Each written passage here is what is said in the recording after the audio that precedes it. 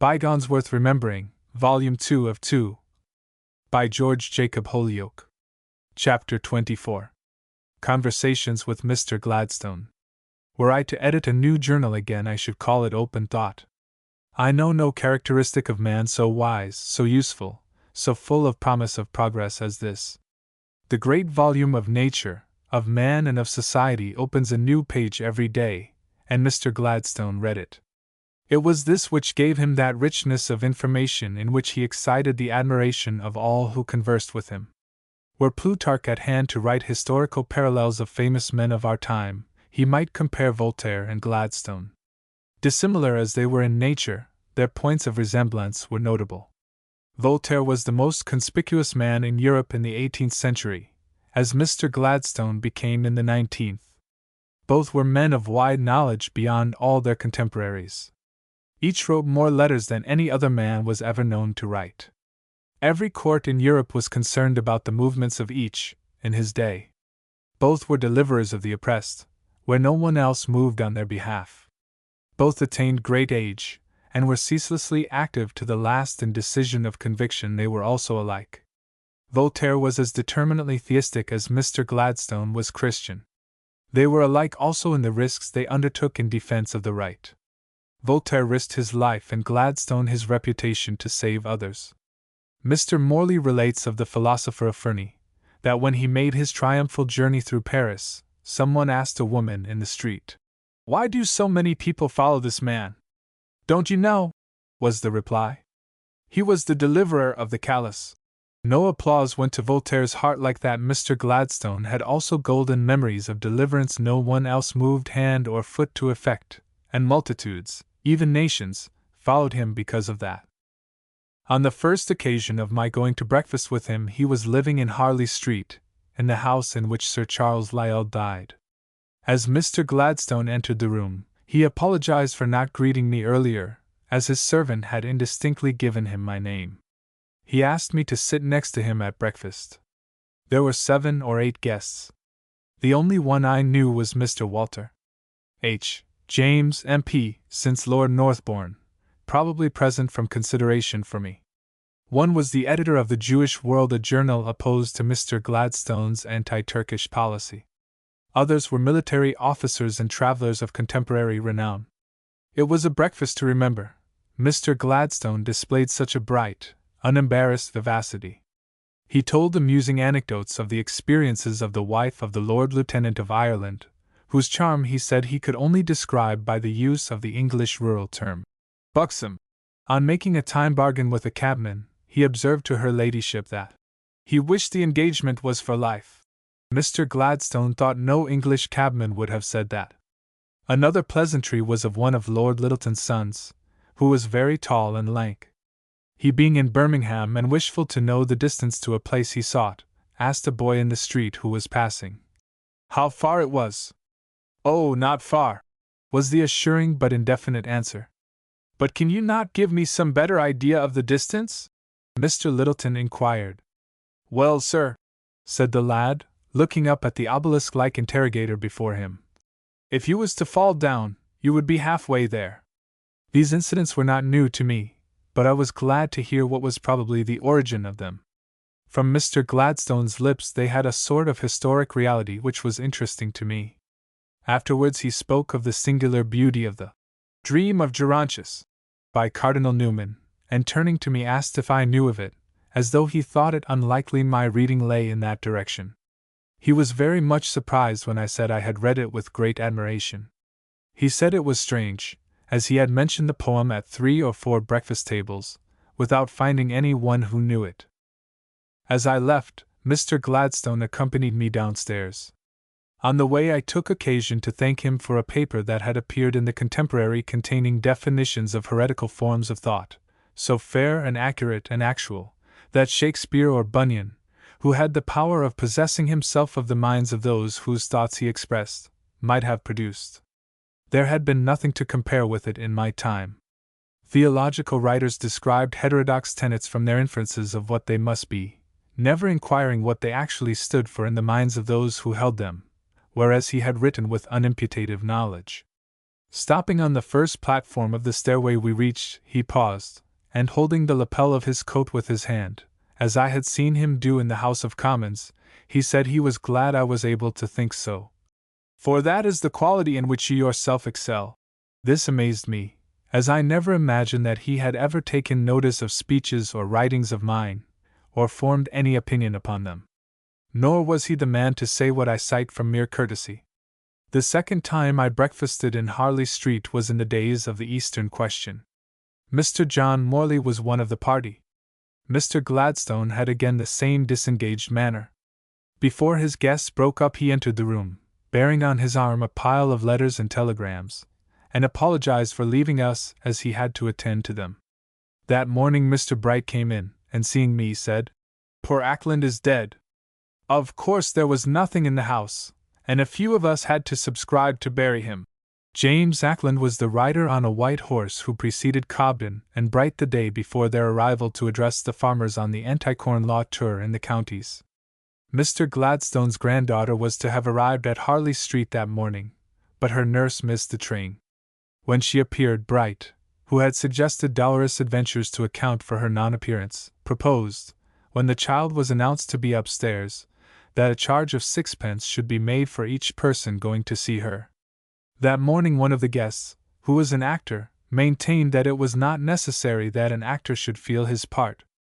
Mr. Gladstone, to whom conviction was his inspiration, who never spoke without believing what he said, dissented from the actor's theory, as I had done.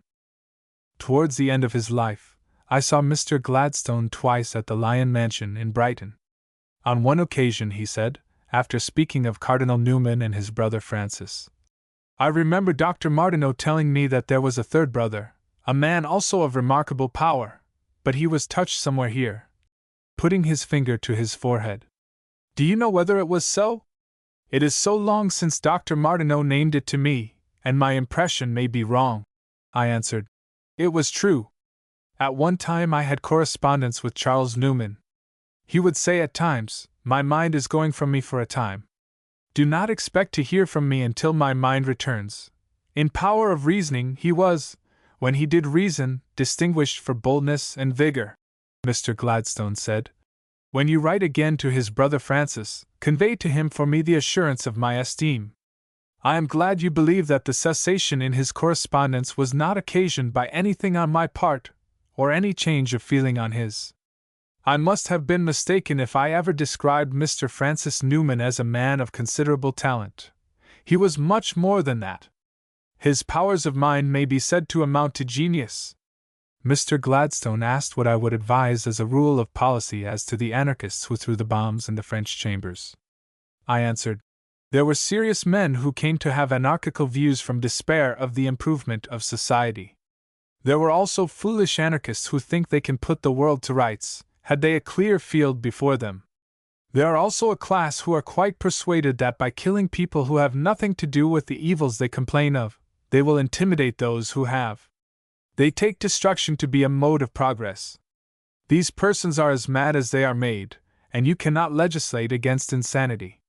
I mentioned the case of a nonconformist minister, who was so incensed by the injustice done to Mr. Bradlaugh that he took a revolver, loaded, to Palace Yard, intending to shoot the policeman who maltreated him. But the member for Northampton was altogether against such proceedings. The determined rectifier of wrong in question had a project of throwing a bomb from the gallery on to the floor of the House. I had great difficulty in dissuading him from this frightful act. He was no coward, and was quite prepared to sacrifice his own life. To those ebullitions of vengeance society in every age has been subject, and its best protection lies in intrepid disdain and cool precaution. The affair of Phoenix Park showed that the English nation did not go mad in the face of desperate outrage. However, Mr. Gladstone himself gave the best answer to his inquiry. He said, "The Spanish government had solicited him to join in a federation against anarchists. But how could we do that? We cannot tell what other governments may do, and we should be held responsible for their acts which we might deplore." He added, "It fills me with surprise, not to say disgust, to see it said at times in liberal papers that the Tories of today are superior to their class formerly. Sir Robert Peel was a man of high honor, patriotism, and self-respect he would never have joined in nor countenanced the treatment to which Mr. Bradlaugh was subjected. I never knew the Tories do a meaner thing. Nothing could have induced Sir Robert Peel to consent to that. On one occasion, after reference to out-of-the-way persons of whom I happened to have some knowledge, Mr. Gladstone said, "I have known many remarkable men. My position has brought me in contact with numbers of persons. Indeed, it seemed when talking to him that you were talking to mankind, so diversified and plentiful were the persons living in his memory, and who, as it were, stepped out in his conversation before you. The individuality, the environment of persons, all came into light. His conversation was like an oration in miniature. Its exactness, its modulation, its force of expression, its foreseeingness of all the issues of ideas, came at will. I never listened to conversation so easy, so natural, so precise, so full of color and truth, spoken with such spontaneity and force." Mr. Morley, in his Life of Gladstone, cites a letter he sent to me in 1875. "Differing from you, I do not believe that secular motives are adequate either to propel or restrain the children of our race, but I earnestly desire to hear the other side, and I appreciate the advantage of having it stated by sincere and high-minded men." This shows his brave open-mindedness. A few years later it came into my mind that my expressions of respect for persons whose Christian belief arose from honest conviction, and was associated with efforts for the improvement of the material condition of the people, might lead him to suppose that I myself inclined to belief in Christian tenets of faith. I therefore sent him my new book on The Origin and Nature of Secularism, showing that where free thought commonly ends secularism begins. Saying that as I had the honor of his correspondence, I ought not to leave him unaware of the nature of my own opinions. He answered that he thought my motive a right one in sending the book to him, and that he had read a considerable part with general concurrence, though, in other parts, the views expressed were painful to him. But this made no difference in his friendship, which continued to the end of his days. An unknown aphorist of 1750, whom Mr. Bertram Doble quotes, exclaims, "Freethinker! What a term of honor, or, if you will, dishonor, but where is he who can claim it?" Mr. Gladstone might claim it beyond any other eminent Christian I have known. It was he who, at the opening of the Liverpool College some years ago, warned the clergy that they could no longer defend their tenets by railing or reticence. A shaft that went through the soul of that policy of silence and defamation pursued by them for half a century. Mr. Gladstone was the first to see it must be abandoned. It is Diderot who relates that one who was searching for a path through a dark forest by the light of a taper met a man who said to him, "Friend, if thou wouldst find thy way here, blow out thy light." The taper was reason, and the man who said blow it out was a priest. Mr. Gladstone would have said, "Take care of that taper, friend, and if you can convert it into a torch, do so, for you will need it to see your way through the darkness of human life." At our last interview he said, "You and I are growing old. The day is nearing when we shall enter." Here he paused, as though he was going to say another life, but not wishing to say what I might not concur in. In his sense, he, before his pause was well noticeable, added, "Enter a changed state." What my views were he knew, as I had told him in a letter. I hope there is a future life, and if so, my not being sure of it will not prevent it, and I know of no better way of deserving it than by conscious service of humanity. The universe never filled me with such wonder and awe as when I knew I could not account for it. I admit ignorance is a privation. But to submit not to know, where knowledge is withheld, seems but one of the sacrifices that reverence for truth imposes on us.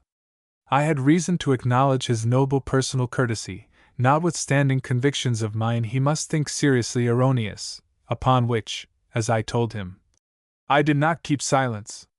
He had the fine spirit of the Abbé Lamennais, who, writing of a book of Mark depicting the passive Christian, said, "The active Christian who is ceaselessly fighting the enemies of humanity, without omitting to pardon and love them, of this type of Christian I find no trace whatever." Mr. Gladstone was of that type. It was his distinction that he applied this affectionate tolerance not only to the enemies of humanity, but to the dissentients from the faith he loved so well. At our last meeting in Brighton he asked my address, and said he would call upon me. He wished me to know Lord Acton, whom he would ask to see me. An official engagement compelled Lord Acton to defer his visit, of which Mr. Gladstone sent me notice. It was a great loss not to converse with one who knew so much as Lord Acton did. Mr. Gladstone knew early what many do not know yet, that courtesy and even honor to adversaries do not imply coincidence in opinion. As I was for the right of free thought, I regarded all manifestations of it with interest, whether coinciding with or opposing views I hold. Shortly before his death I wrote to him, when Miss Helen Gladstone sent me word. Today I read to my father your letter, by which he was much touched and pleased, and he desired me to send you his best thanks. I shall always be proud to think that any words of mine gave even momentary pleasure to one who has given delight to millions, and will be an inspiration to millions more. In former times, when an eminent woman contributed to the distinction of her consort, he alone received the applause. In these more discriminating days, when the noble companionship of a wife has made her husband's eminence possible, honor is due to her also. Therefore, on drawing the resolution of condolence to Mrs. Gladstone, adopted at the Peterborough Cooperative Congress, we made the acknowledgment how much was due to the wife as well as the husband. I believe no resolution sent to her, but ours, did this. Sympathy is not enough where honor is due. In the splendid winter of Mr. Gladstone's days there was no ice in his heart like the light that ever glowed in the temple of Montezuma. The generous fire of his enthusiasm never went out. The nation mourned his loss with a pomp of sorrow more deep and universal than ever exalted the memory of a king. Chapter 25. Herbert Spencer, the Thinker. A star of the first magnitude went out of the firmament of original thought by the death of Herbert Spencer. His was the most distinctive personality that remained with us after the death of Mr. Gladstone. Spencer was as great in the kingdom of science as Mr. Gladstone was in that of politics and ecclesiasticism. Men have to go back to Aristotle to find Spencer's compeer in range of thought, and to Gibbon for a parallel to his protracted persistence in accomplishing his great design of creating a philosophy of evolution. Mr. Spencer's distinction was that he laid down new landmarks of evolutionary guidance in all the dominions of human knowledge. Gibbon lived to relinquish his pen in triumph at the end of years of devotion to his History of the Decline and Fall of the Roman Empire. Mr. Spencer planned the history of the rise and growth of a mightier, a more magnificent, and more beneficent empire, that of universal law, and for 40 years he pursued his mighty story in every vicissitude of strength with unfaltering purpose, and lived to complete it amid the applause of the world and the gratitude of all who have the grand passion to understand nature and advance the lofty destiny of humanity. Herbert Spencer was born April 27, 1820, in the town of Derby, and died in his 84th year, December 8, 1903, at 5, Percival Terrace, Brighton, next door to his friend, Sir James Knowles, the editor of the 19th century. At the time of his birth, Derby was emerging from the sleepy, dreamy, stagnant, obfuscated condition in which it had lain since the days of the Romans. It is difficult to write of Spencer without wondering how a thinker of his qualities should have been born in Derby, a town which had a determined objection to individuality in ideas. It has a charter, its first act of enterprise in 1,000 years, obtained by the solicitations of the inhabitants from Richard I, which gave them the power of expelling every Jew who resided in the town, or ever after should approach it. Centuries later, in the reigns of Queen Anne and George I, not a Roman Catholic, an Independent, a Baptist, an Israelite, nor even an unmolesting Quaker could be found in Derby. There still remains one lineal descendant of the stagnant race which procured the charter of darkness from Richard I. Mr. Alderman W. Winter, who opposed in the town council a resolution of honor in memory of Spencer, who had given Derby its great distinction, because his views contradicted the antediluvian scriptural account of the creation, when there was no man present to observe what took place, and no man of science existed capable of verifying the Mosaic tradition. The only recorded instance of independency of opinion was that of a humble Derby girl, who was born blind, yet could see, like others, into the nature of things. She doubted the real presence. What could it matter what the poor, helpless thing thought of that? But the town burned her alive. The brave, unchanging girl, whose convictions were torment-proof, was only 22 years old. The only Derby man of free thought who preceded Herbert Spencer was William Hutton, a silk weaver, who became the historian of Derby and Birmingham. In sagacity, boldness, and veracity he excelled. The wisdom of his opinions was a century in advance of his time, 1770 to 1830. There were no photographs in the time of Mr. Spencer's parents, and their lineaments are little known. Mr. Spencer's uncle I knew, the Rev. Thomas Spencer, a clergyman of middle stature, slender, with a paternal evangelical expression. But his sympathies were with social reform, in which field he was an insurgent worker for projects then unregarded or derided. When I first knew Mr. Herbert Spencer, he was one of the writers on the Leader newspaper. We dined at times at the Whittington Club, then recently founded by Douglas Jerrold. At this period Mr. Spencer had a half-rustic look. He was ruddy, and gave the impression of being a young country gentleman of the sporting farmer type, looking as unlike a philosopher as Thomas Henry Buckle looked like a historian, as he appeared to me on my first interview with him. Mr. Spencer at that time would take part in discussions in a determined tone, and was persistent in definite statement in that he resembled William Chambers, with whom I was present at a deputation to Lord Derby on the question of the paper duty. Lord Derby could not bow him out, nor bow him into silence, until he had stated his case. In those days Mr. Spencer spoke with misgivings of his health. Mr. Edward Pigott, chief proprietor of the Leader, afterwards public examiner of plays, asked me to try to disabuse Mr. Spencer of his apprehensiveness, which was constitutional and never left his mind all his life, and I learned never to greet him in terms which implied that he was, or could be well. Coleridge complained of ailments of which no physical sign was apparent, and he was thought, like Mr. Spencer, to be an imaginary invalid. But after his death Coleridge was found to have a real cause of suffering, and the wonder was that he did not complain more. There must be a distinct susceptibility of the nerves, which Sir Michael Foster could explain, peculiar to some persons. I have had 2 or 3 friends of some literary distinction, whom I made it a rule never to accost, or even to know when I met them, until they had recovered from the inevitable shock of meeting some unexpected person, when they would spontaneously become genial. Mr. Spencer's high spirit was shown in this. Though he often had to abandon his thinking, he resumed it on his recovery. The continuity of his thought never ceased. One form of trouble was recurring depression, so difficult to sustain, which James Thomson, who oft experienced it, described, when a man has to endure.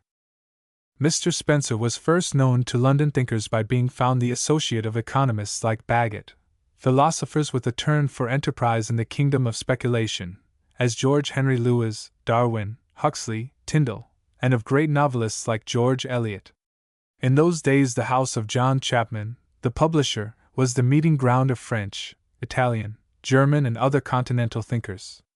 There, also, congregated illustrious Americans like Ralph Waldo Emerson, and other unlicensed explorers in the new world of thought. There Mr. Spencer became known to men of mark in America, who made his fame before his countrymen recognized him. If it was England who raised Mr. Spencer, it was America that discovered him. Mr. George Lies, a distinguished American friend of Mr. Spencer, sends me information of the validity of American admiration of him, on the authority of the Daily Witness. Mr. Spencer's income is mainly drawn from the sale of his books in America, his copyrights there having yielded him $4,730 in the last 6 months. A firm of publishers have paid in the last 6 months royalties amounting nearly to $10,000 to Mr. Herbert Spencer, and the heirs or executors of Darwin, Huxley, and Tyndall. The sales of Spencer's and Darwin's books lead those of Huxley and Tyndall. During the earlier publication of his famous volumes, his expenditure in printing and in employing assistants in gathering facts for his arguments exhausted all his means. Lord Stanley, of that day, was understood to have offered him an appointment, which included leisure for his investigations. But he declined the thoughtful offer, deeming the office to be of the nature of a sinecure. Wordsworth accepted such an appointment, and repaid the state in song, as Spencer would have repaid it in philosophy. I had the honor to be Mr. Spencer's outdoor friend. he asked me to make known the publication of his work to persons whom I knew to be friendly to enterprise and thought. For years I assiduously sought to be of service in this way. One day in 1885, being the guest, in Preston, of the Rev. William Sharman, he showed me a passage in one of Mr. Spencer's volumes, published in 1874, which I had not seen, and which surprised me much, in which it appeared secularists were below Christians in their sense of fiduciary integrity. Mr. Sharman said, "Defective as we are supposed to be, you will see that secularists are 1 degree lower in morality than the clergy." Mr. Spencer had given instances which, in his opinion, showed that the cultivation of the intellect does not advance morality. If that were so, it would follow that it was better to remain ignorant, if ignorance better develops the ethical sense. The instance Mr. Spencer gives occurs in the Study of Sociology, pages 418 to 19, written to show how little operative on conduct is mere teaching. "Let me give," says Mr. Spencer, "a striking fact falling under my observation. Some 12 years ago was commenced a serial publication, limited in its circulation to the well-educated. It was issued to subscribers, from each of whom was due a small sum for every 4 numbers. The notification periodically made of another subscription due received from some prompt attention, from others an attention less tardy than before, and from others no attention at all. After a lapse of 10 years, a digest was made of the original list, when it was found that those who finally declined paying for what they had year after year received, constituted, among others, the following percentages: Christian defaulters, 31%; secularist defaulters, 32%. I wrote to Mr. Spencer as follows: Eastern Lodge, Brighton, December 1, 1885. My dear Mr. Spencer, I am like the sailor who knocked down the Jew, and when he was remonstrated with said he did it because he had crucified his Lord and Savior. When told that that occurred 2,000 years ago, he answered, "But I only heard of it last night." It was but a few days ago that your notice of secularist fraudulency, made in 1874, became known to me. From so dispassionate and analytic an authority as yourself, your reflection on the ethical insensibility of secularists justifies me in asking your attention to certain facts. By what test did you know that 32% of defaulters were secularists? The names I gave you were of persons likely to take in your work if prospectuses were sent to them. But many of them were not secularists. Some of them were ministers of religion, others churchmen, but having individually a taste for philosophical inquiry. You do not say that these persons sent in their names as subscribers. Yet unless they did, they cannot be justly described as regardless of an equitable claim. Had you informed me of any whose names I gave you, who had not paid for the work, after undertaking to do so, I could have procured you the payment, for all whose names I gave I believe to be men of good faith. With real regard, George Jacob Holyoake. Mr. Spencer sent me the following reply: 38, Queen's Gardens, Bayswater, London, W. November 16, 1885. Dear Mr. Holyoake, you ask how I happened to know of certain defaulters that they were secularists.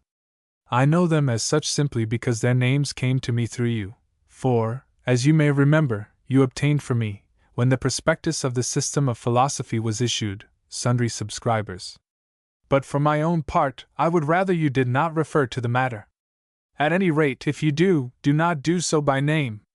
You will observe, if you turn to the Study of Sociology, where the matter is referred to, that I have spoken of the thing impersonally, and not in reference to myself. Though those who knew something of the matter might suspect it referred to my own case, yet there is no proof that it did so, and I should be sorry to see myself identified by name with the matter. Truly yours, Herbert Spencer. But Mr. Spencer had identified secularists as lacking ethical scrupulousness, and as I was the reputed founder of that form of freethought known as secularism, some notice became incumbent on my part. The brief article on Intellectual Morality, in the Present Day, which I was editing in 1885, was my answer, the same as appears in my letter to Mr. Spencer, above quoted. In 1879 the great recluse meditated going to America. As I was about to do the same myself, I volunteered to take a berth in the same vessel if I could be of any service to him on the voyage. He thought, however, that our sailing in the same ship might cause the constructive interviewers out there to confuse together the opinions we represented. Yet my friends would not know his, nor would his friends know mine. But I respected his scruples, lest his views should become colorably identified with my own. I had myself a preference for keeping distinct things separate, and I sailed in another ship and never called at his hotel but once, when he was residing at the Falls of Niagara, which I thought was a curious spot, the noisiest in Canada, to choose for one whose need was quietude. He would take an entire flat in a hotel that he might be undisturbed at night. In Montreal, Mr. George Iles gave me the same splendid, spacious, secluded bedroom which he had assigned to Mr. Spencer when he was his host there. Professor Vaughan Denslow, who told me that he was the champion non-sleeper of the United States, asked me to give a communication from him to Mr. Spencer. That was the reason of my single visit to him in Canada. At the farewell banquet given to Mr. Spencer in New York, famous speakers took part, but Henry Ward Beecher, in a speech shorter than any, excelled them all. After his return to England, I had several communications from him on the subject of cooperation. Like Mr. Gladstone, he usually made searching inquiries into the details of every question on which he wrote. One of his letters was as follows: 2 Lewis Crescent, Brighton, January 6, 1897. Dear Mr. Holyoake, I should have called upon you before now had I not been so unwell. I have been kept indoors now for about 3 weeks. I write partly to say this and partly to enclose you something of interest as bearing upon my suggestion concerning piecework and cooperative combinations. The experience described by Miss Davenport Hill bears indirectly, if not directly, upon them, showing as it does the harmonizing effect of piecework. Truly yours, Herbert Spencer. Busied as he was with the recondite application of great principles, he had practical discernment of the possibilities of cooperation, unthought of by those of us engaged in promoting co-partnership in the workshop. Trades unions were mostly against piecework as giving more active workers an advantage over the others. Mr. Spencer pointed out that in a co-partnership workshop the fruitfulness of piecework was an advantage to all.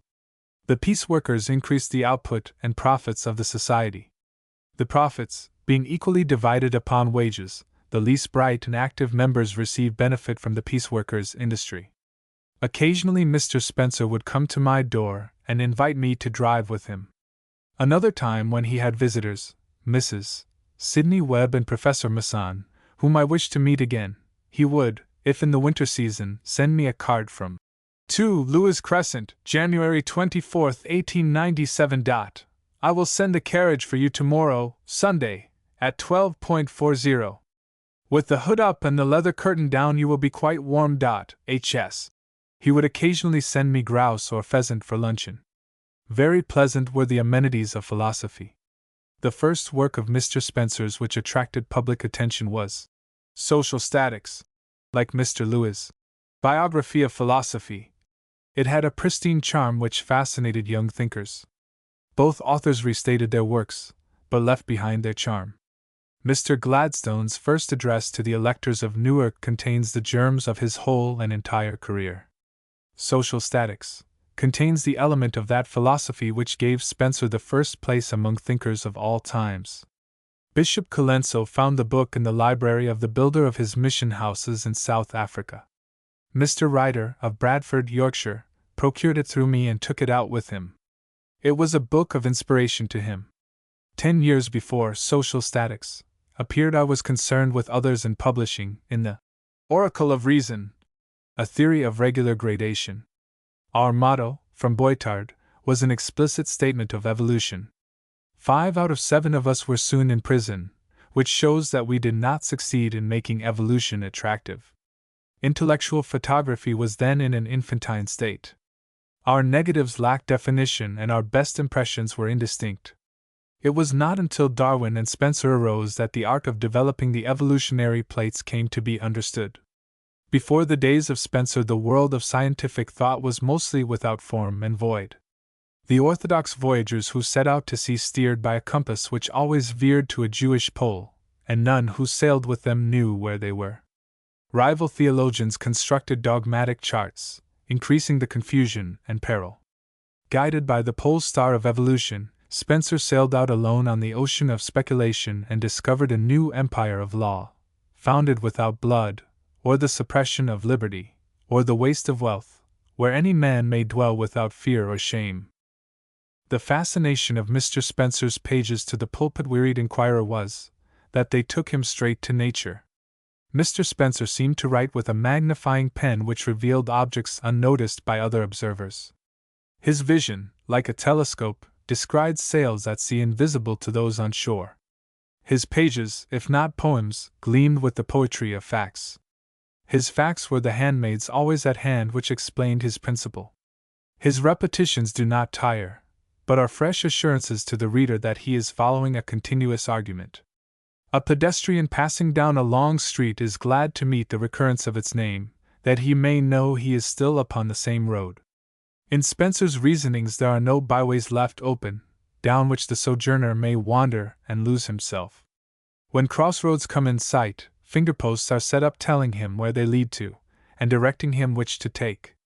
Mr. Spencer pursues a new thought, never loses sight of it, and takes care the reader does not. No statement goes before without the proof following closely after.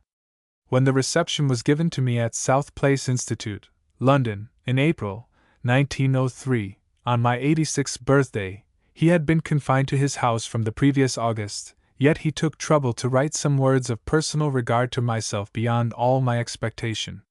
To the end of his days, save when the weather was inclement, I used to walk up the hill to his door to inquire as to his health, and when I could not do so, Mr. Troughton would write me word. Mr. Spencer's last letter to me was in answer to one I had sent him on his birthday. It was so characteristic as to deserve quoting. "Thanks for your congratulations, but I should have liked better your condolences on my longevity." He wanted no twilight in his life. Like the sun in America, his wish was to disappear at once below the horizon, having amply given his share of light in his day. Like Huxley, Mr. Spencer would not have slept well in Westminster Abbey. He needed no consolation in death, and if he had, there was no one who knew enough to give it to him. His conscience was his consolation. His one choice was that his friend Mr. John Morley, than whom none were fitter, should speak at his death the last words over him. Mr. Morley being in Sicily, this could not be. The next in friendship and power of estimate, the Right Hon. Leonard Courtney, spoke in his stead, at the Hampstead crematorium. Mr. Spencer had a radiant mind which gave forth, of its own spontaneity, light and heat. None who have died could more appropriately repeat the proud lines of Sir Edward Dyer. Chapter 26. Singular Career of Mr. Disraeli. I prefer the picturesque name of Disraeli which he contrived out of the tribal designation of Disraeli. Had it been possible he would have transmuted Benjamin into a Gentile name. Disraeli is far preferable to the sickly title of Beaconsfield, by which association he sought to be taken as the Burke of the Tories, for which his genius was too thin. Disraeli is a fossilized bygone to this generation, though in the political arena he was the most glittering performer of his day. Men admired him as the Blondin of Parliament, who could keep his feet on a tightrope at any elevation.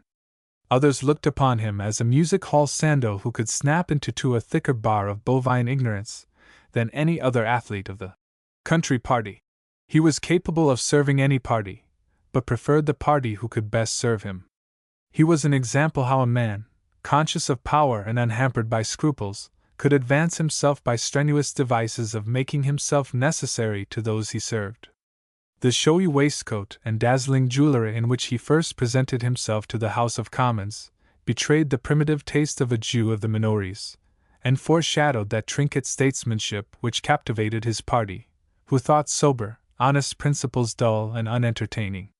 Germany and England contemporaneously produced the two greatest adventurers of the century, Ferdinand Lassalle and Benjamin Disraeli. Both were Jews. Both had dark locks and faith in jewellery. Both were sybarites in their pleasures, and personal ambition was the master passion of each. Both were consummate speakers.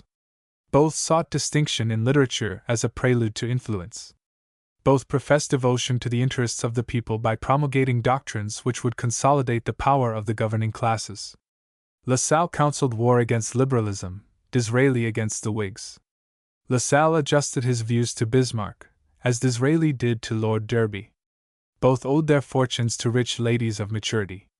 Both challenged adversaries to a duel, but Disraeli had the prudence to challenge Daniel O'Connell, who, he knew, was under a vow not to fight one, while LaSalle challenged Count Rakowitza, and was killed. It was a triumph without parallel to bring to pass that the proud aristocracy of England should accept a Jew for its master. Not approaching erect, like a human thing, Disraeli stealthily crept, lizard-like, through the crevices of Parliament, to the front of the nation, and with the sting that nature had given him he kept his enemies at bay. No estimate of him can explain him, which does not take into account his race. An alien in the nation, he believed himself to belong to the sole race that God has recognized. The Jew has an industrial daintiness which is an affront to mankind. He, as a rule, stands by while the Gentile puts his hand to labor. Isolated by Christian ostracism, the Jew tills no ground. He follows no handicraft, a Spinoza here and there accepted. The Jew, as a rule, lives by wit and thrift. He is of every nation, but of no nationality, save his own. He takes no perilous initiation, he leads no forlorn hope, he neither conspires for freedom, nor fights for it. He profits by it, and acquiesces in it, but generally gives you the impression that he will aid either despotism or liberty, as a matter of business, as many do who are not Jews. There are, nevertheless, men of noble qualities among them, and as a class they are as good or better than Christians would be had they been treated for 19 centuries as badly as Jews have been. Derision and persecution inspire a strong spirit with retaliation, and absolve him from scrupulous methods of compassing it.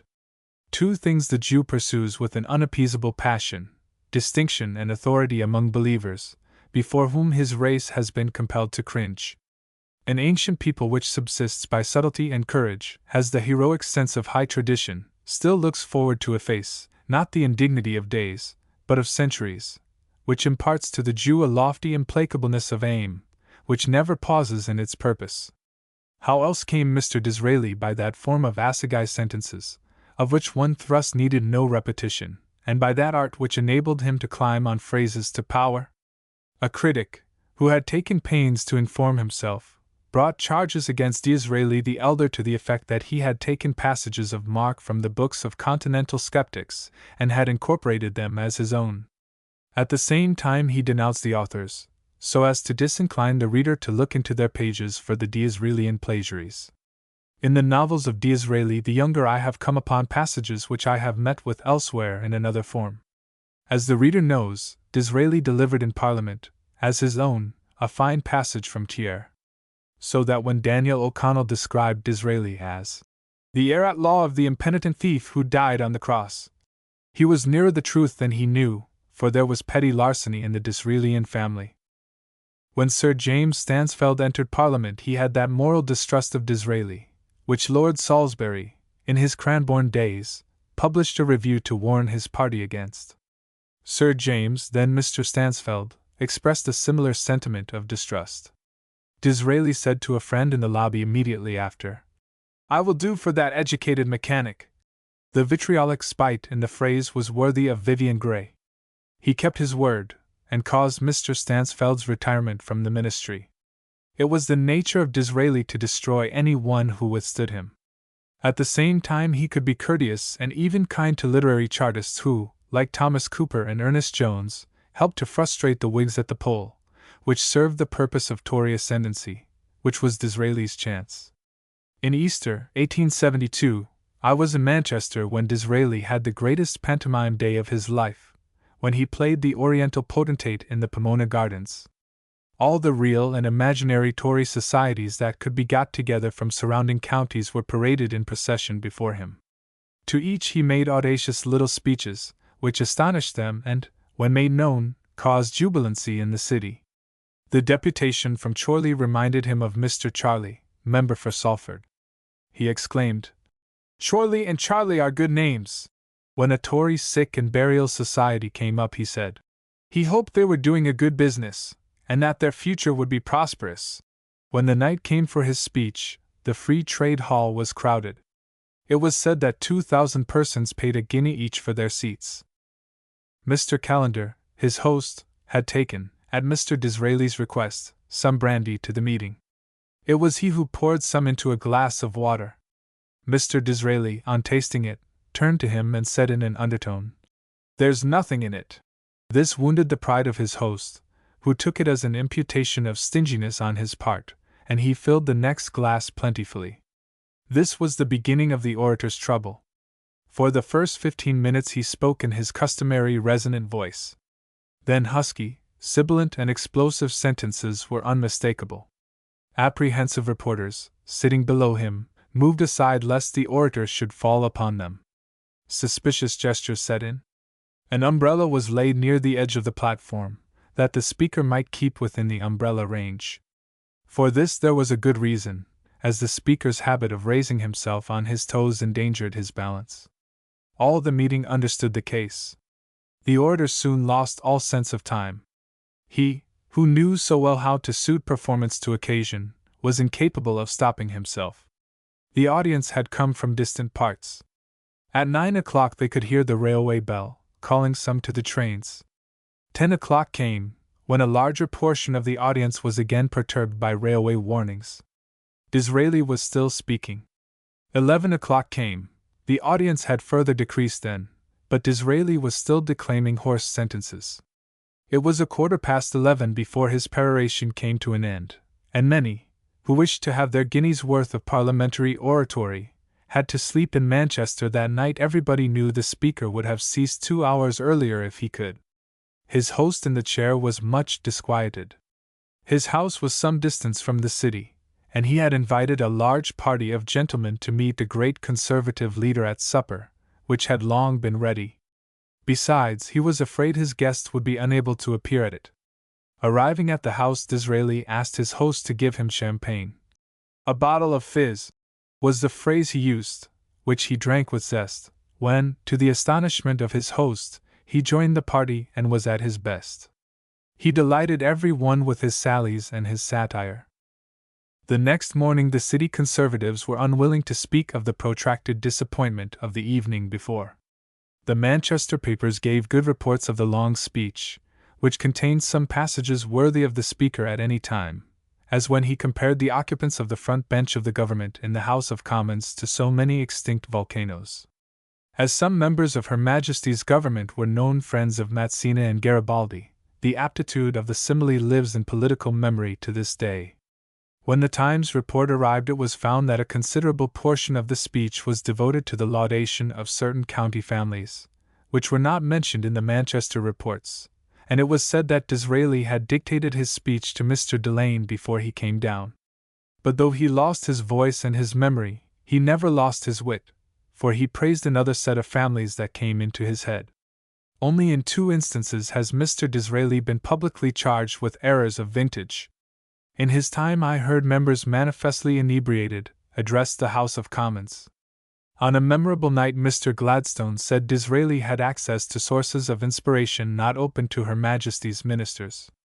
In the Morning Star there appeared next day a passage from Disraeli's speech, reported in vinous forms of sibilant expression. On that occasion Lord John Manners carried to him, from time to time during his oration, 5 glasses of brandy and water. I saw them brought in.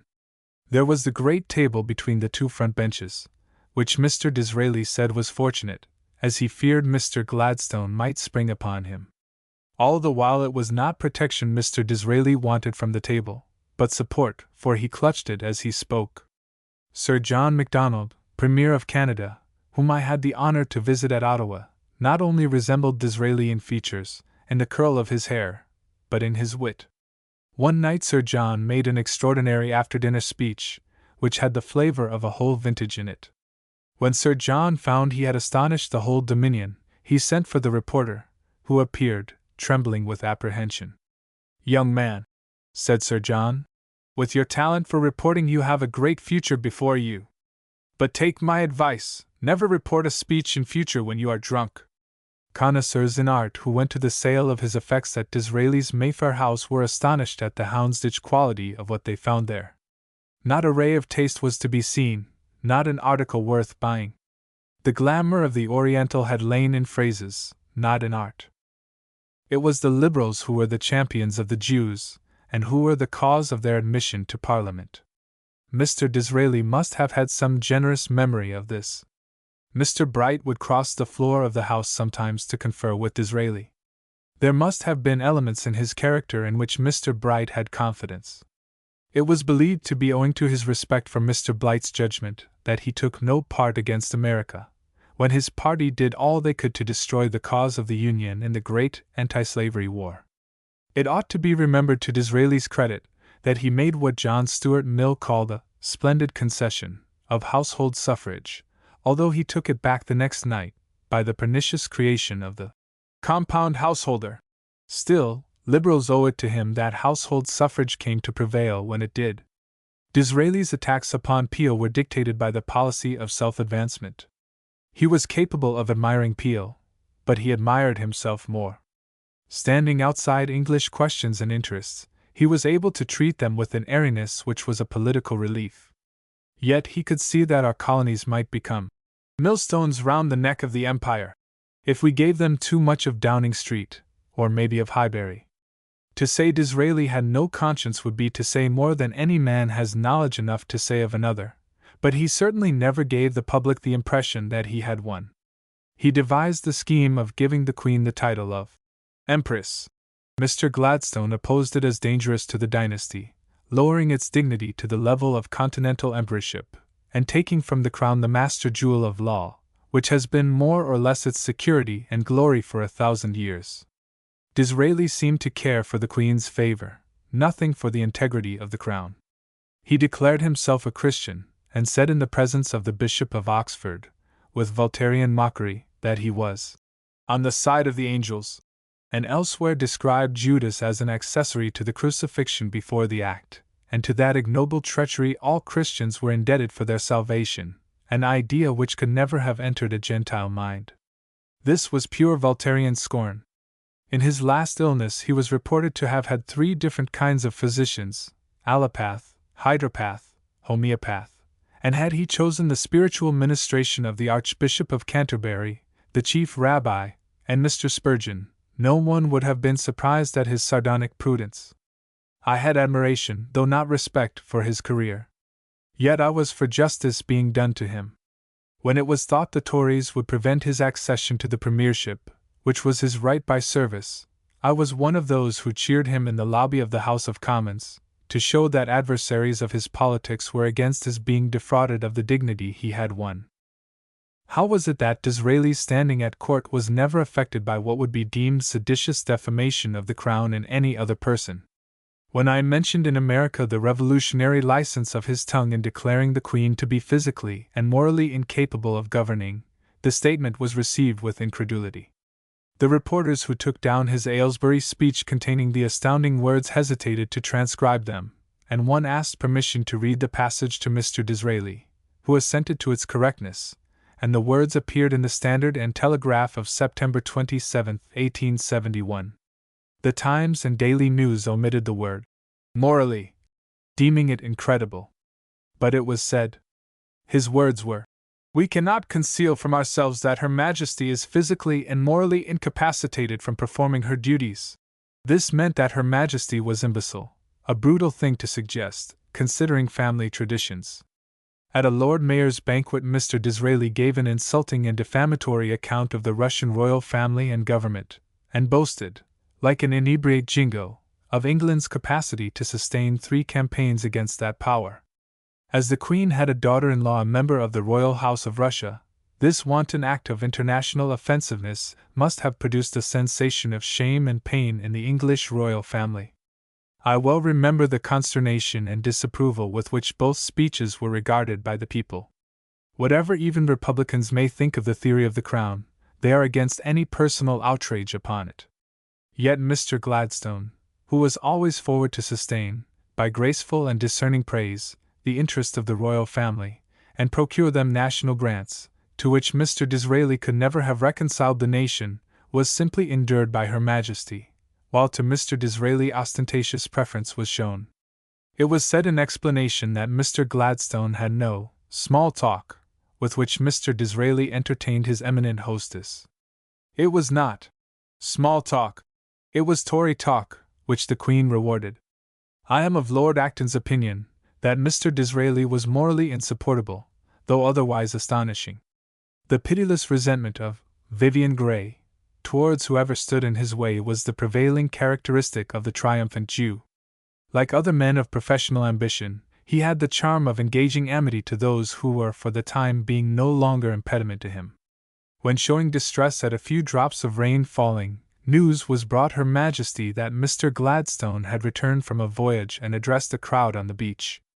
Disraeli exclaimed with pleasant gaiety, "What a wonderful man that Gladstone is! Had I returned from a voyage I should be glad to go to bed. Mr. Gladstone leaps on shore and makes a speech." The moral of this singular career worth remembering is that genius and versatility, animated by ambition without scruple, may attain distinction without principle. It can win national admiration, but not public affection. All it can accomplish is to leave behind a name of sinister renown. If we knew all, no doubt Lord Beaconsfield had, apart from the exigencies of ambition, personal qualities commanding esteem. Chapter 27. Characteristics of Joseph Cowen. Political readers will long remember the name of Joseph Cowen, who won in a single night the reputation of a national orator. All at once he achieved that distinction in an assembly where few attain it. After a time he retired to his tent, and never more emerged from it. The occasion of his first speech in Parliament was the introduction of the bill for converting the Queen into an Empress. Queen was a wholesome monarchical name, which implied in England supremacy under the law, while Empress, alien to the genius of the political constitution, is a military title of sinister reputation, and implies a rank outside and above the law. Like imperialism, it connotes military government, which, in the opinion of the free and prudent, is the most odious, dangerous, and costly of all governments. Mr. Cowen entertained a strong repugnance to the word Empress, which might become a prelude to imperialism, as it has done. Mr. Cowen's father, who preceded him in the House of Commons, was scrupulous in apparel, never affecting fashion, but keeping within its pale.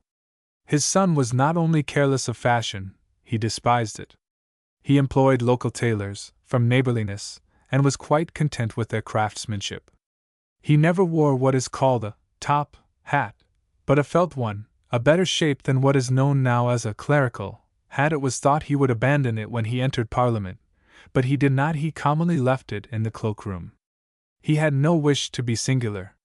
His attire was as natural to him as his skin is to an Ethiopian. His headgear imperiled his candidature, when that came about. He had been 2 years in Parliament before he addressed it. When he rose, many members were standing impatient for division, and crying, "Divide! Divide!" Mr. Cowen, being a small man, was not at once perceived, but his melodious, honest, and eager voice arrested attention, though his Northumbrian accent was unfamiliar to the House. It was as difficult to see the new orator as to see Curran in an Irish court, or Thiers in the French chamber.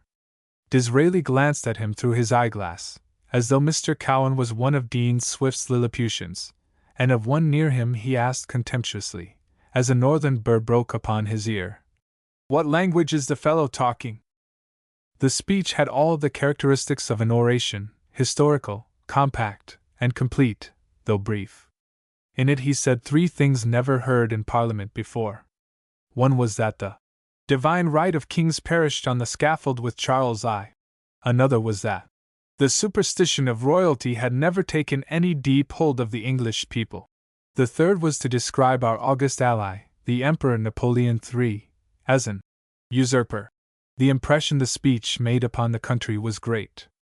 It so accorded with the popular sentiment that some persons paid for its appearance as an advertisement in the Daily News and other papers of the day, and the speaker acquired the reputation of an orator by a single speech.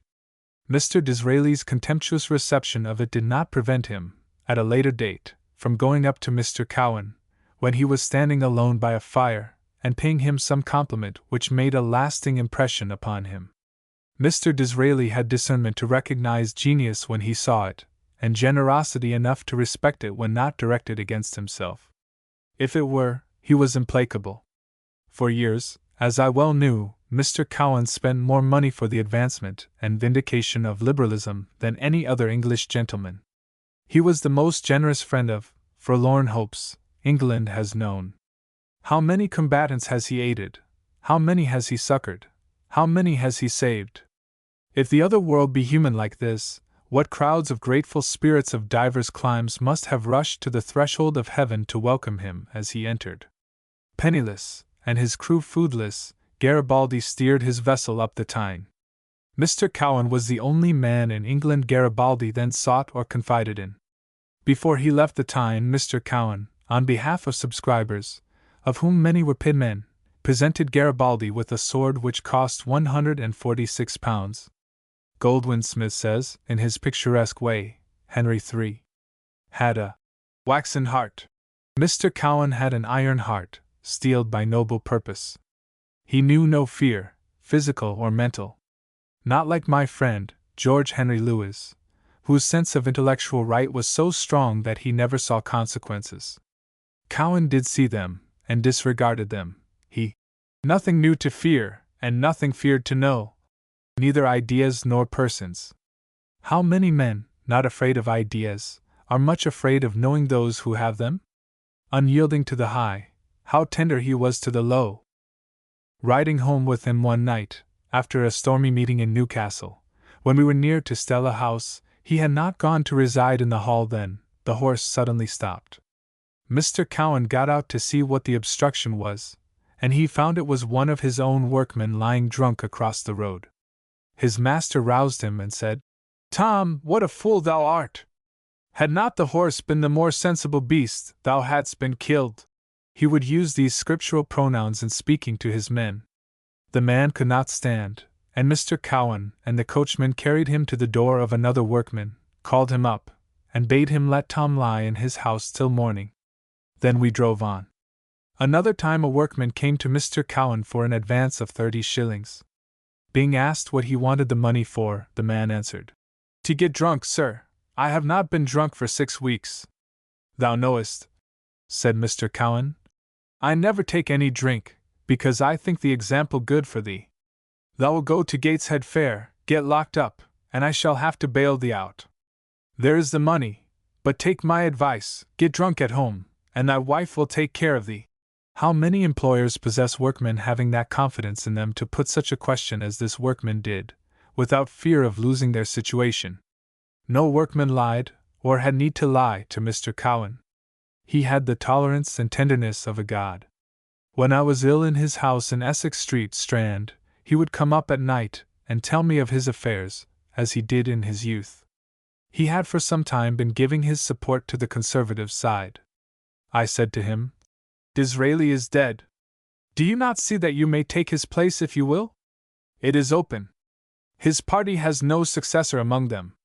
He had race, religion, and want of fortune against him. You have none of these disadvantages against you. You are rich, and you can speak as Disraeli never could. He had neither the tone nor the fire of conscience. You have both. You have the ear of the House, and the personal confidence of the country, as he never had. In his place you would fill the ear of the world." He thought for a time on what I said to him, then his answer was, "There is one difficulty. I am not a Tory." I saw he was leaving the side of liberalism and that he would inevitably do conservative work, and I was wishful that he should have the credit of it. He was under a master passion which carried him he knew not whither. It was my knowledge of Mr. Cowan, long before that night, that made me oft say that a Tyneside man had more humility and more pride than God had vouchsafed to any other people of the English race. Until middle life Mr. Cowan was as his father, immovable in principle. Afterwards he was as his mother in implacableness. That is the explanation of his career. The passion, referred to, never avowed and never obtruded, but which neither slumbered nor slept, was ambition. It might be called paramountcy, that dangerous war-engendering word of imperialism, which only the arrogant pronounce, and only the subjugated submit to. The Cowan family had no past but that of industry, and in Mr. Cowan's youth the Slings and arrows of outrageous Toryism, shafts of arrogance, insolence, and contempt flew about him. He inherited from his mother a proud and indomitable spirit, and resolved to create a liberal force which should withstand all that, and he did. Then, when he came to be, as he thought, flouted by those whom he had served, the common experience of the noblest men, he at length resented and turned against himself. He had reached the heights where he had been awarded an imperishable place, and then descended in resentment to mingle and be lost in the ignominious faction whom he had defeated and despised. Those who had enraged him were not, as we shall see, worth his resentment. It was not for a handful of silver he left us, for he had plenty, nor for a ribbon to stick in his coat, for he would not wear one if offered a basketful. It was just indignation, stronger than self-respect. Not all at once did the desire of control assume this form. By his natural nobility of nature he inclined to the view that all the supremacy inherent in man is that of superior capacity, to which all men yield spontaneous allegiance. Some time elapsed before the bent of his mind became apparent. Possibly it was not known to himself. When a young man, he promoted and maintained 2 or 3 journals, in which he also wrote himself, without suggesting to others the passion for journalism by which he was possessed. Some years later, when proofs of one of his speeches which a reporter had taken down, and Mr. Cowan had himself corrected, passed through my hands, I was struck with the dexterity with which he put a word of fire into a tame sentence, infused color into a pale-faced expression, and established a pulse in an anemic one. It was clear that he had the genius of speech in him, and was ambitious of distinction in it. Mr. Cowan's father was a tall, handsome man of the Saxon type, which goes steadily forward and never turns back. He always described himself as a follower of Lord Durham, and was out on the Newcastle town moor in 1819, at great meetings in support of the Durham principles. His mother was quite different in person, both in stature and appearance, somewhat of the Spanish type, dark, and mentally capable of impassable resolution. Her son, Joseph, with whom we are here concerned, had dark, luminous eyes which were the admiration of London drawing-rooms, when he could be got to enter them. His eldest sister, Mrs. Mary Carr, was as tall as her father, with the complexion of her mother. I used to compare her to Judith, the splendid Jewess who slew Holofernes. She used to say her brother Joseph had her mother's spirit, and that Cowan never changed. Her brother never changed in his purpose of ascendancy, but when inspired by resentment, he could change his party to attain his end, as I have seen done in the House of Commons many times in my day. This is why I have said that in the early part of Mr. Cowan's life he was his father, placid but purposeful. In the second half he was his mother, resentful and implacable when affronted by noncompliance where he expected and desired concurrence. But I have known many excellent men who did not take dissent from their opinions in good part. How fearless Mr. Cowan was shown in his conduct when a dangerous outbreak of cholera occurred in Newcastle. People were dying in every street and lane, but he went out from Blaydon every morning at the usual time, and walked through the infected streets and passages into Newcastle, to his offices on the quay, being met on his way by persons in distress, from death in their houses, who knew they were sure of sympathy and assistance from him. The courage of his unfailing appearance in his ordinary ways saved many from depression which might have proved fatal to them. When a wandering guest fell ill at his home, Stella House, Blaydon, he was sure of continued hospitality until his recovery. Mr. Cowan's voice of sympathy and condolence was the tenderest I ever heard from human lips. A poor man, who lived a good deal upon the moors, was charged with shooting a doctor, and would have been hanged but for Mr. Cowan defending him by legal aid. He thought the police had apprehended him because he was the most likely, in their opinion, to be guilty. He was poor, friendless, and often houseless. The man did not seem quite right in his mind. After his acquittal, Mr. Cowan took him into his employ, and made him his gardener. The garden was remote and solitary. I often passed my mornings in it, not without some personal misgiving. Mr. Cowan eventually enabled the man to emigrate to America, where a little eccentricity of demeanor does not count. In the political estrangements of Mr. Cowan, it must be owned he had provocations. A party of social propagandists came to Newcastle, whom he entertained, as they had never been entertained before, at a cost of hundreds of pounds, and was at great expense to give publicity to their objects. They left him to defray some bills they had the means of paying. Years later, when they came again into the district, he did no more for them in the former way. He had conceived a distrust of them. Another time he was asked by persons whom he was willing to aid, to buy some premises for them, as they would be prejudiced at the auction if they appeared in person. Mr. Cowan bought the property for £5,000. They changed their minds when it was bought, and left Mr. Cowan, who did not want it, with it upon his hands. He did not resent it, as he might have done, but it was an act of meanness which would have revolted the heart of an archangel of human susceptibility. When the British Association first came to Newcastle, Mr. Cowan spent more than £500 in giving publicity to their proceedings. He brought a railway carriage full of writers and reporters from London, that the proceedings of every section should be made known to the public. He had personal notices written of all the principal men of science who came there, and when he asked for admission of his reporters, he was charged £19 for their tickets. As I was one of those engaged in the arrangements, I shared his indignation at this scientific greed and ingratitude. In all the history of the British Association, before and since, it never met with the enthusiasm, the liberality and publicity the Newcastle Chronicle accorded it. In the days of the great Italian struggle, little shoals of exiles found their way to England. Learning where the great friend of Garibaldi dwelt, they found their way to Newcastle, and many were directed there from different parts of England. Many times he was sent for to the railway station, where a number of destitute exiles had arrived. He relieved their immediate wants and had them provided for at various lodgings, until they were able to get some situation elsewhere. I think Mr. Cowan began to tire of this, as he thought exiles were sometimes sent to him by persons who ought to have taken part of the responsibility themselves, but who seemed to consider that his was the purse of the continent.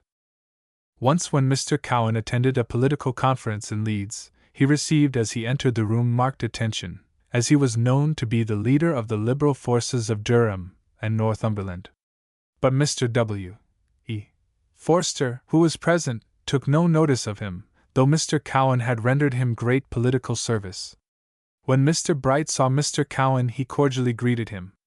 Immediately Mr. Forster, seeing this, stepped up also and offered him compliments, which Mr. Cowan received very coldly without returning them, and passed away to his seat. Mr. Cowan's impression was that as Mr. Forster had suffered him to pass by without recognition, he did not want to know him before that assembly. But when Mr. Forster saw Mr. Bright's welcome of his friend, he was willing to know him. Mr. Forster, as I had reason to know afterwards, was capable of such an action, where recognition stood in the way of his interests, but it was not so on this occasion. Mr. Forster was short-sighted, and simply did not see Mr. Cowan when he first passed him. But it happened that he did see him when Mr. Bright stepped forward to speak to him, and there was no slight of Mr. Cowan intended. Yet from that hour Mr. Cowan entertained a contempt for Mr. Forster, and would neither meet him nor speak to him. One day Mr. Cowan and I were at a railway station, where Mr. Forster appeared in his volunteer uniform. We had to wait some time for the train. Mr. Cowan asked me to walk with him as far as we could from where Mr. Forster stood, that we should not pass near him. Some years later, at the House of Commons, Mr. Forster asked Mr. Cowan to walk with him in the Green Park, as he wished to speak with him. After 2 hours Mr. Cowan returned reconciled. He never told me the cause of it, which he should have done.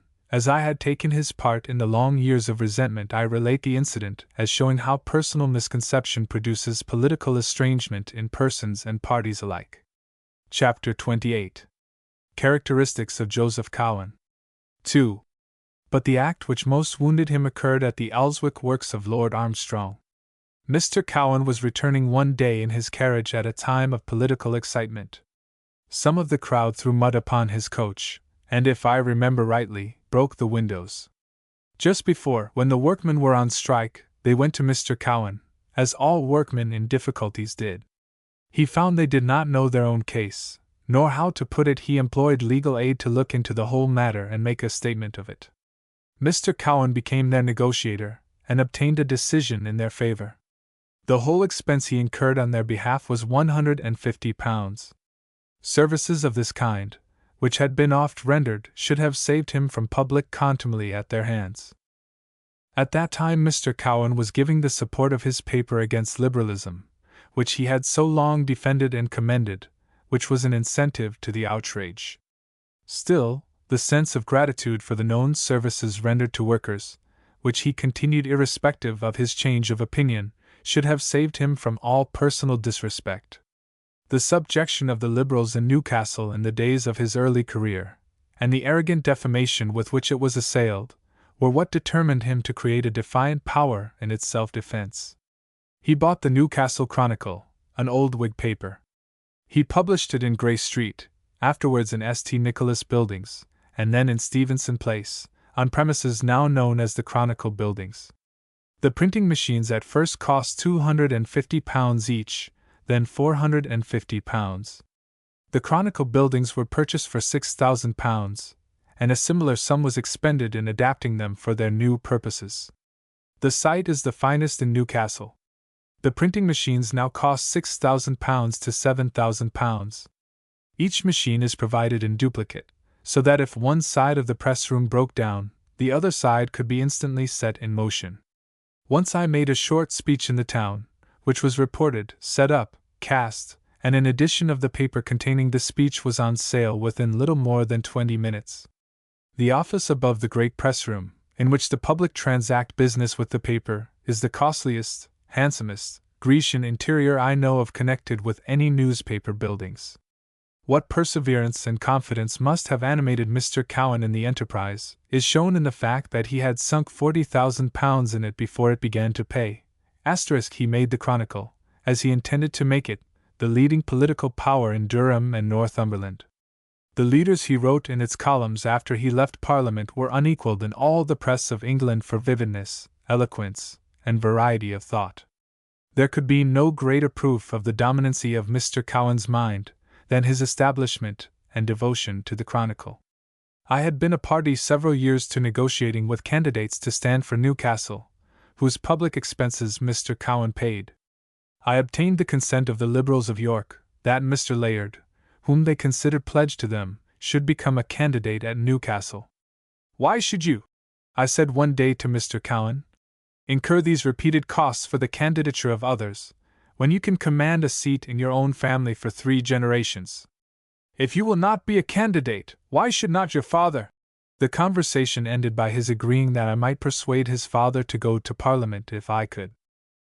It was in vain that I assured him that the seat was open to him, but he did not believe, nor wish to believe it. I several times saw his father at Stella Hall. He thought himself too old. I told him there were 50 gentlemen in the House of Commons, willing to become Prime Minister, and some of them waiting for the appointment, who were 15 years older than he, and would be disappointed did not the chance come to them.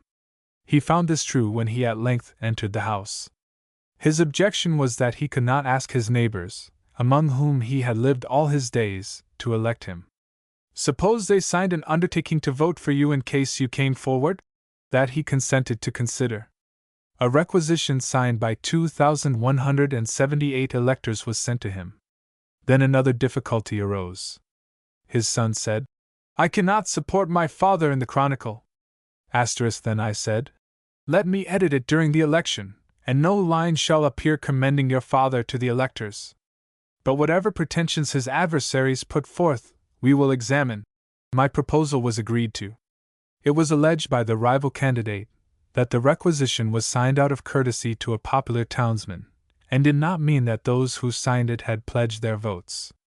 To this I answered that when Chambers appeared on the Thames, bookmakers said, "Chambers is a Newcastle man, who never sells the honor of his town, but will win if he can." Is it to be true that a Newcastle elector would not only give his promise, but write it, without intending to keep it? Will he be true on the Thames and false on the Tyne? All the requisitionists save a few, whom sickness or misadventure kept from the poll, voted for Joseph Cowan, Sr., who was elected by a large majority. The great services to the town of the new member by his arduous chairmanship of the Tyne Commission would have ensured his election, but his majority was no doubt increased by the popularity of his son. This did not escape the comment of local politicians, and Mr. Lothian Bell said, "How is it, Mr. Cowan, that everybody votes for your father for your sake?"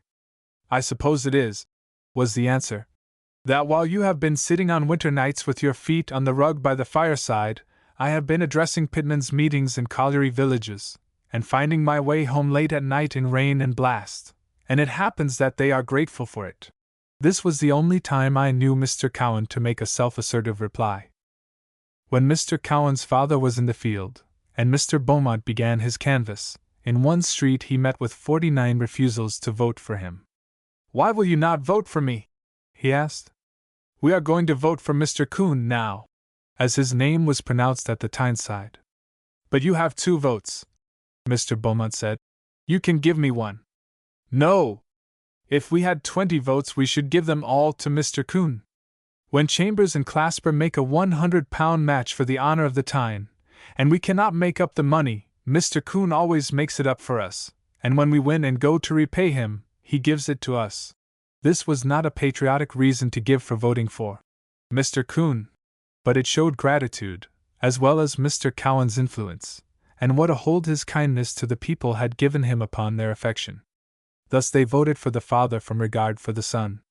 For in those days the son had no idea of Parliament himself, and votes were not in his thoughts. Nothing could be more open or gentlemanly than Mr. Cowan in the contests to which he was a party.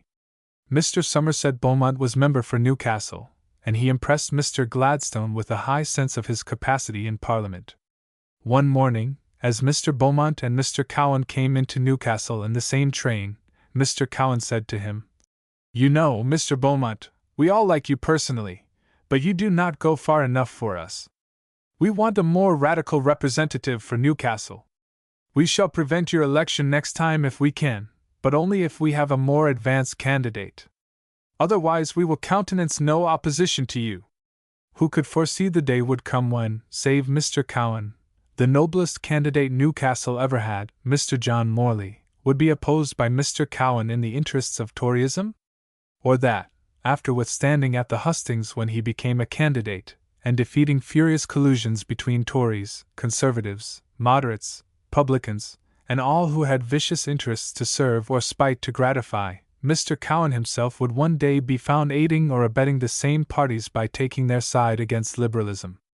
When in Parliament, his father had misgivings touching Mr. Gladstone, who, he thought, passed him at times without recognition. He had conducted Mr. Gladstone down the Tyne in triumph, and his son had assembled 200,000 persons on the moor, who were addressed from 20 platforms in support of Mr. Gladstone, and provided reporters and published all the speeches. The cost of this was one of 100 contributions he made in the interest of liberalism. I used to explain that Mr. Gladstone, intent upon great questions, he was always intent upon something he had to explain to the House. He, self-absorbed, would pass by his friends without seeing them, expecting, as he had a right to expect, that devotion to the great trust of the state would be taken to palliate his seeming inattention to friends. But Mr. Gladstone was not unmindful of the service rendered to him at Newcastle, and when, some time later, no one else thinking of it, I made representations through Mr. afterwards Sir James Stansfeld, without knowledge of Mr. Cowan or his son, I was instructed to inform Mr. Cowan, Senator, that a baronetcy would be placed at his acceptance. Mr. Cowan, June, objected entirely on his own part. His father therefore only accepted a knighthood, which Her Majesty, from consideration of his years, kindly ordered to be gazetted, obviating his attendance at court. All the same, it was Mr. Gladstone's intention to recognize the services of the son as well as the father. Honors were not much accessible in those days, especially in uncourtly quarters. My representation, in suggesting what I did, was that as personal distinction was conferred upon persons who had made £100,000, something was due to one who may be said to have given that sum to the public. His chairmanship of the Tyne Commission extended over a period of 24 years, during which the Tyne was converted from a creek into a navigable river. The time and assiduity thus devoted to the service of navigation and trade would have added £100,000 to his fortune. That his knighthood might be justified in the eyes of his neighbors and his own, I supplied the facts which authorized it to Mr. Walker, who was then editor of the Daily News, and which appeared in his leader columns. My reason for taking the step I did was a sense of duty to the public, who should see as far as possible that those who rendered service should find acknowledgment of it. I was of Coleridge's opinion. On the death of the father, his son, Mr. Joseph Cowen, was elected in his place, as a member for Newcastle, and Parliament being dissolved shortly after, he was again elected by a triumphant majority. Mr. Cowen had made more speeches at the Tyneside than any other resident ever did. But the town was unconscious of their merit. They were addressed mostly to working men, and to persons whom it was not thought necessary to report or take into account the speaker. When he became a candidate, all classes of persons were among the auditors. The town was astonished at the relevance and fire of his orations. I mention this circumstance to show how a man can be famous in one half of the town and not known in the other. After his retirement from Parliament and platform, he occasionally delivered orations on persons, at inaugurations, which surpassed all I have ever read of the kind, for aptness of phrase, variety of thought, and vivid portraiture, which ought to be added to the record of English oratory. It was not reasonable in him, after the change in his political views, to expect that his townsmen should adopt the new opinions he had begun to countenance, and which he had himself taught them to distrust. But this is what strong leaders do who suffer the pride of power to become imperious. A just ambition, which is patient, and will work for results, can as a rule succeed. It is ambition which is impetuous, and will not wait longer, which lapses into reaction from disappointment. With all his virtues, Mr. Cowen was impetuous. To desert a party because of the folly or excesses of portions of its members would oblige a man to change his profession in politics and his creed in religion every 12 months. In his earlier career, it may be imagined that Mr. Cowen derived his principles from generous prejudices, in later days from indignant impulses. Many persons hold by inheritance right principles into whose foundation they have never inquired. Investigation, if they entered upon it, would confirm their convictions, but not resting on examination, their nobler prepossessions may be displaced by passion.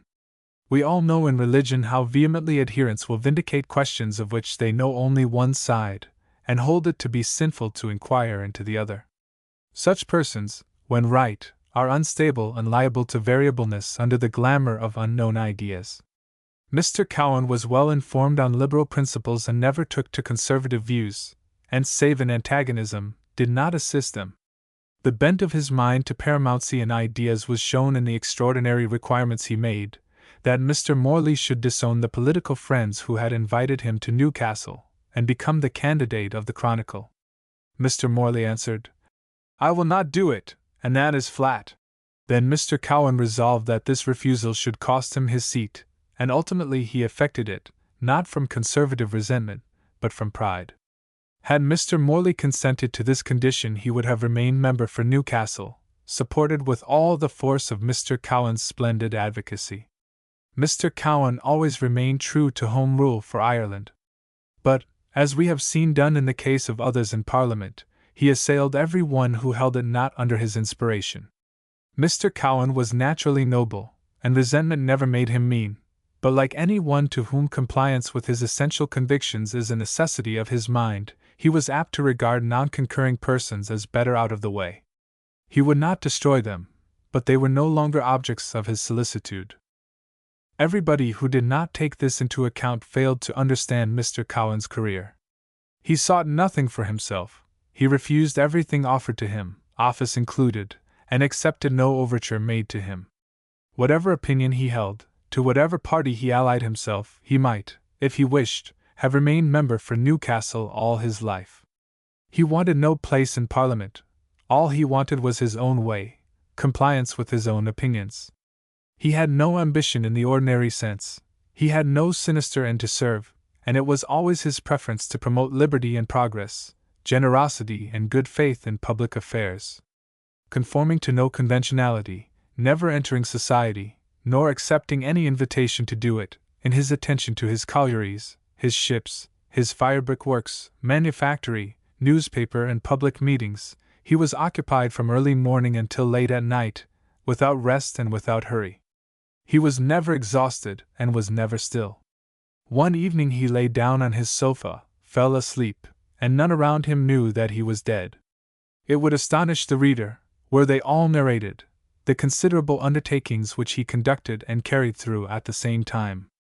He was a great man of business, and had the management of heaven been consigned to him as a pleasure resort, he would have made it pay eventually.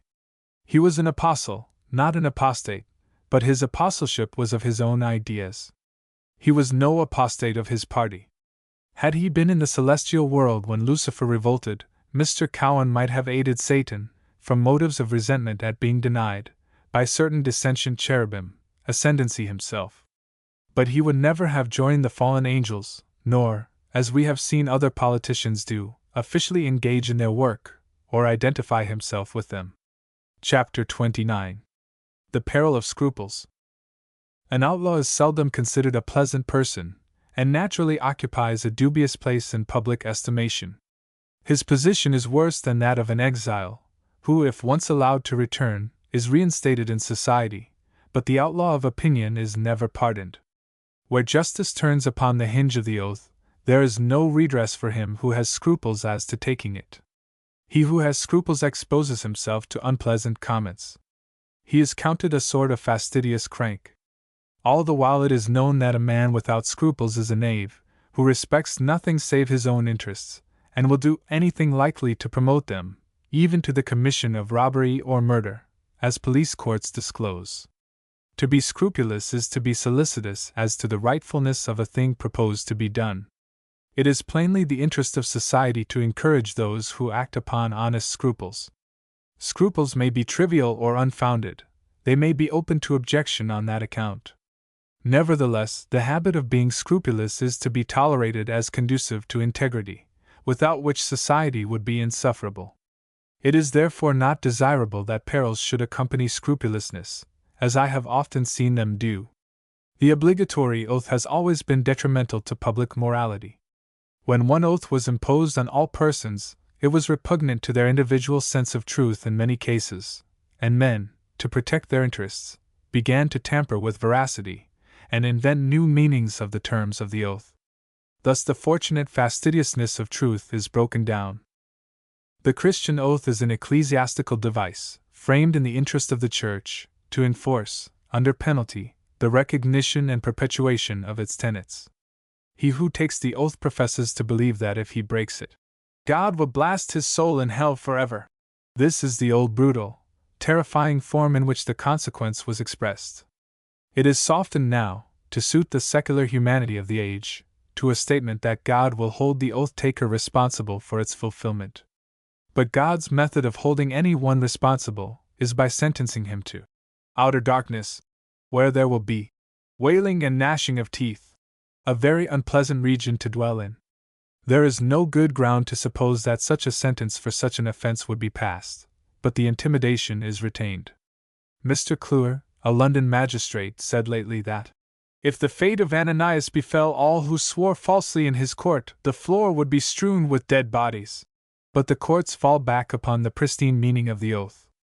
The magistrate asks a little child, tendered as a witness, whether she knows, if she does not tell the truth, where she will go to, and whether she has never heard of a place called hell or of its keeper, the devil? If not, he publicly deplores the neglect of the child's education, and declares her to be incapable of telling the truth.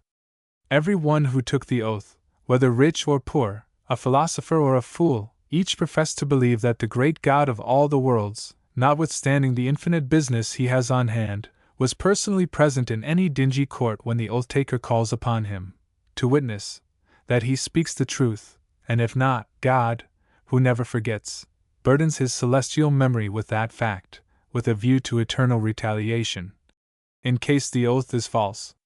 He who takes the oath and does not believe this, lies to begin with, whatever may be the character of his testimony. To take the oath in any other sense than that in which it is administered to you, is to deceive the court. The reliance on the part of those who impose the oath is that he who takes it believes the terms of it. If the taker takes it in a private sense of his own, the virtue has gone out of the oath, and the court is deceived. If the Unitarian takes the oath, not believing in an avenging God, he creates a new oath for himself, in which the compelling power of an eternal terror is absent. He, therefore, does not take the oath of the court, but another of his own invention, and if he made known to the court what he was doing, the court would not receive his testimony. Philosophers, who have less belief than Unitarians, take the oath.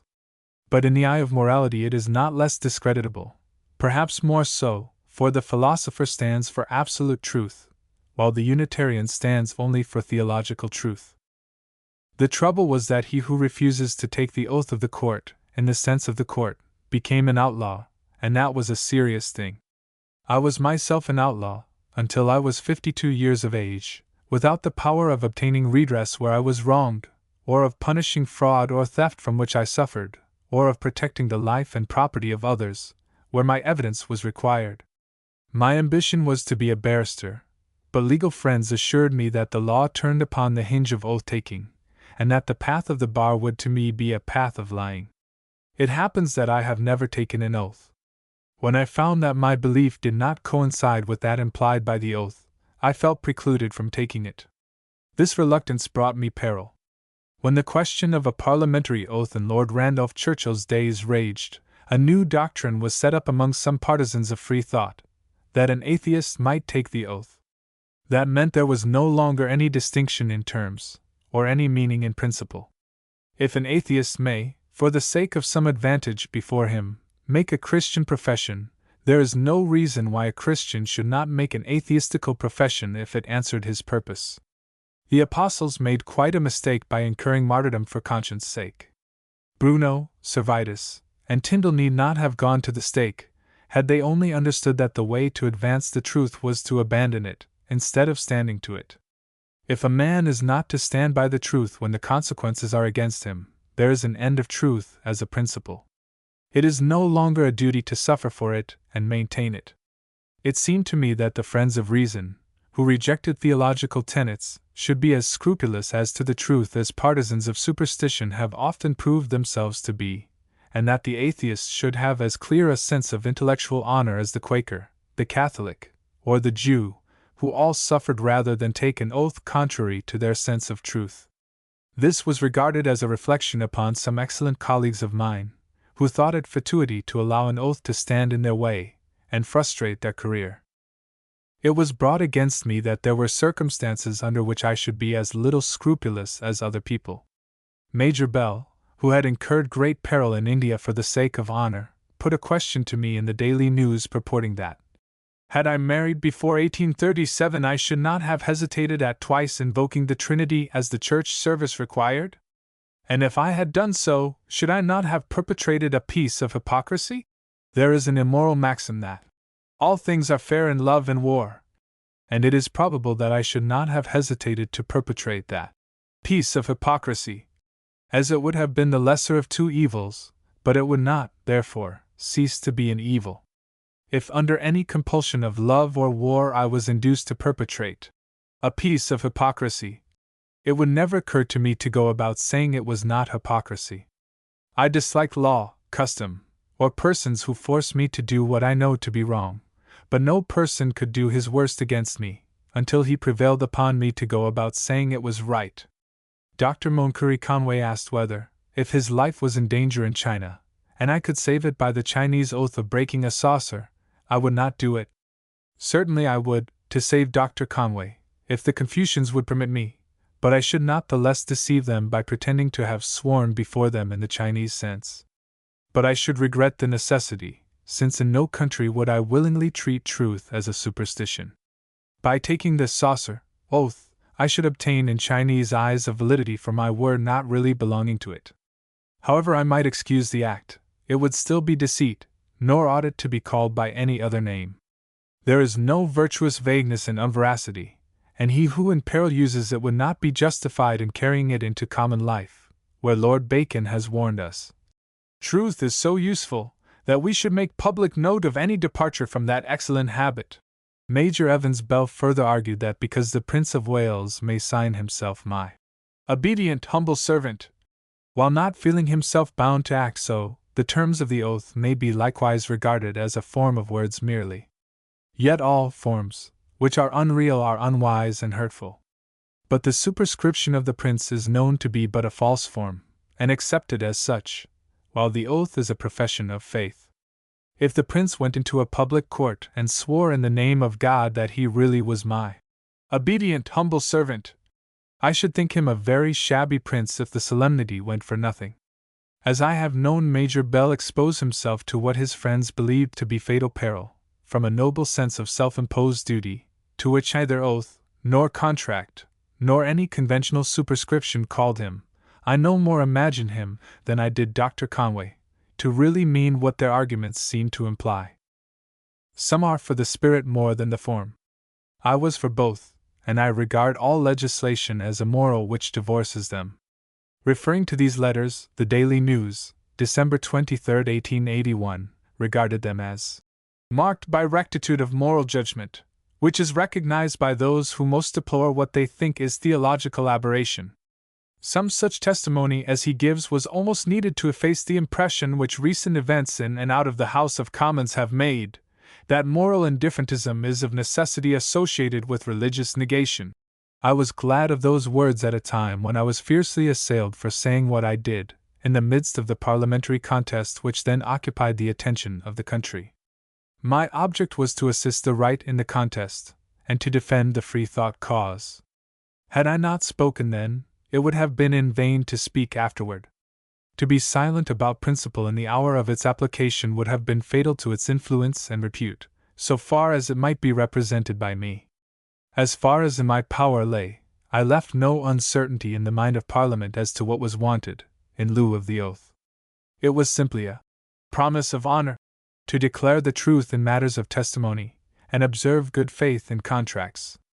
One of my petitions to the House of Commons ran thus: Your petitioner is a person who never took an oath, as it implied theological convictions he did not hold.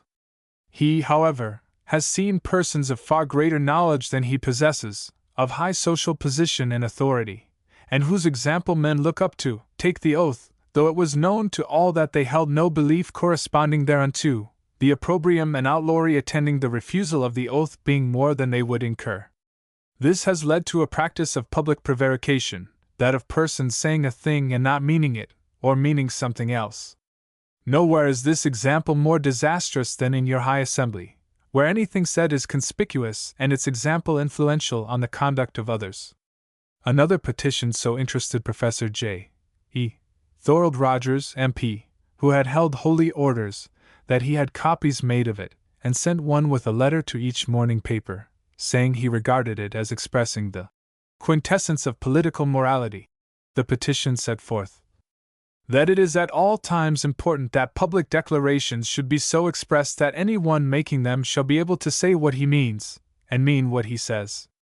In these days, when popular instruction is being advanced by national schools, it is yet more desirable that no public declaration should be exacted, the terms of which are unmeaning or untrue to those who make it, inasmuch as such declaration deteriorates the wholesome habit of national veracity, and is of the nature of a fraud upon the public understanding, which becomes more repugnant as general intelligence increases. Your petitioner respectfully submits that the present parliamentary oath is open to these objections so long as it is obligatory upon all members, irrespective of whatever personal and private beliefs they may hold. Your petitioner, therefore, prays, in the interests of public good faith, that a form of affirmation may be adopted, optional to all members of Parliament, instead of the present ecclesiastical oath. Francis Place once explained to me that in the Benthamite view, it was not warrantable to incur martyrdom unless it was clear that the public would be gainers by the martyr's loss. In a letter Mr. J. S. Mill, in answer to questions I put to him with regard to taking an oath, wrote, I conceive that when a bad law has made the oath a condition to the performance of a public duty, it may be taken without dishonesty by a person who acknowledges no binding force in the religious part of the formality. Unless, as in your own case, he has made it the special and particular work of his life to testify against such formalities, and against the belief with which they are connected. I could not concur with this view. Personal candor is far-reaching in its effects, and should be cherished where we can, and as far as we can. Truth is to the life of the mind what air is to the life of the body. When the mind ceases to breathe truth, the mind is impaired or dies. It is necessary to add the grounds which actuated me in endeavors to put an end to the outlawry of opinion. Many beside myself helped to obtain a law of affirmation, but I was the only person among them all who had never taken an oath. Sir George Cornwall Lewis demanded in Parliament how the oath could be a vital grievance to atheists, whose throats were furrowed with swallowing it. When summoned on the grand jury at Clerkenwell, I refused to take the oath in the sense the court attached to it, and I was fined 12 guineas for not taking it. I drew up a paper showing the privileges given by the law to those who were honestly unable to swear. They were exempted from the militia, from the duty of acting as special constable. They could procure the acquittal of any thief, fraudulent person, or murderer, where their evidence was necessary to conviction. In some cases the thief has escaped, and the person robbed has been imprisoned instead, for his contumacy in not lying. It became known among thieves that where they could find out a witness against them, who disbelieved in an avenging God, the counsel defending the thief had only to call the attention of the court to the fact for the witness to be ordered to stand down, and the thief would leave the court without a stain on his character. Mr. Francis, in his History of the Bank of England, relates how Turner, whose fraud amounted to £10,000, escaped, because the only witness who could swear decidedly to his handwriting was a disbeliever in the New Testament.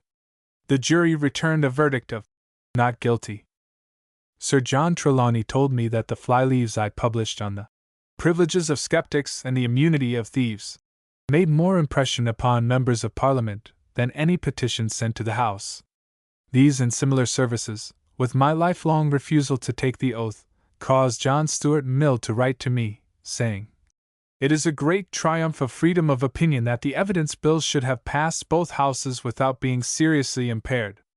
You may justly take to yourself a good share of the credit of having brought things up to that pass." These instances will no doubt satisfy the reader as to the peril of entertaining scruples in the face of power. The earliest instance which concerned me was a case in Birmingham in which several £1,000s were left for the establishment of a secular school which I was to conduct. Not being willing to take the oath, I could not prosecute my claim. When a son of mine was killed by the recklessness of a driver, I could not give evidence on the inquest because I could not be sworn. My private house was thrice robbed by servants who became aware of my inability to prosecute. When in business in Fleet Street, my property could be carted away, for which I had no remedy save lying in wait and knocking down the depredators, which would at the Mansion House have led to a public scandal and injured the business. Money was left to me which I could not claim, being an outlaw. It would tire the reader to tell him all the instances of the perils attending scruples.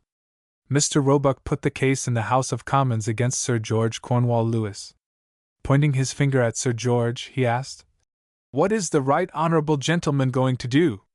Two men go into court. One disbelieves in the oath, but he takes it.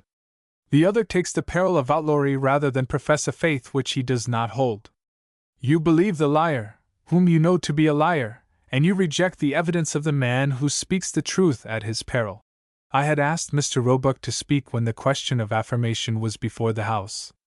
There were then only he, Sir John Trelawney, or Mr. Coningham to whom such a question could be put. It was upon Mr. Roebuck that I mostly relied.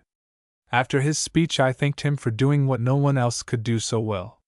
He disclaimed any desert of thanks, saying, "I have only done what Jeremy Bentham taught me." Chapter 30. Taking Sides. Every one of manly mind, every person of thought and determination, takes sides upon important questions. Those who say they are indifferent which side prevails, are indifferent whether good or evil comes uppermost. Those who are afraid to choose a side command only the cold respect accorded to cowardice. Those who sit upon a fence to see which side is likely to prevail before they jump down, are not seeking the success of a principle, but their own interests. In most questions, as in business, there is a side of honesty and a side of fraud. Some do not take either separately, thinking they can better take both at discretion. If they profit by their dexterous duplicity, they command no regard. Some persons have no fervor for the right, and would rather see the wrong prevail than take the trouble to prevent it. They would be on the side of truth altogether if it gave them no discomfort, and caused them no outlay. They belonged to the large Laodicean lukewarm class, of whom he who sought their allegiance said he would spew them out of his mouth. Not a pleasant simile, but it is not mine. It shows that no one is enthusiastic about those who are undecided where decision interferes with advancement. If the selfish, or the politic, or the supine do not care to take sides with right, they have no cause to complain if the triumph of wrong involves them in discredit or disaster. But whatever be their fate, I am not concerned with them. What I am concerned with is the omission of all information of what may follow to him who shall take the right side. These consequences ought never to be out of sight. It is too often forgotten that in this world virtue has its price as well as vice, and neither can be bought cheap. Vice can be bought on the higher system, by which a person gets into debt pleasantly, which introduces shiftlessness into life. Wrong is a moneylender, whose concealed charges and heavy interest have to be paid one day at the peril of ruin. Right doing may be said to pay as it goes along, which implies conscience, effort, and often sacrifice of some immediate pleasure. But independence lies that way, and no other. Right principle incurs no deferred obligation. Debt is a chain by which the debtor binds himself to someone else. The connection may be disregarded, but the chain can never be broken, except by restitution. Many persons are beguiled into doing right under the impression that it is as pleasant as doing wrong. This is not so, and the concealment of the fact has injurious consequences. When a person who has been, as it were, betrayed into virtue, without being instructed as to the inconvenience which may attend it, when he encounters them, he suspects he has been imposed upon, and thinks he had better give vice a turn. It was this that made Huxley declare that the hardest as well as the most useful lesson a man could learn was to do that which he ought to do, whether he liked it or not. Character, which can be trusted, comes that way, and that way alone. He who enters on that path reaps reward daily in the pleasure and strength which duty imparts, while sooner or later follow advantage and honor. The most useful character George Eliot drew was that of Tito, who was wrecked because he had no sense that there was strength and safety in truth. The only strength he trusted to lay in his ingenuity and dissimulation. The world is pretty full of Titos, who all come to one end, and nobody mourns them. A few instances may be relevantly given in which rightness has been attended by disadvantages, when wrongness appeared to have none, yet wrongness was found to bring great unpleasantness in the end. When there were petitions before the House of Commons to change the oath which excluded Jews, and petitions to permit persons to make affirmations who had conscientious objections to taking an oath, it was represented to me that if both claims were kept before Parliament at the same time, both would be rejected. The Jewish claim was the older, and concerned the enfranchisement of a race. I therefore caused the omission for several years of any petition for affirmation, though my disability of being unable to take the oath excluded me from justice and rendered me an outlaw.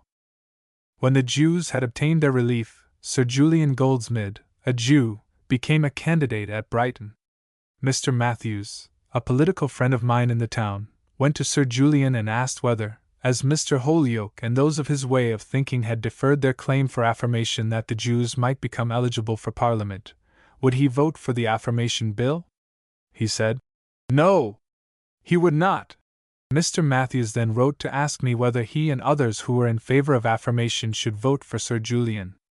I answered, "Certainly, if he in other respects was the best candidate before the constituency. However strongly we might be persuaded our own claim was just, we had no right to prefer it to the general interest of the state." Speaking one night with Mr. John Morley when we both happened to be guests of Mr. Chamberlain at Highbury, Birmingham, I remarked that Cobden and Bright, without intending it, had introduced more immorality into politics than any other politicians in my time. Mr. Morley naturally demanded to be informed when, and in what way. I answered, "When they advised electors to vote for any candidate, irrespective of their political opinion, who would vote against the Corn Laws. This incited every party to vote for its own hand, the priests for the church, the brewers for the barrel, and the teetotalers for the teapot, the anti-vaccinators for those who were against the lancet. Even women proposed to vote for any candidate who would give them the suffrage, regardless whether they put out a ministry of progress and put in a ministry of reaction. This was ignoring the general good in favor of a personal measure. The error of the great anti-corn law advocates lay in their not making it plain to the country that when the population were deteriorating and dying from want of sufficient food, politics must give way to the claims of existence. That was the justification of Cobden and Bright, and had it been stated, smaller politicians with narrower aims could never then have pleaded their example for crowding the poll with rival claims in which the larger interests of the state are forgotten. Like Bacon's maxim that speaking the truth was so excellent a habit that any departure from that wholesome rule should be noted, the Anti-Corn Law League election policy needed noting. However many instances may be given of the kind before the reader, the moral will be the same. Taking sides involves some penalty which enthusiasts are apt to overlook, and when it arrives ruddy eagerness is apt to turn pale and change into ignoble prudence. Taking the side of honesty or fraud, unpleasantness may come. But on the side of right the consciousness of integrity mitigates regret and commands respect, while the penalties of deceit are intensified by shame and scorn. Many think there is safety in a judicious mixture of good faith and bad, but when the bad is discerned, distrust and contempt are the unavoidable consequences. Besides, it takes more trouble to conceal a sinister life than to act uprightly. It is true, an evil policy often succeeds, but the interest of society is to take care that he who does evil shall be overtaken by evil. As this sentiment grows, the chances of illicit success continually decrease. Rascality, refined or coarse, would have fewer adherents if society took as much trouble to secure that the right doer shall prosper, as it takes to render the career of the knave precarious. The point of importance, I repeat, is, that persons should remember, or be taught to remember, that the course of right, like the course of wrong, is attended by consequences. Many who are honorably attracted by the right are disappointed at finding that it has its duties as well as its pleasures, which, had they known at first, they would have made up their minds to do them, but not being apprised of them, when they first encounter inconvenience, they think they have been deceived, falter, and sometimes turn from a noble course upon which they had entered. Any one would think there was no great peril to be encountered by taking sides with veracity. Let him avoid the sin of pretension, and see what will happen. The sin I referred to is not the common one of declaring that to be true which you know to be untrue. That has long been known by an appropriate name, and does not require any new epithet to denote its scandalousness. The sin of pretension in question consists in assuming, or declaring that to be true, which one does not know to be true. Years ago this was a very common sin, and everybody committed it. You heard it in the pulpit more frequently than on the stage. Nobody complained of it, or rebuked it, or resented it. It was not until the middle of the last century that public attention was drawn to it. It was Huxley who first raised the question of intellectual veracity, and he devised the term agnostic, which merely means limitation, to express it. Limitationism does not mean disbelief, but the limitation of assertion to actual knowledge. The theist used to declare, without misgiving, the absolute certainty of the existence of an independent, active entity, to whom nature is second-hand, and not much at that. The anti-theist, also without misgiving, denied that there was such separate potentiality. The limitationist, more modest in averment, not having sufficient information to be positive, simply says he does not know. He does not say that others may not have sufficient knowledge of a primal cause of things, but lacking it himself, he concludes that veracity in statement may be a virtue where omniscience is denied. There may be belief founded on inference. But inference is not knowledge. The limitationist withholds assertion from lack of satisfying evidence. He is neutral, not because he wishes not to believe, or desires to deny, but because serious language should be measured by the standard of proof and conviction. So strange did this precaution in speech seem in my time, that it was believed that reticence was not honest precaution, but prudent concealment of actual conviction, intended to evade orthodox anger. On problems relating to infinite existence and an unknown future, it requires infinite knowledge to give an affirmative answer. No one said he had infinite information, but everybody declaimed as though he had. It appeared not to have occurred to many that there was a state of the understanding in which lack of conviction was owing to lack of evidence. Where the desire to believe is hereditary, it is difficult to realize that there are questions upon which certainty may, to many minds, be unattainable, and that an honest man who felt this was bound to say so. An American journal, which needed forbearance from its readers for its own heresy, published the opinion that Huxley was a dodger in philosophy. Whereas Huxley was for integrity in thought and speech. He was for scientific accuracy as far as attainable. His own outspokenness was the glory of philosophy and science in his day. He never denied his convictions, he never apologized for them, he never explained them away.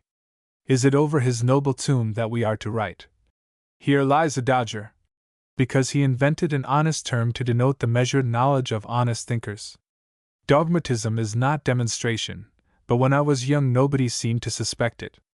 It used to be said that Darwin, Huxley, and Spencer were not really in a state of unknowingness concerning the great problem of the universe, which meant that these eminent thinkers, upon whose lives no shadow of unveracity ever rested, described themselves as limitationists when they were not so. They were not to be believed upon their word. The term was a mask. Such are the social penalties for taking sides with veracity. The public has begun to discover that veracity of speech is not a mask, but a duty. None can calculate the calamities which arise in society from the perpetual misdirections disseminated by those who make assertions resting merely upon their inherited belief or prepossessions, with no personal knowledge upon which they are founded. This is the sin of pretension, which recedes before the integrity of science and reason, just as wild beasts recede before the march of civilization. Few would be prepared to believe that, in my polemical days, the desire to avoid committing the sin of pretension was supposed to indicate desperation of character, of which suicide would be the natural end.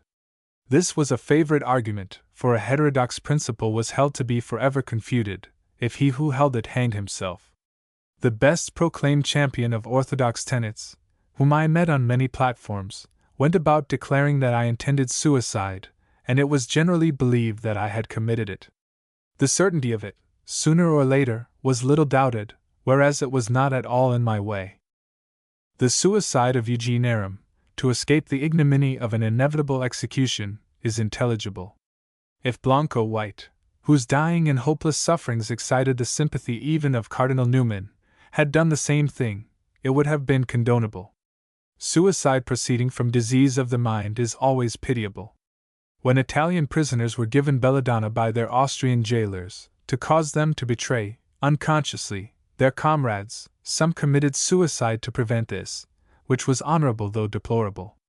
When a murderer, knowing his desert, becomes his own executioner, he is not censurable though still infamous, since it saves society the expense of terminating his dangerous career. But in other cases, self-slaughter, to avoid trouble or the performance of inconvenient duty, is cowardly and detestable. In my controversial days, which I hope are not yet ended, the clergy did not hesitate to say that if a man began to think for himself, he would end by killing himself. When I thought the doctrine had died out, an instance recurred which led me to address the following letter to the Rev. R. P. Downes, LL.D. May 18, 1899, who thought the doctrine valid. Dear Dr. Downes, it has been reported to me that in Wesley Place Chapel, Tunstall, March 20, 1899, you, when preaching on the roots of unbelief, illustrated that troublesome subject by saying that when Mr. Holyoake was imprisoned at Birmingham, he attempted suicide. This is not true, nor was it in Birmingham, but in Gloucester where the imprisonment occurred. I never attempted suicide, it was never in my mind to do it. I had no motive that way. I experienced no moment of despair. Better men than I had been imprisoned before, for being so imprudent as to protest against intolerance and error. Besides, I never liked suicide. I was always against it. Blowing out your brains makes an ill-conditioned splatter. Cutting your throat is a detestable want of consideration for those who have to efface the stains. Drowning is disagreeable, as the water is cold and not clean. Hanging is mean and ignominious, and I have always heard unpleasant the French charcoal plan makes you sick. Indeed, every form of suicide shows want of taste, and worse than that, It is a cowardly thing to flee from evils you ought to combat, and leave others, whom you may be bound to cherish and protect, to struggle unaided.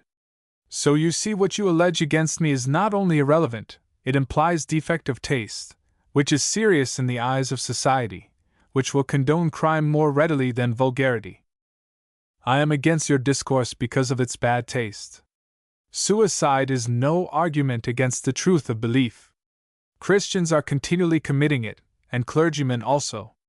The Society for the Propagation of Christian Knowledge used to bring this argument from suicide forward in their tracts against heresy. But being educated gentlemen, they abandoned it long ago, and it is now only used by the lower class of preachers. I do not mean to suggest that you belong to that class, only that you have condescended to use an argument peculiar to uncultivated reasoners. Personally, I have great respect for several eminent preachers of Wesleyan persuasion, but they think it necessary to inquire into the truth of an accusation before they make it. You must have borrowed yours from the Rev. Bruin Grant, with whom in his last illness I had friendly communications, and he had long ceased to repeat what he said in days when it was not thought necessary to be exact in imputations against adversaries. I do not remember to have written before in refutation of the statement you made. No one who knows me would believe it for a moment, but as you are a responsible, and I understand a well-regarded preacher, I inform you of the error, especially as it gives me the opportunity of putting on record not only my disinclination, but my dislike and contempt for suicide, and for those who, not being hopelessly diseased or insane, commit it. Dr. Downes sent me a gentlemanly and candid letter, owning that the Rev. Bruin Grant, B.A., was the authority on which he spoke, whose representations he would not repeat, and I have reason to believe he has not. Such are the vicissitudes of taking sides. He has to pay who takes the right, but he has honor in the end. But he pays more who takes the wrong side consciously, and with it comes infamy. Chapter 31. Things which went as they would. I commence with Judge Hughes' first candidature. There are cases in which gratitude is submerged by prejudice, even among the cultivated classes. There was Thomas Hughes, whose statue has been deservedly erected in Rugby. 3 years before he became a member of Parliament, I told him he might enter the House were he so minded. And when opportunity arose, I was able to confirm my assurance. One Friday afternoon in 1865, some Lambeth politicians of the middle and working classes, whom Bernal Osborne had disappointed of being their candidate, a vacancy having attracted him elsewhere, came to me at the House of Commons to inquire if I could suggest one to them. I named Mr. Hughes as a good fighting candidate, who had sympathy with working people, and who, being honest, could be trusted in what he promised, and being an athlete, could, like Fergus O'Connor, be depended upon on a turbulent platform. I was to see Mr. Hughes at once, which I did, and after much argument satisfied him that if he took the occasion by the hand, he might succeed. He said, he must first consult Sally, meaning Mrs. Hughes. I had heard him sing Sally in Our Alley, and took his remark as a playful allusion to his wife as the heroine of the song. That he might be under no illusion, I suggested that he should not enter upon the contest unless he was prepared to lose £1,000. The next morning he consented. I took him to my friends of the Electoral Committee, by whom he was accepted. When he entered the vestibule of the Hall of Meeting, I left him, lest my known opinions on other subjects should compromise him in the minds of some electors. This was on the Saturday afternoon. I saw that by issuing an address in the Monday morning papers he would be first in the field. On Sunday morning, therefore, I waited for him at the Vere Street church door, where the Rev. F. D. Maurice preached, to ask him to write at once his address to the electors. He thought more of his soul than of his success, and reluctantly complied with my request.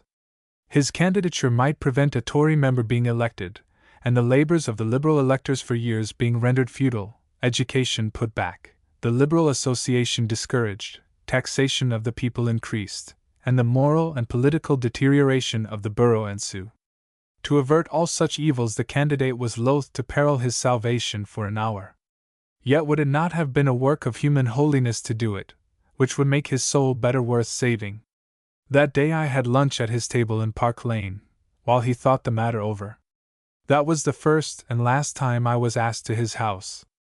That afternoon he brought the address to my home, then known as the Moke Lodge, Oval Road, Regent's Park, and had tea with my family. I had collected several persons in another room ready to make copies of the address.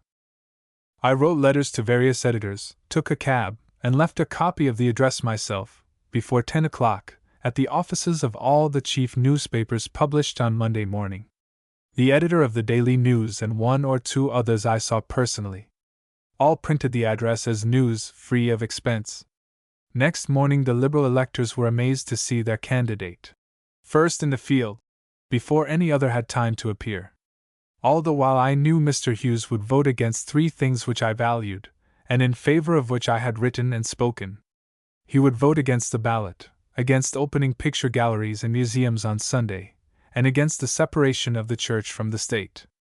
But on the whole he was calculated to promote the interests of the country, and therefore I did what I could to promote his election. I wrote for the election 2 or 3 bills. The following is one. Mr. Hughes would have had no address out but for me. Had he spent £100 in advertisements a day or 2 later he could not have purchased the advantage this promptitude gave him. I worked very hard all that Sunday, a son and daughter helping, but our souls did not count. 2 weeks went by, during which I ceaselessly promulgated his candidature, and I heard nothing from the candidate. As I had paid the emergency expenses of the Sunday copyists, found them refreshments while they wrote, and paid for the cab on its round to the offices, I found myself £2 out of pocket, as lawyers put it, and I sent a note to Mr. Hughes to say that amount would cover costs incurred.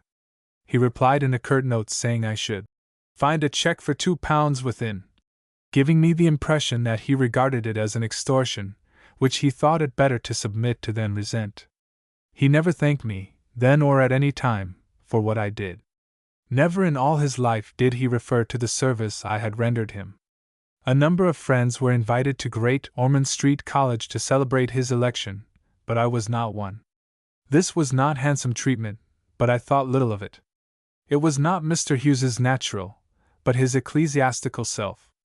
I withstood him and his friends, the Christian Socialists, who sought to color cooperation with church tenets, which would put distraction into it. Association with me was at that time repugnant to Mr. Hughes. Nevertheless, I continued to serve him whenever I could. He was a friend of cooperation, to his cost, and was true to the liberal interests of the people. My daughter, Mrs. Prale, and her husband gave their house as a committee room when Mr. Hughes was subsequently a candidate in Marylebone, and she canvassed for him so assiduously that he paid her a special visit of acknowledgment. The Christian Socialist propaganda is another instance of the wilfulness of things which went as you did not want them to go. In those days not only did I fail to find favor in the eyes of Mr. Hughes, even Mr. Vansittart Neale, the most liberal of Christian Socialists, thought me, for some years, an unengaging colleague. General Maurice, in the life of his eminent father, Professor Denison Maurice, relates that Mr. Maurice regarded me as an antagonist. This was never so. I had always respect for Professor Maurice because of his theological liberality. He believed that perdition was limited to aeons. The duration of an aeon he was not clear upon, but whatever its length, it was then an unusual and merciful limitation of eternal torture. This cost him his professorship at King's College through the enmity, it was said, of Professor Jelf. I endeavored to avenge Professor Maurice by dedicating to Dr. Jelf my Limits of Atheism. Elsewhere I assailed him because I had honor for Professor Maurice, for his powerful friendship to cooperation. When the news of his death came to the Bolton Congress, it was I who drew up and proposed the resolution of honor and sorrow which we passed. It was always the complaint against the early Socialists, as the cooperators were then called, that they mixed up polemical controversy with social advocacy. The Christian Socialists strenuously made this objection, yet all the while they were seeking to do the same thing. What they rightly objected to was that the chief cooperators gave irrelevant prominence to the alien question of theology, and repelled all persons who differed from them. All the while, what they objected to was not theology, but to a kind of theology not their own, and this kind, as soon as they acquired authority, they proceeded to introduce. They proceeded to compile a handbook intended to pledge the cooperators to the Church of England, and I received proofs, which I still have, in which Mr. Hughes made an attack on all persons of free-thinking views. I objected to this as violating the principle on which we had long agreed, namely, of cooperative neutrality in religion and politics, as their introduction was the signal of disputation which diverted the attention of members from the advancement of cooperation in life, trade, and labor. At the Leeds Congress I maintained that the Congress was like Parliament, where, as Canning said, no question is introduced which cannot be discussed. If church views were imported into the societies, heretics and nonconformists, who were the originators of the movement, would have the right of introducing. Personally, I preferred controversy outside cooperation. Their tenets. Mr. Hughes was so indignant at my protest that he, being in the chair, refused to call upon me to move a resolution officially assigned to me upon another subject. At the meeting of the United Board for revising motions to be brought before Congress, I gave notice that if the church question should be raised I should object to it, as it would then be in order, should the introduction of theology be sanctioned, for an atheist, agnostic was not a current word then, to propose the adoption of his views, and an atheist, as such, might be a president. Whereupon Mr. Vansittart Neale, our General Secretary, declared with impassioned vehemence that he hoped the day would never come when an atheist would be elected president. Yet when, some years later, I was appointed president of the Carlisle Congress, 1887, though I was still considered entirely deficient in proper theological convictions, Mr. Hughes and Mr. Neale, who were both present, were most genial, and with their concurrence 100,000 copies of my address were printed, a distinction which befell no other president. In another instance I had to withstand church ascendancy. I was the earliest and foremost advocate of the neutrality of pious opinion in cooperation, when others who knew its value were silent, afraid or unwilling to give pain to the Christian socialists, whom we all respected, and to whom we were all indebted for legal and friendly assistance. But integrity of principle is higher than friendship. Some Northumbrian societies, whose members were largely nonconformists, were greatly indignant at the attempt to give ascendancy to church opinions, and volunteered to support my protest against it, but when the day of protest came at the Leeds Congress they all deserted me. Not one raised a voice on my side, though they saw me browbeaten in their interests. My argument was that if we assented to become a church party we might come to have our proceedings opened with a collect, or by prayer, to which it would be hypocrisy in many to pretend to assent. At the following Derby Congress this came to pass. Bishop Southwell, who opened the industrial exhibition, made a prayer and members of the United Board knelt round him. I was the only one who stood up, it being the only seemly form of protest there. This scene was never afterwards repeated. Bishop Southwell was a devout, kindly, and intellectually liberal prelate, but he did not know, or did not respect, as other bishops did, the neutrality of Congress. For myself, I was always in favor of the individuality of the religious conscience in its proper place. I love the picturesqueness of personal conviction. It was I who first proposed that we should accept offers of sermons on Congress Sunday by ministers of every denomination. Cooperators included members of all religious persuasions, and I was for their opportunity of hearing favorite preachers apart from cooperative proceedings. It is only necessary for the moral of these instances to pursue them. There is education in them and public suggestiveness which may justify the continuance of the subject.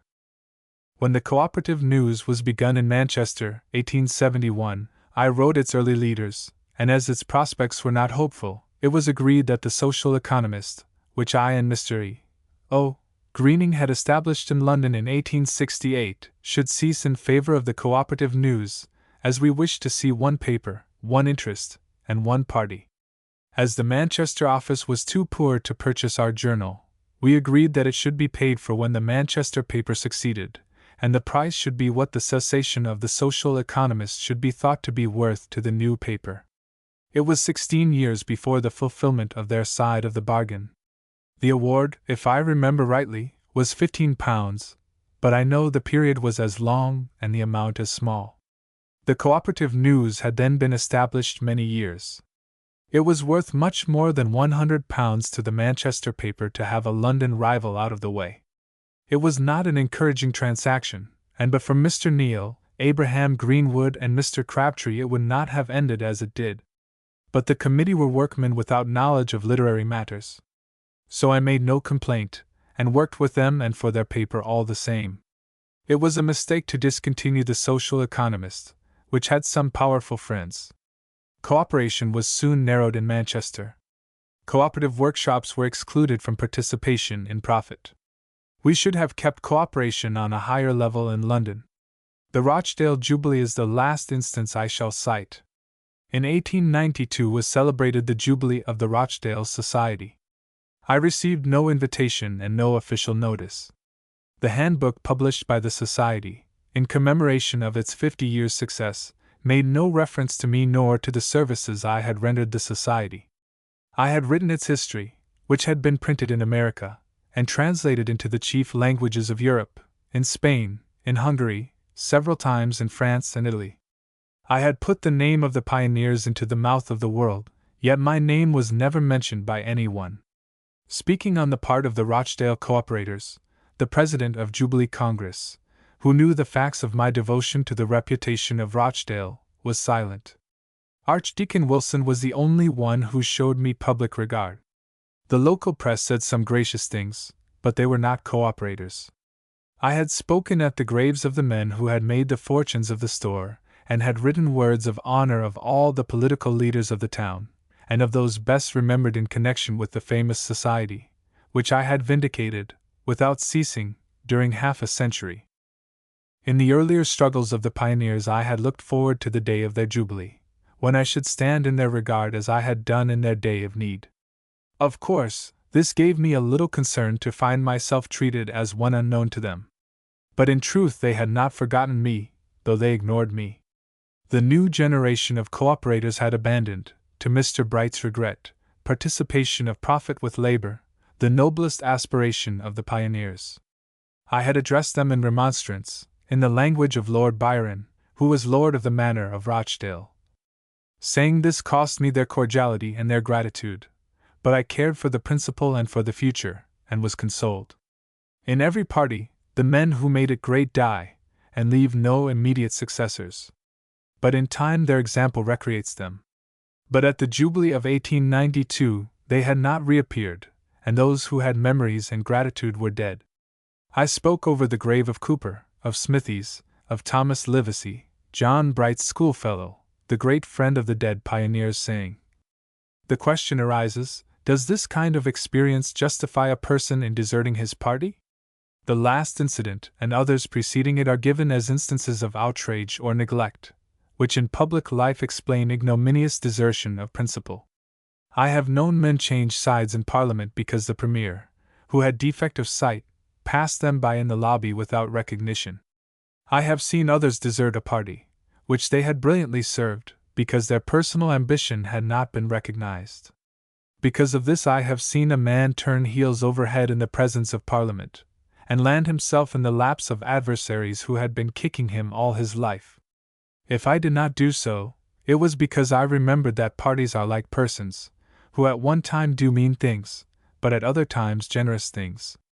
Besides, a democratic party is continually changing in its component members, and many come to act in the name of the movement who are ignorant of its earlier history and of the obligation it may be under to those who have served it in its struggling days. But whether affronts are consciously given or not, they do not count where allegiance to a cause is concerned. Ingratitude does not invalidate a true principle. When contrary winds blow, a fair weather partisan tacks about, and will even sail into a different sea where the breezes are more complacent.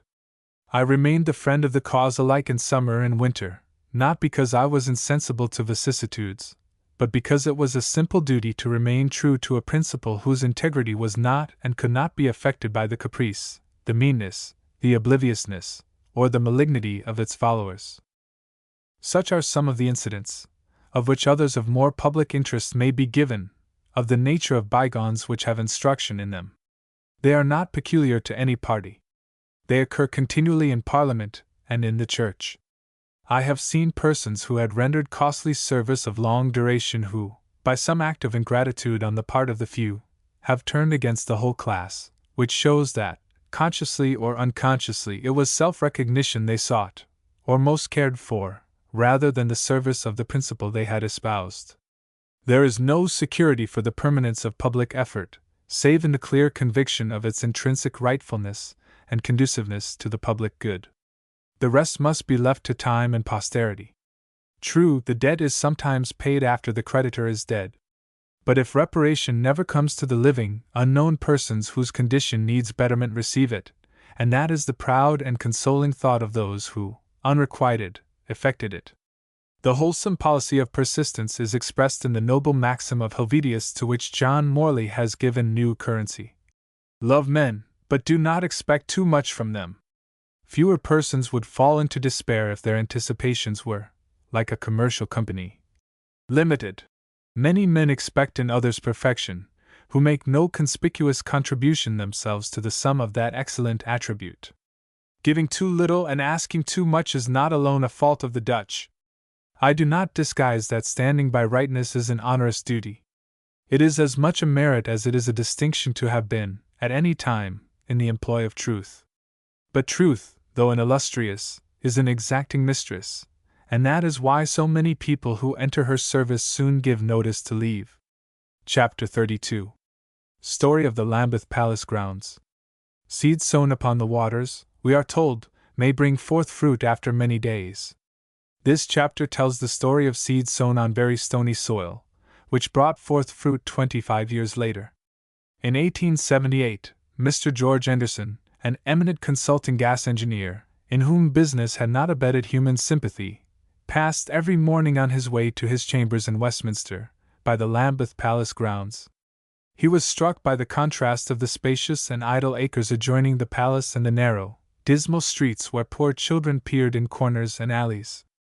The sheep in the palace grounds were fat and florid, and the children in the street were lean and pallid. The smoke from works around dyed dark the fleece of the sheep. Mr. Anderson thought how much happier a sight it would be to see the children take the place of the sheep, and asked me if something could not be done. The difficulty of rescuing or of alienating 9 acres of land from the church, so skilled in holding, did not seem a hopeful undertaking, while the resentment of good vicars and expectant curates might surely be counted upon. Nevertheless, the attempt was worth making. Before long I spent portions of some days in exploring the palace grounds, and interviewing persons who had evidence to give, or interest to use, on behalf of a change which seemed so desirable. Eventually I brought the matter before a meeting I knew to be interested in ethical improvement, and read to them the draft of a memorial that I thought ought to be sent to the Archbishop at Lambeth Palace.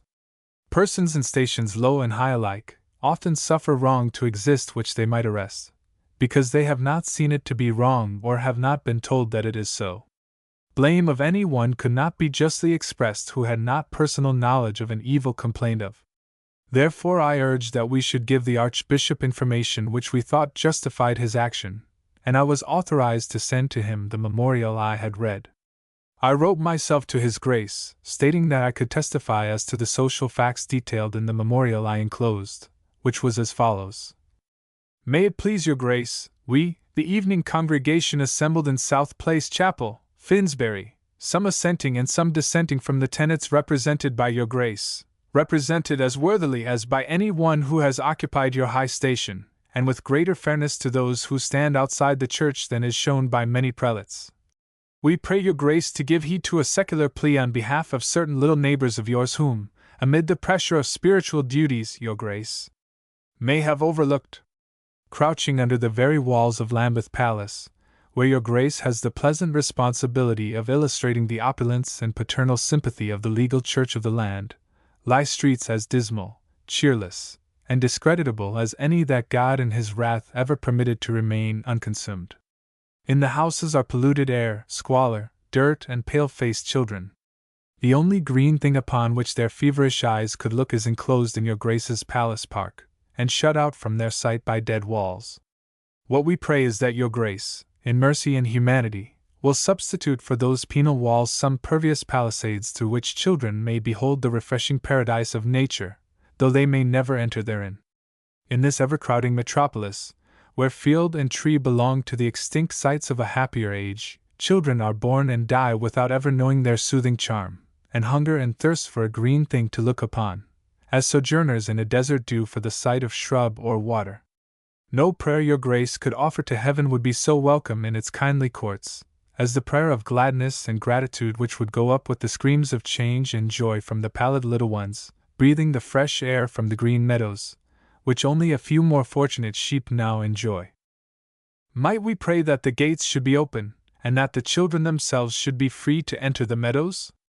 Even the temple gardens of the city are open to little friendless people. They who give this gracious permission are hard-souled lawyers, usually regarded as representing the rigid, exacting, and unsympathetic side of human life, yet they show such noble tenderness to the little miserables who crawl round the temple pavement, that they grant entrance to their splendid gardens, and half-clad cellar urchins from the purlieus of Drury Lane and Clare Market romp with their ragged sisters on the glorious grass, in the sight and scent of beauteous flowers.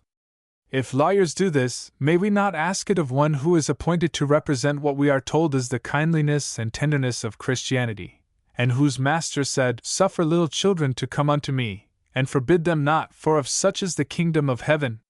We ask not that they should personally approach your grace, but that the children of your desolate neighborhood should be allowed to disport in the vacant meadows of the palace, that their souls may acquire some scent of nature which their lives may never know. Let your grace take a walk down Royal Street, which flanks your palace grounds, and see whether houses so pestilential ever stood in a street of so dainty a name. Go into the houses, as the writer of this memorial has, and see how a blank wall has been kept up so that no occupant of the rooms may look on grass or tree, and the window which admits light and air has been turned, by order of a former archbishop, the opposite way upon an outlook as wretched as the lot of the inhabitants. For 40 years many inmates have lived and slept by the side of your grace's park, without ever being allowed a glimpse of it.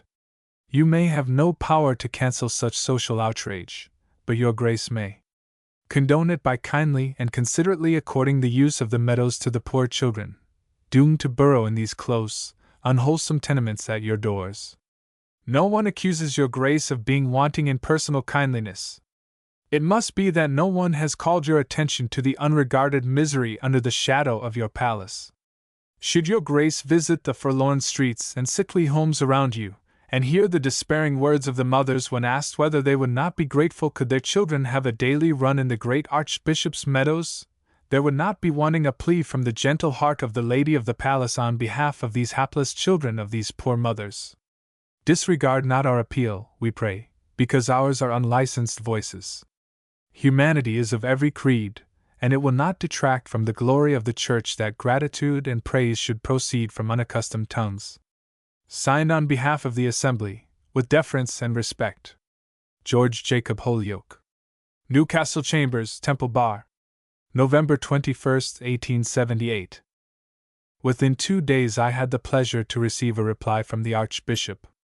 Philipstown House, November 23, 1878.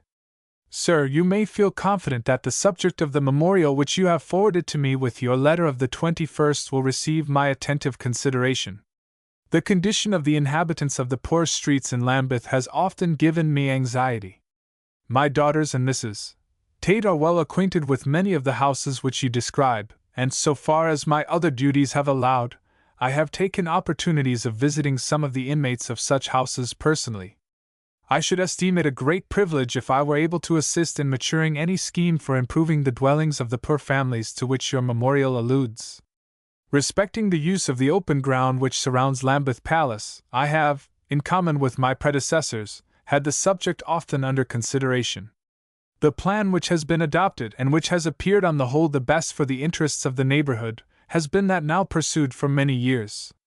The ground is freely given for cricket and football to as many schools and clubs as it is capable of containing, and on application, liberty of entrance is accorded to children and others. Many school treats are also held in the grounds, and they are from time to time used for volunteer corps to exercise in. We have always been afraid that a more public opening of the grounds would interfere with the useful purposes to which they are at present turned for the benefit of the neighborhood, and that, considering the somewhat limited extent of the space, no advantage could be secured by throwing it entirely open, which would at all compensate for the loss of the advantages at present enjoyed. I shall give the matter serious consideration, consulting with those best qualified from local experience to judge what is best for the neighborhood, but my present impression is that more good is, on the whole, done by the arrangements now adopted than by any other which I could devise. I have the honor to be, sir, your obedient humble servant, A. C. Cantuer.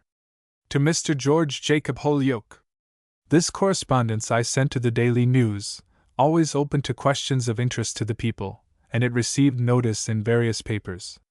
The Liverpool Daily Mail gave an effective summary of the memorial, saying, "Of all strange people in the world, Mr. J. Holyoake and the Archbishop of Canterbury have been in correspondence, and not an unfriendly correspondence either. Mr. Holyoake, on behalf of himself and some friends like-minded, ventured to draw the Archbishop's attention to the fact that just opposite Lambeth Palace was a nest of very poor and squalid dwellings, in which many families were crowded together, without any regard for either decency or sanitary law. The only chance of looking upon anything green that the children of these poor people could have would be in the grounds that surround the primate's dwelling, and these were absolutely shut off from their view by a high dead wall. In some cases a former archbishop had actually ordered the windows of these miserable houses to be blocked up and opened in another direction, in order, we suppose, that the archiepiscopal eyes might not be offended by the sight of such unpleasant neighbors." The writer ended by expressing the hope that if the archbishop could not open the grounds he might substitute pervious palisades for the stone walls impervious to the curious and wistful eyes of children. For reasons which will appear, the subject slumbered for 4 years, when I addressed the following letter to the editors of the Telegraph and the Times, which appeared December 20, 1882. Sir, on returning to England I read an announcement that the Lambeth Vestry had resolved to send a memorial to the Queen praying that the 9 acres of field, now devoted to sheep, adjoining the Archbishop of Canterbury's palace garden, may be appropriated to public recreation in that crowded and verdureless parish. 4 years ago I sent a memorial upon this subject to the late Archbishop. It set forth that the parish was so densely populated that it would be an act of mercy to throw open the sheep fields to the poor children of the neighborhood. It expressed the hope that Mrs. Tate, whose compassionate nature was known to the people, would plead for these little ones, who lived and died at her very door, as it were, seeing no green thing during all their wretched days. I visited poor women in the street next to the fields who brought fever-stricken children to the door wrapped in shawls. Their mothers told me how glad they should be were the gates open, that the little ones, whose only recreation ground was the gutter, could enter at will. The memorial, if I remember accurately, for I cannot refer to it as I write, stated that the houses which, as built, overlooked the fields, had had the windows bricked in by order of a former archbishop, because they overlooked the garden. I was taken to the rooms and found that the view was closed up. The trees of the garden have well grown now, and a telescope could not reveal walkers therein. The late Archbishop sent me a kindly reply, but it did not answer my question, which was that, if His Grace could not consent to open the gates to his humble friends, we prayed that He, whose Master, in words of tenderness which had moved the hearts of men during 19 centuries, had said, "Suffer little children to come unto me," would at least substitute palisades for the dead walls which hid the green fields so that no little eyes could see the daisies in the spring. His Grace's reply was in substance the same as Dr. Randall Davidson's, which appeared in the Times on Monday, who tells the public that rifle corps and cricketers are admitted to the fields and that arrangements are made for treats for infant and other schools, whether of all denominations is not stated. How can poor mothers and sickly children get within these arrangements? Cricketers are not helpless, rifle corps do not die for want of drill grounds, as children in fever dens do for want of the refreshment of verdure and pure air. To open the gates is the only generous and fitting thing to do, as the lawyers have who admit the outcasts of Drury and the adjacent lanes to the flowers of the Temple Gardens. Dr. Davidson says that the advice of those best qualified from local experience to judge is that no gain could be secured by throwing the fields entirely open. Let the opinion be asked of workmen in the Lambeth factories and that of their wives. These are the best qualified local judges, whose verdict would be instructive. Mrs. Tate's illness and death followed soon after the memorial in question was sent in, and I thought it not the time to press His Grace further when stricken with that calamity. All honor to the Lambeth Vestry, which proposes to pray Her Majesty to cause, if in her power, these vacant fields to be consigned to the Board of Works, who will give some gleam of a green paradise to the poor little ones of Lambeth. The vestry does well to appeal to the Queen, from whose kindly heart 1,000 acts of sympathy have emanated. She has opened many portals, but none through which happier or more grateful groups will pass than through the garden gates of Lambeth Palace. Immediately a letter appeared in the Times from the Rev. T. B. Robertson, expressed as follows: Sir, Mr. Holyoake may be glad to hear that Lambeth Green is open to schools of all denominations to hold their festivals in. I should think that no school was ever refused the use unless the field was previously engaged. The present method of utilizing the field, viz., opening it to a large but limited number of persons, by ticket, seems about the best that could be devised. Mr. Holyoake asks how poor mothers and sickly children are to gain entrance. It is well known in the neighborhood that tickets of admission are issued annually. The days for distribution are advertised on the gates some time previous, when those desirous of using the grounds can attend, and the tickets are issued till exhausted. No sick person has any difficulty in getting admission. I do not know the number of tickets issued, but I have seen when cricket clubs were unable to find a place to pitch their stumps. If the grounds are open to the public without limitation, it seems that the only way it could be done would be by laying it out in gardens and gravelled walks, with the usual park seats. But there is hardly occasion for such a place since the formation of the Thames Embankment, a long strip of which runs immediately in front of the palace well provided with seats. It is evident that if the grounds were open to the public in general, the space being small, about 7 acres, the cricketers and other clubs would have to give up their sports, and Lambeth schools and societies would be deprived of their only meeting place for summer gatherings. Yours obediently, T. B. Robertson, Curate of St. Mary, Lambeth. December 22. The comment of the Times upon this letter made it necessary to address a further communication to the editor. This comment occurred in a leader which, referring to a letter of the Lambeth curate, says, Mr. Holyoake, in a letter which we published on Wednesday, asked with some vehemence, what was the value of permission accorded to cricketers and schools, to the poor children of Lambeth, but Mr. Robertson, the curate of St. Mary's, Lambeth, answers this morning, that no poor or sick person has any difficulty in obtaining admission for purposes of recreation and health, and shows that Lambeth Green, as it is called, is in fact available to a large class of the neighboring inhabitants. There is certainly force in Mr. Robertson's argument that an unlimited use would defeat its own object, which is presumably to preserve the grounds as a playground. The large surrounding population would soon destroy the sylvan and park-like character of the place, and necessitate its laying out in the style of an ornamental pleasure garden, with formal walks, and turf only to be kept green by fencing. This is the old defense of exclusive enjoyment of parks and pleasure grounds, as the people, if admitted to them, would destroy them, which they do not. Why should they destroy what they value? My reply to the Times appeared December 28, 1882. Sir, it is the weight that you attach to the letter of the curate of St. Mary, Lambeth, which appeared in the Times of Saturday, which makes it important. When I have viewed the Lambeth Palace from the railway which overlooks it and seen how completely the sheep fields are separate and apart from the Archbishop's garden, it has seemed a pity that the poor little children of Lambeth should not have the freedom and privilege of those sheep. No humane person could look into the houses of the crowded and cheerless streets which lie near the palace walls without wishing to take the children by the hand into the palace fields at once. Does the Rev. Mr. Robertson not understand the difference between a ticket gate and an open gate? How are poor, busy women to watch the gates to find out when the annual tickets of admission are given? And what is the chance of those families who arrive after the number issued is exhausted? If all the persons who need admissions can have them, the gates might as well be thrown open. Of course, the 9 acres would not hold all the parish, but all the parish would not go at once. No statement has been made which shows that the grounds have been occupied by tickets of admission more than 40 days in the year, whereas there are 365 days when little people might go in. To them 1 hour in that green paradise would be more than a week jostled by passengers on the embankment watching a stone wall, for the little people could not well overlook it. But if they could, can the curate of St. Mary really think this limited recreation a sufficient substitute for quiet fields and flowers?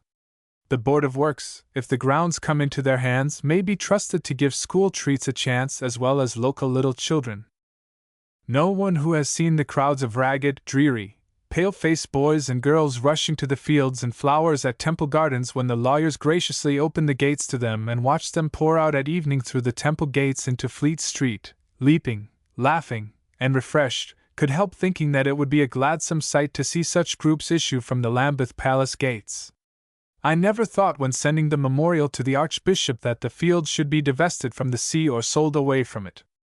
I believe that the late Archbishop would, as the new Archbishop may, by an act of grace accord his little neighbors free admission, or at least exchange the dead walls for palisades, so that children playing around may vary the stones of the embankment for a sight of sheep and grass through the bars.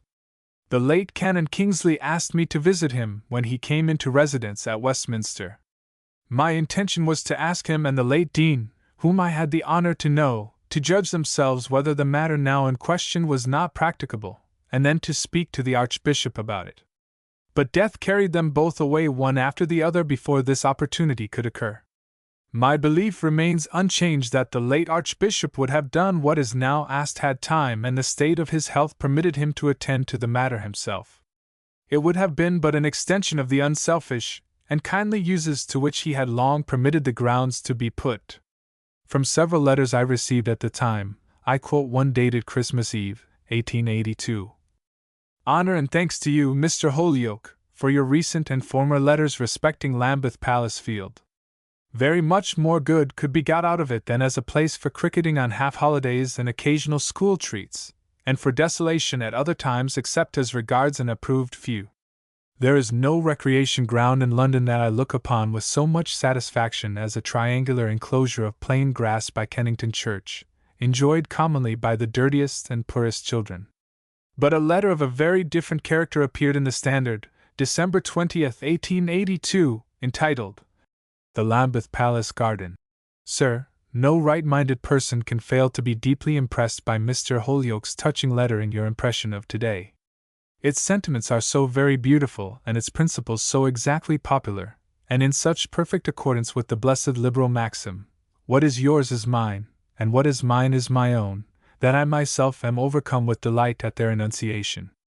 The pleasure of being perfectly free and easy with other people's property, evidently becoming so sincere and abounding, and the simple manner in which such liberality can be now readily practiced without any personal self-denial or inconvenience, makes the principle in action perfectly commendable, and one to be duly applied and most carefully expanded. With the latter view, I venture to point out that there is a very excellent library of books at Lambeth Palace, which, comparatively speaking, very few people take down or read. Do not, however, think me selfishly covetous or hankering after my neighbor's property if I venture to point out that there exist more than 20 clergymen in Lambeth, to whom a share or division of these scarcely used volumes would be a great boon. If the pictures, furniture, and cellars of wine could, at the same time, be benevolently divided, I should have no objection to receiving a share of the same under such philanthropic rearrangement. I am, sir, your obedient servant, a Lambeth Parson. Lambeth, December 20th. My reply to this letter appeared in the Standard, December 22nd, 1882. Sir, this morning I received a letter from a clergyman, who gives his name and address, and who knows Lambeth well, thanking me for the letter which I had addressed to you, as he takes great interest in the welfare of the little ones in the crowded homes around the palace. Lest, however, I should be elated by such an unexpected, though welcome, concurrence of opinion, the same post brought me a letter to the same purport of that signed a Lambeth parson, which appeared in the Standard yesterday. The letter which you printed assumes that the sheep fields of the palace are private property, and that I propose to steal them in the name of humanity. Permit me to say that I have as much detestation as the Lambeth parson can have for that sympathy for the people which has plunder for its motive. The memorial I sent to His Grace the late Archbishop asked him to give his permission for little ones to enter his grounds. We never proposed to take permission, nor assumed any right to pass the gates. There never was a doubt in my mind that had His Grace opportunity of looking into the matter for himself, he would have granted the request, for his kindness of heart we all knew. That he gave the use of the fields to what he thought equally useful purposes showed how unselfishly he used the grounds. If the question is raised as to private property, I would do what I could to promote the purchase of it, if it can rightly be sold, by a penny subscription from the parents of the poor children and others who would chiefly benefit by it. It would be an evil day if working people could consent that their little ones should have enjoyment at the price of theft. I am, sir, your obedient servant, George Jacob Holyoake. 22, Essex Street, W.C., December 21st. Meanwhile, an important public body had taken up the question. The Metropolitan Public Garden, Boulevard, and Playground Association had, through its officers, Lord Brabazon, Mr. Ernest Hart, Mr. J. Tennant, and the Rev. Sidney Vatcher, addressed the following letter to the Prime Minister. Sir, the undersigned members of the Metropolitan Public Garden, Boulevard, and Playground Association desire to draw your attention to an article enclosed which recently appeared in a London daily paper, and to request that you will bring the needs of Lambeth District, as regards open spaces, to the notice of the future Primate, in the hope that His Grace may take into consideration the suggestions contained in the article, and with the cooperation of the Ecclesiastical Commissioners and the Metropolitan Board of Works, take such steps as may seem to him most advisable for the purpose of securing in perpetuity to the poor and crowded population of Lambeth the use and enjoyment of the open space around Lambeth Palace. We have the honor to be, sir, your most obedient and humble servants. Brabazon, Chairman. Mr. Gladstone willingly gave attention to the subject, and sent the following reply. 10 Downing Street, Whitehall. December 21, 1882. My Lord, I am directed by Mr. Gladstone to acknowledge the receipt of the letter which was signed by your Lordship and other members of the Metropolitan Public Garden, etc., Association in favor of securing for the use of the population of the neighborhood the grounds at present attached to Lambeth Palace. I have to inform your Lordship that Mr. Gladstone has already been in communication with the Vestry of Lambeth on this subject, and as it appears to be one of metropolitan improvement, it is not a matter in which Mr. Gladstone can take the initiative. He will, however, make known your views to the prelate designated to succeed to the archbishopric, and should the Metropolitan Board of Works intervene, Mr. Gladstone will be happy to consider the matter further. I am, my lord, your obedient servant, Horace Seymour. The Lord Brabazon. Next, Colonel Sir J. M. Garrow Hogg, MP, Chairman of the Metropolitan Board of Works, had the matter before him. It was stated that the use of the 9 acres of ground, of which a plan was presented, depended upon the permission of the Archbishop. The Lambeth Vestry had sent a memorial to the Queen and the Government saying that the pasture and recreation acres might be severed from the Archbishop's residence. The following is the reply received from Mr. Gladstone. 10 Downing Street, Whitehall. December 1882. Sir, Mr. Gladstone has had the honor to receive the communication which you have made to him on behalf of the vestry of the parish of Lambeth on the subject of acquiring the grounds of Lambeth Palace as a place of public recreation. In reply, I am directed to say that as far as he is able to understand this important matter, it seems to be a case of metropolitan improvement, and if, as he supposes, that is the case, the proper course for the vestry to take would be to bring the case before the Metropolitan Board of Works for their consideration. In this view, Mr. Gladstone is not aware that Her Majesty's government could undertake to interfere, but he will make known this correspondence to the person who may be designated to succeed the Archbishop of Canterbury, and he will further consider the matter should the Metropolitan Board intervene.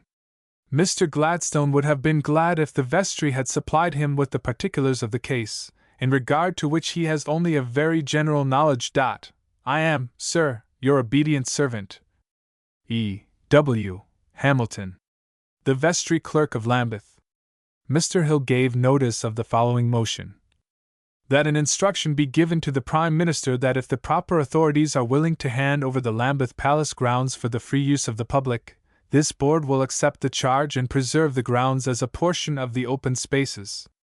Then came a hopeless and defensive letter, before referred to, addressed both to the Standard, Telegraph, and the Times.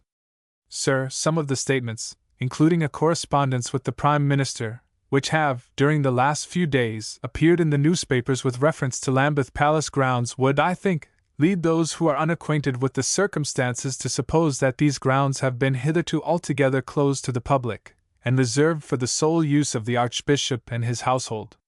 Will you, therefore, to prevent misapprehension, kindly allow me to state the facts of the case? For many years past the Archbishop of Canterbury endeavored, in what seemed to him the best way, to make the grounds in question available, under certain restrictions, to the general public. During the summer months 28 cricket clubs, some from the Lambeth parishes and some from other parts of London, have received permission to play cricket in the field, and similar arrangements have been made for football in the winter, though necessarily upon a smaller scale. The whole available ground has been carefully allotted for the different hours of each day. On certain fixed occasions the field is used for rifle corps drill and exercises, and throughout the summer, arrangements are constantly made for treats for infant and other schools unable to go out of London. Tickets giving admission to the field at all hours have been issued for some years past, in very large numbers, to the sick, aged, and poor of the surrounding streets, and the whole grounds, including the private garden, have been opened without restriction to the nurses and others of St. Thomas's Hospital. His Grace frequently consulted those best qualified from local experience to judge what is for the advantage of the neighborhood, and invariably found their opinion to coincide with his own, namely, that a more public opening of the ground would interfere with the useful purposes to which it is at present turned for the benefit of the neighborhood, and that, considering the limited space, no gain could be secured by throwing it entirely open which would at all compensate for the inevitable loss of the advantages at present enjoyed. I am, sir, your obedient servant, Randall T. Davidson. Lambeth Palace, December 16th. On January 6, 1883, I wrote to the Daily News saying, Sir, your columns have recorded the steps taken by the Lambeth Vestry and by Lord Brabazon, on the part of the Open Space Society, for which he acts, with respect to the use of the pasture acres connected with the palace grounds of Lambeth. I have been asked by a clergyman, for whose judgment I have great respect, to write some letter which shall make it plain to the public that it is not the gardens of the palace for the use of which any one has asked, but for the 9 acres of fields outside the gardens, as a small recreation ground which shall be open to the children of Lambeth, who are numerous there, and much in need of some pleasant change of that scarce and pleasant kind. No one has dined at the Lambeth Palace, or been otherwise a visitor there, without valuing the gardens which surround it, and which are necessary to an episcopal residence in London. No one wishes to interfere with or curtail the garden grounds. I thought the public understood this. I shall therefore be obliged if you can insert this explanation in your columns. Much better than anything I could say upon the subject are the words which occur in the Family Churchman of December 27th, which gives the portraits of the new Archbishop, Dr. Benson, and the late Bishop of Llandaff. The editor says that every one knows the Archbishops of Canterbury have a splendid country seat at Addington, within easy driving distance of London. Within the same distance there are few parks so beautiful as Addington Palace, whilst, unlike some parks in other parts of the country, it is jealously closed against the public. The Palace Park is remarkable for its romantic dells, filled with noble trees and an undergrowth of rhododendrons. There are, moreover, within the park, heights which command fine views of the surrounding country. It is thought, perhaps not unjustly, that the new Archbishop might well be content with this country place, and whilst retaining the gardens at Lambeth Palace, might with graceful content see conceded to the poor, whose houses throng the neighborhood, the 9 acres of pasture land. This is very distinct and even generous testimony on the part of the family churchman to the seemliness and legitimacy of the plea put forward on the part of the little people of Lambeth. Very faithfully yours, George Jacob Holyoake. 22, Essex Street, W.C. News of the palace grounds agitation reached as far as Mentone, and Mr. R. French Blake, who was residing at the Hotel Splendide, sent an interesting letter to the Times, historical, defensive, and suggestive. He wrote on January 3, 1883, saying, Sir, attention having recently been drawn to the Lambeth Palace grounds and the use which the late primate made of them for the recreation of the masses, it may be interesting, especially at this juncture, to place on record what were his views with regard to those historic parts of the buildings of the palace itself which are not actually used as the residence of the archbishops. These chiefly consist of what is known as the Lollards Tower, and the Noble Gate Tower, called after its founder, Archbishop Moreton. The former of these has recently been put into repair, and rooms in it were granted to the late Bishop of Lichfield and his brother, by virtue of their connection with the palace library. Mr. Blake then adverts to the affair of the grounds. He says, "Nor can I suppose that any well-informed member of the vestry could imagine that it is in the lawful power of a Prime Minister, or even of Parliament, to alienate, without consent, any portion of the Church's inheritance.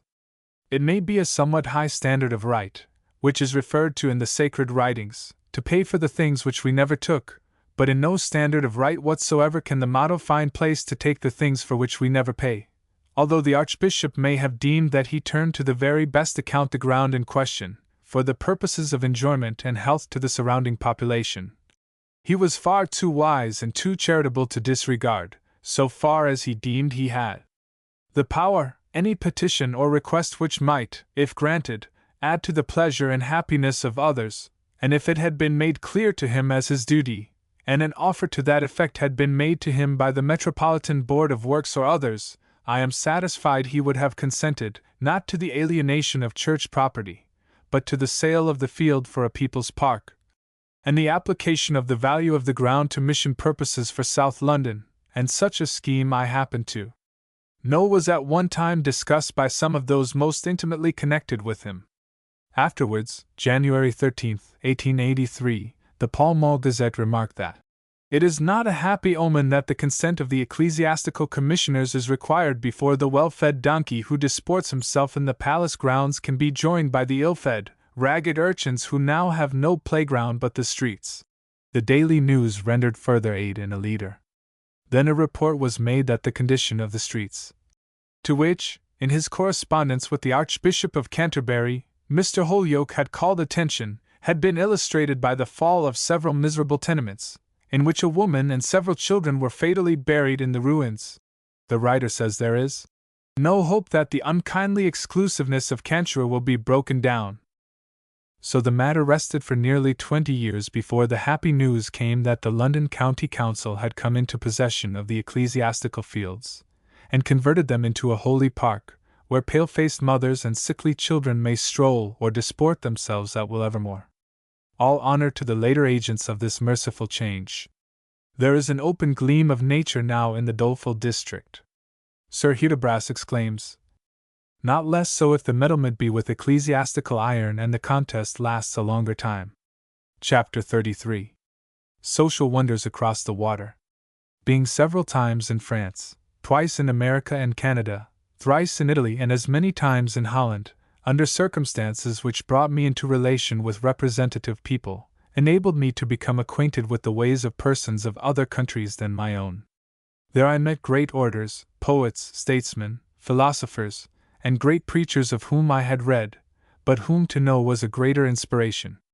Thus I learned the art of not being surprised, and of regarding strangeness as a curiosity, not an offense awakening resentment as something unpardonable, or at least an impropriety the traveler is bound to reprehend, as Mrs. Trollope and her successors have done on American peculiarities. On the continent I found incidents to wonder at, but I confine myself in this chapter to America and Canada, countries we are accustomed to designate as across the water, as the United States and the Dominion which have imperishable interest to all of the British race. Notwithstanding the thousands of persons who now make sea journeys for the first time, I found, when it came to my turn, there was no book, nor is there now, on the art of being a sea passenger. I could find no teaching handbook of the ocean, what to expect under entirely new conditions, and what to do when they come, so as to extract out of a voyage the pleasure in it, and increase the discomforts which occur in wave life. One of the pleasures is, there is no dust at sea. On my visit to America in 1879, I, at the request of Mr. Hodgson Pratt, undertook to inquire what were the prospects of emigrants to that country and Canada, which cost me labor and expense. What I found wanting, and did not exist, and which does not exist still, was an emigrant guide book informing him of the conditions of industry in different states, the rules of health necessary to be observed in different climates, and the vicissitudes to which health is liable.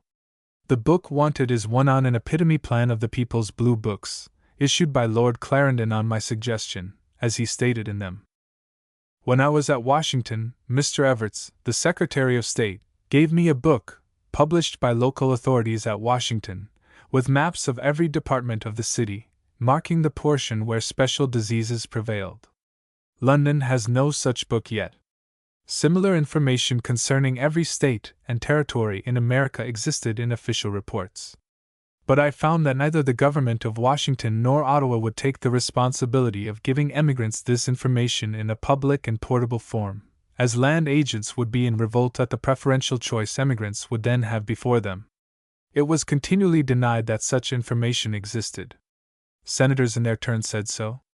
Possibly they did not know, but Mr. Henry Villard, a son-in-law of Lloyd Garrison, told me that when he was secretary of the Social Science Association he began the kind of book I sought, and that its issue was discouraged. On my second visit to America in 1882, I had introductions to the President of the United States and to Lord Lomé, the Governor of Canada, from his father, the Duke of Argyll, with a view of obtaining the publication of a protecting guide-book such as I have described, under its authority. When I first mentioned this in New York, 1879, the editor of the Star, an Irishman, wrote friendly and applauding leaders upon my project. On my second visit, in 1882, this friendly editor, having seen in the papers that Mr. Gladstone approved of my quest, wrote furious leaders against it. On asking him the reason of the change of view, he said, "Mr. Holyoake, were Mr. Gladstone and his cabinet in this room, and I could open a trapdoor under their feet and let them all fall into hell, I would do it," using words still more venomous. Then I realized the fatuity of the anti-Irish policy which drives the ablest Irishman into exile and maintains a body of unappeasable enemies of England wherever they go. Then I saw what crazy statesmanship it was in the English to deny self-government to the Irish people, and spend 10 millions a year to prevent them taking care of themselves. The Irish learned to think better of Mr. Gladstone some years later. One night when he was sitting alone in the House of Commons writing his usual letter to the Queen, after debates were over, he was startled by a ringing cheer that filled the chamber. When looking up he found the Irish members, who had returned to express their gratitude to him. Surely no nation ever proclaimed its obligation in so romantic a way. The tenderest prayer put up in my time was that of W. D. Sullivan. I take pride in the thought that I was the first person who lectured upon English cooperation in Montreal and Boston. It was with pride I spoke in Stacy Hall in Boston, from the desk at which Lloyd Garrison was once speaking, when he was seized by a slave-owning mob with intent to hang him. As I spoke I could look into the stairway on my right, down which he was dragged. The interviewers, the terror of most strangers, were welcome to me. The engraving in Frank Leslie's paper reproduced in Among the Americans, representing the interview with me in the Hoffman House, was probably the first picture of that process published in England, 1881. I advocated the cultivation of the art in Great Britain, which, though prevalent in America, was still in a crude state there. The questions put to me were poor, abrupt, containing no adequate suggestion of the information sought. The interviewer should have some conception of the knowledge of the person questioned, and skill in reporting his answers. Some whom I met put down the very opposite of what was said to them. The only protection against such perverters, when they came again, was to say the contrary to what I meant, when their rendering would be what I wished it to be. Some interviewers put into your mouth what they desired you to say. Against them there is no remedy save avoidance. On the whole, I found interviewers a great advantage. I had certain ideas to make known and information to ask for, and the skillful interviewer, in his alluring way, sends everything all over the land. Wise questioning is the fine art of daily life. It is misunderstanding, says the Dutch proverb, which brings lies to town. Everybody knows that misunderstandings create divisions in families and alienations in friendships, in parties as well as in persons, which timely inquiries would dissipate. Intelligent questioning elicits hidden facts, it increases knowledge without ostentation, it clears away obscurity, and renders information definite, It supersedes assumptions, it tests suspicions and throws light upon conjecture, it undermines error, without incensing those who hold it, it leads misconception to confute itself without the affront of direct refutation. It warns inquirers not to give absolute assent to anything uncorroborated, or which cannot be interrogated. Relevant questioning is the handmaid of accuracy, and makes straight the pathway of truth. The privations of protection, which a quick and independent-minded people endured, was one of the wonders I saw.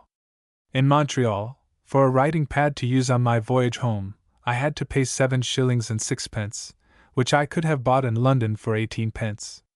I took to America a noble, full-length portrait of John Bright, just as he stood when addressing the House of Commons, more than half life-size, the greatest of Mayall's triumphs.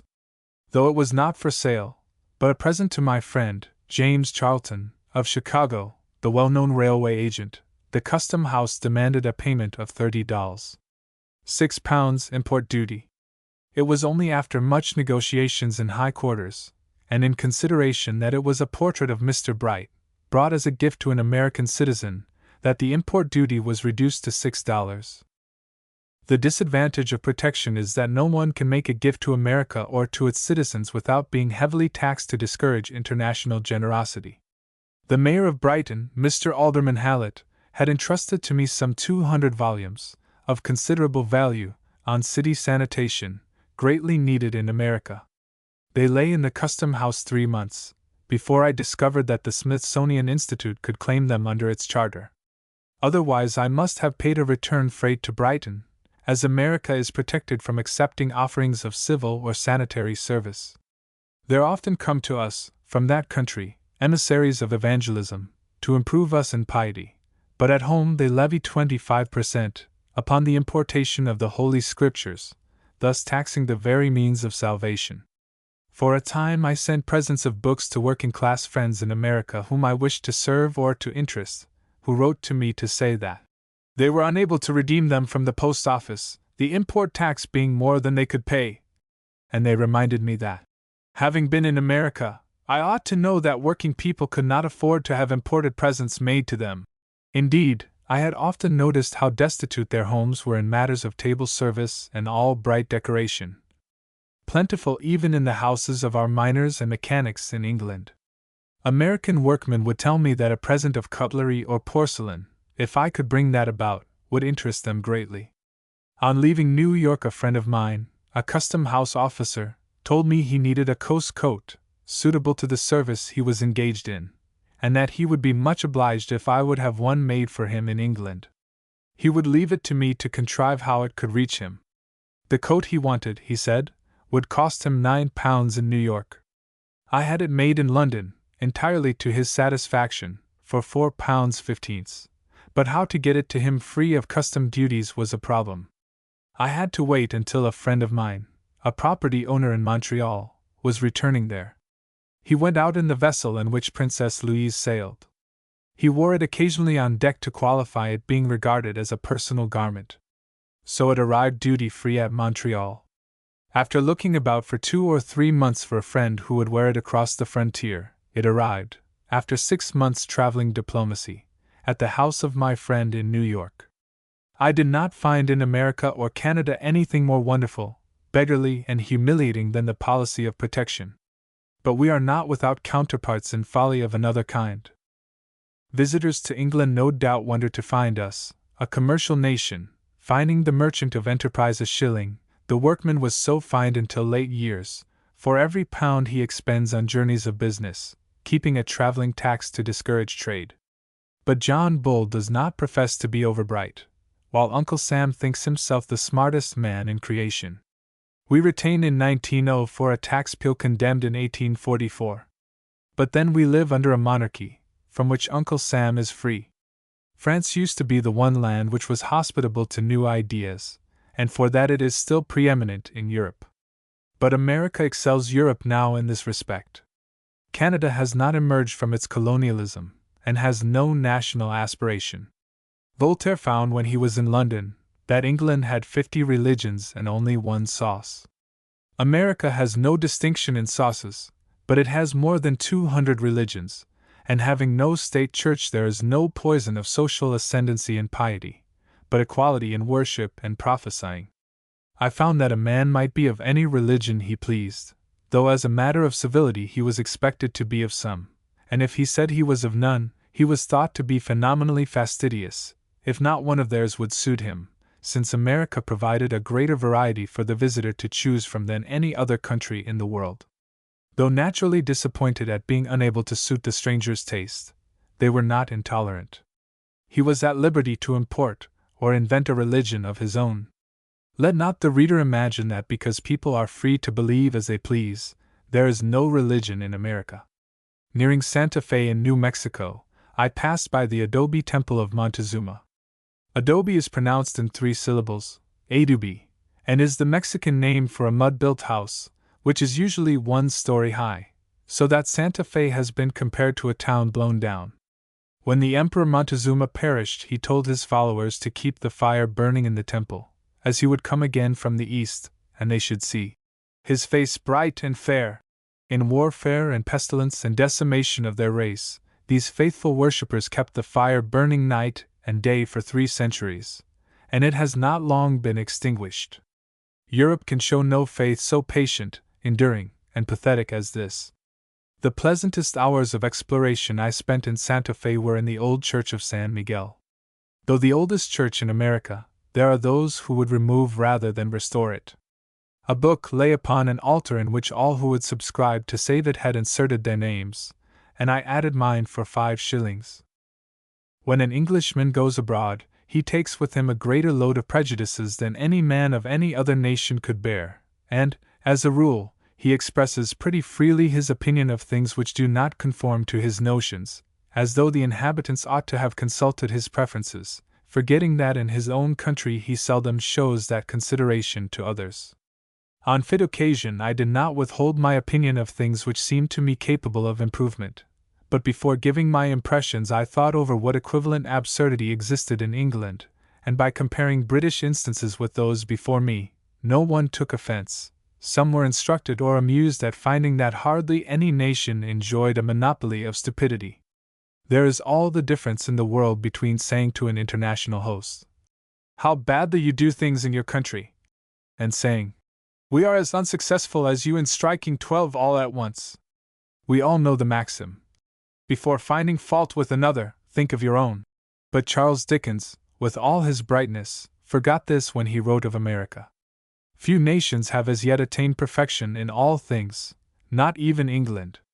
When in Boston, America, 1879, I went to the best Bible store I could find or be directed to purchase a copy of the apocryphal books of the Old Testament. In a church where I had to make a discourse, I wanted to read the dialogue between the prophet Esdras and the angel Uriel. The only copy I could obtain was on poor, thin paper, of small, almost invisible print, and meanly bound. The price was 4s. 2d. "How is it," I inquired, "that you ask so much in the hub of the universe for even this indifferent portion of Scripture, seeing that at the house of the Society for the Promotion of Christian Knowledge, in Northumberland Avenue, London, a house 10 times handsomer than yours, in a much more costly situation, I can buy the same book on good, strong paper, in large type, in a bright, substantial cover for exactly 3s. Less than you asked me?" "You see, sir," said the manager of the store, "we have duty to pay." "Duty!" I exclaimed. "Do you mean me to understand that in this land of Puritan Christians you tax the means of salvation?" He did not like to admit that, and could not deny it, so after a confused moment he answered, "All books imported have to pay 25% duty." All I could say was that it seemed to me that their protective duties protected sin, and being interested in the welfare of emigrants, I must make a note counseling all who wish to be converted to get that done before coming out, for if they arrive in America in an unconverted state they could not afford to be converted here. Until then I was unaware that protection protected the devil, and that he had a personal interest in its enactment.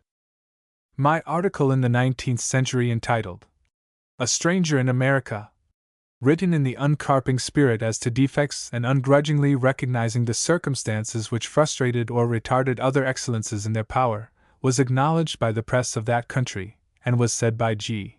W. Smalley, the greatest American critic in this country then, to be one of those articles which create international goodwill. Approval worth having could no further go.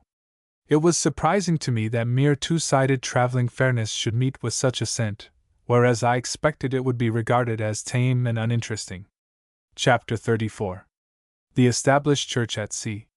The voyage out to America described in the last chapter included an instance of the extraordinary behavior of the established church at sea, which deserves special mention as it is still repeated. There is an offensive rule on board ships that the service on Sunday shall be that of the Church of England, and that the preacher selected shall be of that persuasion. Several of the 12 ministers of religion among the passengers of the Bothnia in 1879 were distinguished preachers, whereas the clergyman selected to preach to us was not at all distinguished, and made a sermon which I, as an Englishman, was ashamed to hear delivered before an audience of intelligent Americans. The preacher told a woeful story of loss of trade and distress in England, which gave the audience the idea that John Bull was up a tree. Were he up ever so high, I would not have told it to an alien audience. The preacher said that these losses were owing to our sins, that is, the sins of Englishmen. The devotion of the American hearers was varied with a smile at this announcement. It was their surpassing ingenuity and rivalry in trade which had affected our exports for a time. Our chief sins were uninventiveness and commercial incapacity, and the greater wit and ingenuity of the audience were the actual punishment the preacher was pleading against, and praying them to be contrite on account of their own success. The minister described bad trade as a punishment from God, as though God had made the rascally merchants who took out shoddy calico and ruined the markets. It was not God that had driven the best French and German artists and workmen into America, where they have enriched its manufacturers with their skill and industry, and enabled that country to compete with ours. The preacher's text was as wide of any mark as his sermon. It asked the question, "How can we sing in a strange land? When we should arrive there would hardly be a dozen of us in the vessel who would be in a strange land. The great majority were going home, mostly commercial reapers of an English harvest who were returning home rejoicing, bearing their golden sheaves with them. Neither the sea nor the land were strange to them. Many of them were as familiar with the Atlantic as with the prairie. I sat at table by a Toronto dealer who had crossed the ocean 29 times. The congregation at sea formed a very poor opinion of the discernment of the established church. On the return voyage in the Gallia we had another, burning, but not a shining light, of the Church of England to discourse. He was a young man, and it required some assurance on his part to look into the eyes of the intelligent Christians around him, who had 3 times his years, experience, and knowledge, and lecture them upon matters of which he was absolutely ignorant. This clergyman enforced the old doctrine of severity in parental discipline of the young, and on the wisdom of compelling children to unquestioning obedience, and argued that submission to a higher will was good for men during life. At least 2/3 of the congregation were American, who regard parental severity as cruelty to the young, and utterly uninstructive, and unquestioning obedience they hold to be calamitous and demoralizing education. They expect reasonable obedience, and seek to obtain it by reason. Submission to a higher will, as applied to man, is submission to arbitrary authority against which the whole polity of American life is a magnificent protest. The only higher will they recognize in worldly affairs is the will of the people, intelligently formed, impartially gathered, and constitutionally recorded, facts of which the speaker had not the remotest idea. Who can read this narrative of the ignorance and effrontery, nurtured by the established church and obtruded on passengers at sea, without a sense of patriotic humiliation that it is continued every Sunday in every ship? It is thought dangerous to be wrecked and not to have taken part in this pitiable exhibition. Chapter 35. Adventures in the Streets. Were I persuaded, as many are, that each person is a subject of providential care, I might count myself as one of the well-favored. I should do so, did it not demand unseemly egotism to believe the Supreme Master of all the worlds of the universe gave a portion of his eternal time to personally guide my unimportant footsteps, or snatch me from harm, which might befall me on doing my duty, or when I inadvertently, negligently, or ignorantly put myself in the way of disaster. Whatever may be the explanation, I have oft been saved in jeopardy. The first specific deliverance occurred when I was a young man, in the Baskerville Mill, Birmingham. Working at a button lathe, the kerchief round my neck was caught by the shock, and I saw myself drawn swiftly to it.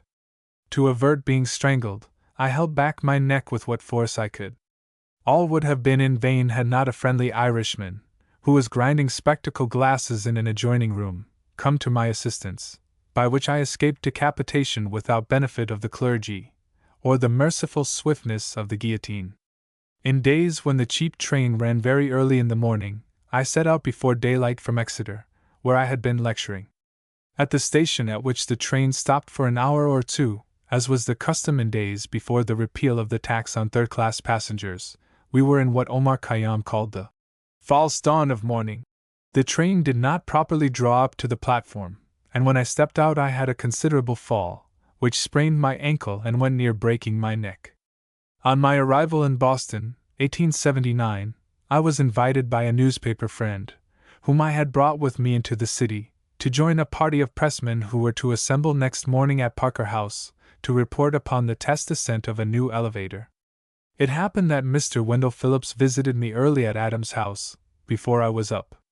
He sat familiarly on the bedrail, and proposed to drive me round the city and show me the historic glories of Boston, which being proud to accept, I sent an apology for my absence to the elevator party at Parker House. That morning the elevator broke down, and out of 5 pressmen who went into it only 4 were rescued, more or less in a state of pulp. 1 was killed. But for Mr. Phillips's fortunate visit I should have been among them. In Kansas City, in the same year, 1879, I was taken by my transatlantic friend, Mr. James Charlton, to see a sugar bakery, concerning which I was curious. The day was hot enough to singe the beard of Satan, and I was glad to retreat into the bakery, which, however, I found still hotter, and I left, intending to return at a cooler hour next morning.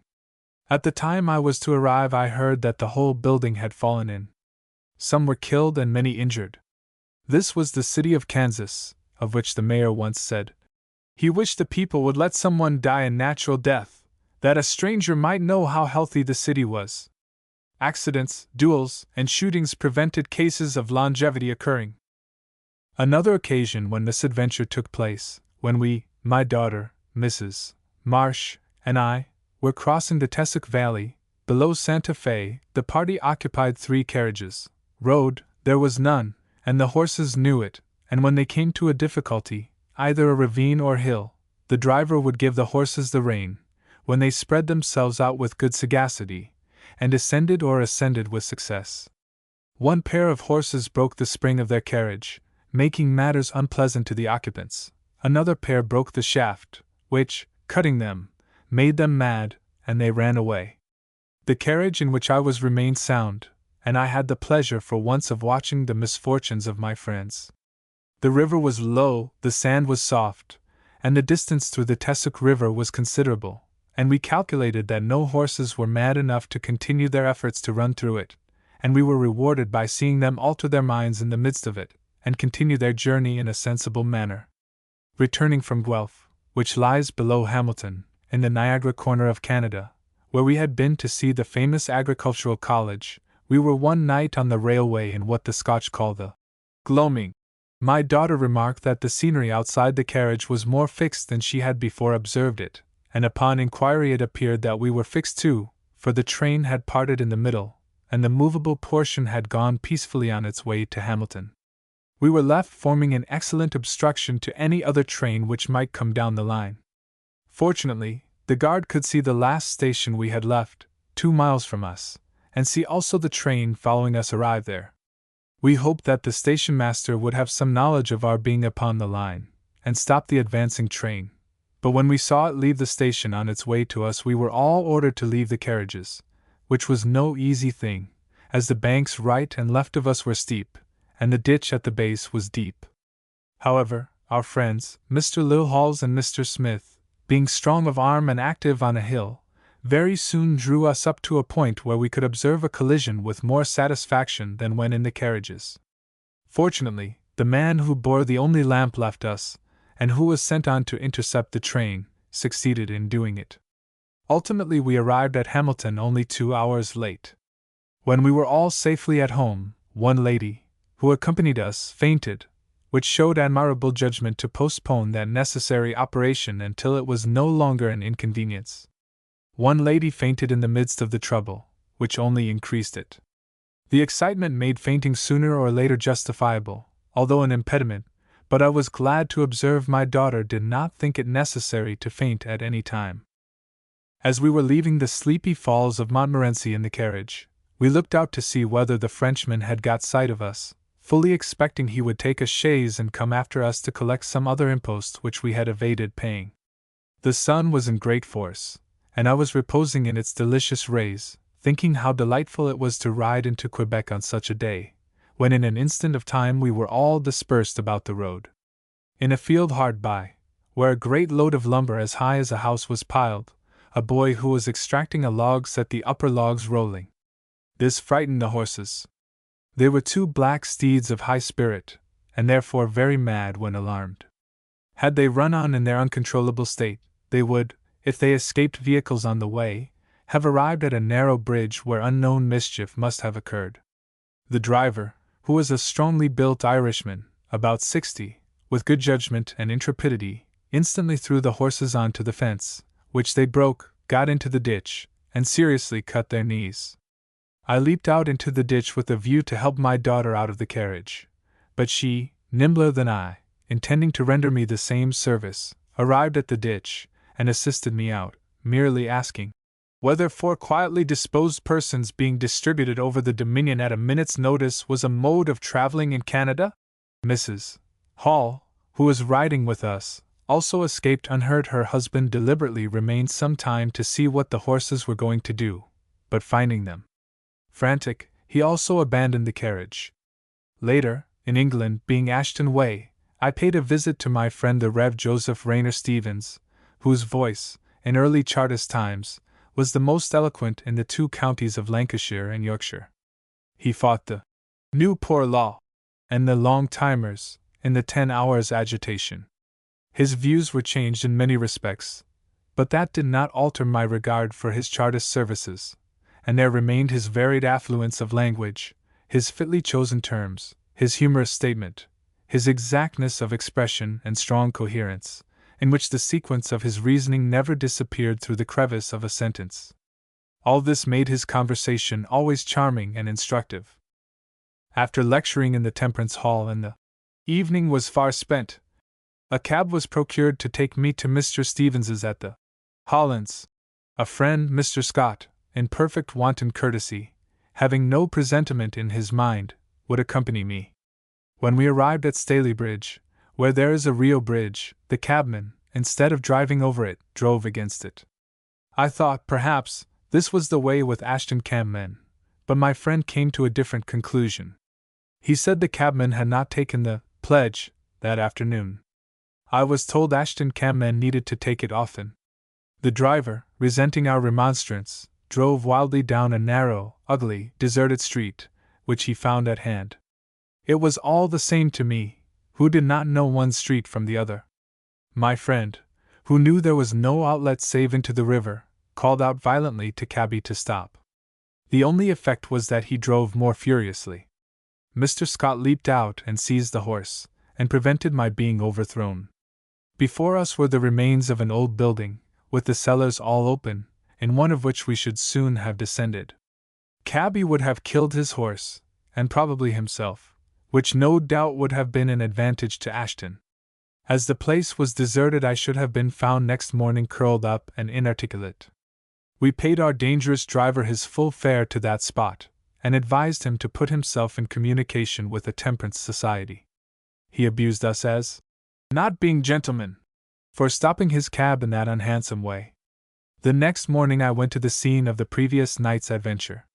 Had Mr. Henley, the loud, coarse-tongued member for Oxfordshire at that time, seen the place, he would have said we were making an ugly rush for the river.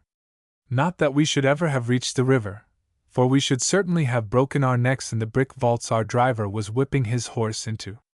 As I needed another cab on my arrival at Euston, I selected a quiet-looking white horse, and a good Templar-looking cabman, first asking the superintendent what he thought of him.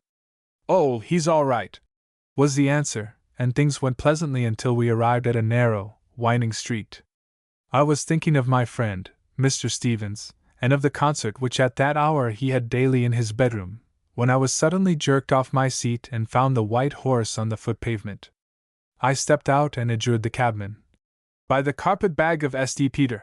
No more suitable adjuration presented itself on the occasion, to tell me what he was at. I said, "Are you from Ashton?" "Nothing the matter, sir." "All right, jump in." "Only my horse shied at the costermonger's carrot cart there." "She's a capital horse, only she's apt to shy," I answered.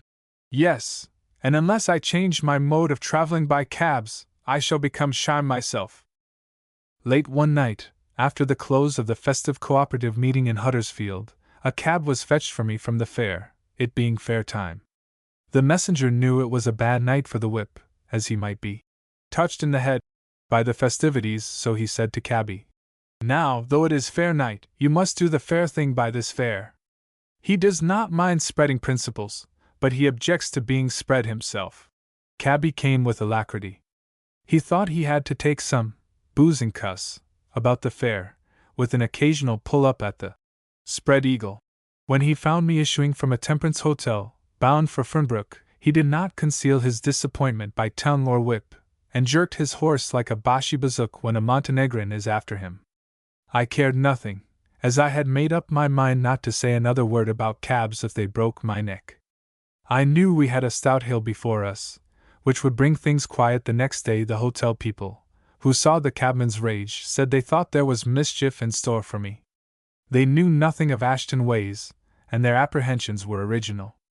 After a pleasant sojourn in Brighton, where the November sun is bright, and the fogs are thin, grey and graceful, softening the glare of the white coast, tempering it to the sensitive sight, I returned to London one cold, frosty day, when snow and ice made the streets slippery. I had chosen a cabman whose solid, honest face was assuring, and being lumpy and large himself, I thought he would keep his four-wheeler steady by his own weight. Being himself lame and rheumatic, he appeared one who would prefer quiet driving for his own sake. We went unsteadily until we reached Pall Mall, when he turned sharply up Suffolk Street. Looking out, I called to my friend on the box, saying, "This is not Essex Street, beg your pardon, sir, I thought you said Suffolk Street," and began to turn his horse round.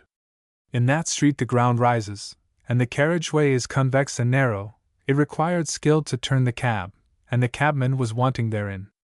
He said his rein had caught, and when he thought he was pulling the horse round, the horse had taken a different view of his intention, and imagined he was backing him, and giving me the benefit of the doubt, did back, and overturned the cab, and me too. Not liking collisions of late, I had, on leaving Brighton, wrapped myself in a railway cloak, that it might act as a sort of buffer in case of bumping, yet not expecting I should require it so soon. Seeing what the horse was at, and taking what survey I could of the situation, I found I was being driven against the window of the house in which Cobden died.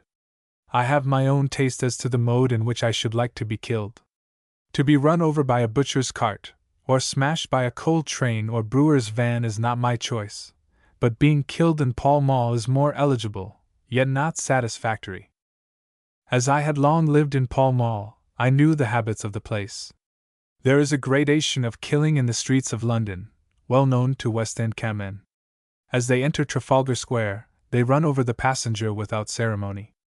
At Waterloo Place, where gentlemen wander about, they merely knock you down, but as they enter Clubland, which begins at Pall Mall West, where judges and cabinet ministers and members of Parliament abound, they merely run at you, so I knew I was on the spot where death is never inflicted. Therefore I took hold of the strap on the opposite side of the cab to that on which I saw I should fall. For better being able to look after my portmanteau, I had it with me, and fortunately had placed it on the side on which I fell. Placing myself against it when the crash came, and the glass broke, I was saved from my face being cut by it. My hat was crushed, and head bruised. It was impossible to open the door, which was then above me, and had the horse taken to kicking, as is the manner of these animals when in doubt, it would have fared ill with me. Possibly the horse was a member of the Peace Society, and showed no belligerent tendency. More likely he was tired, and glad of the opportunity of resting himself. The street, which seemed empty, was quickly filled, as though people sprang out of the ground. 2 Micawbers who were looking out for anything which turned up, or turned over, came and forced open the cab door at the top, and dragged me up, somewhat dazed, my hat off, my grey hair disheveled, my blue spectacles rather awry on my face. I was sensible of a newly contrived, music-hall appearance as my shoulders peered above the cab.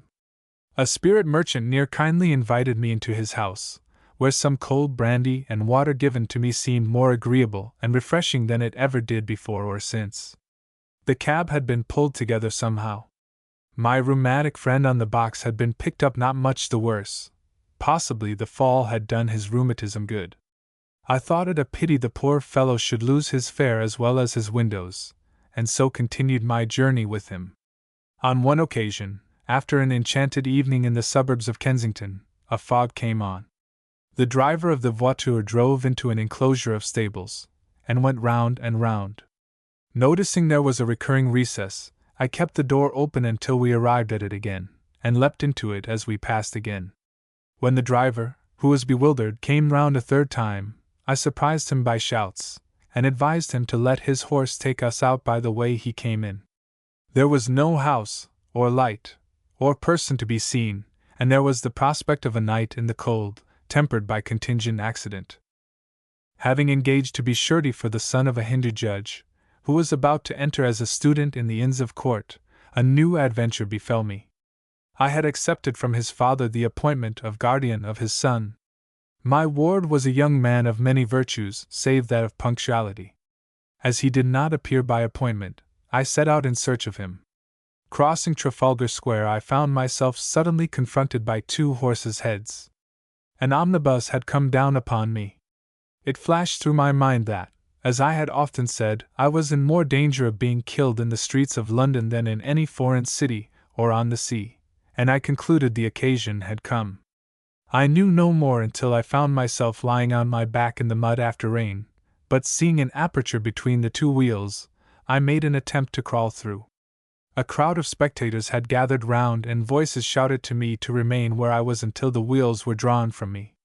Lying down in the mud again was new to me. There was nothing over me but the omnibus, and as I had never seen the bottom of one before, I examined it. It happened that a surgeon of the Humane Society was among the spectators, who assisted in raising me up, and took me to the Society's rooms close by, where I was bathed and Vaseline applied to my bruises.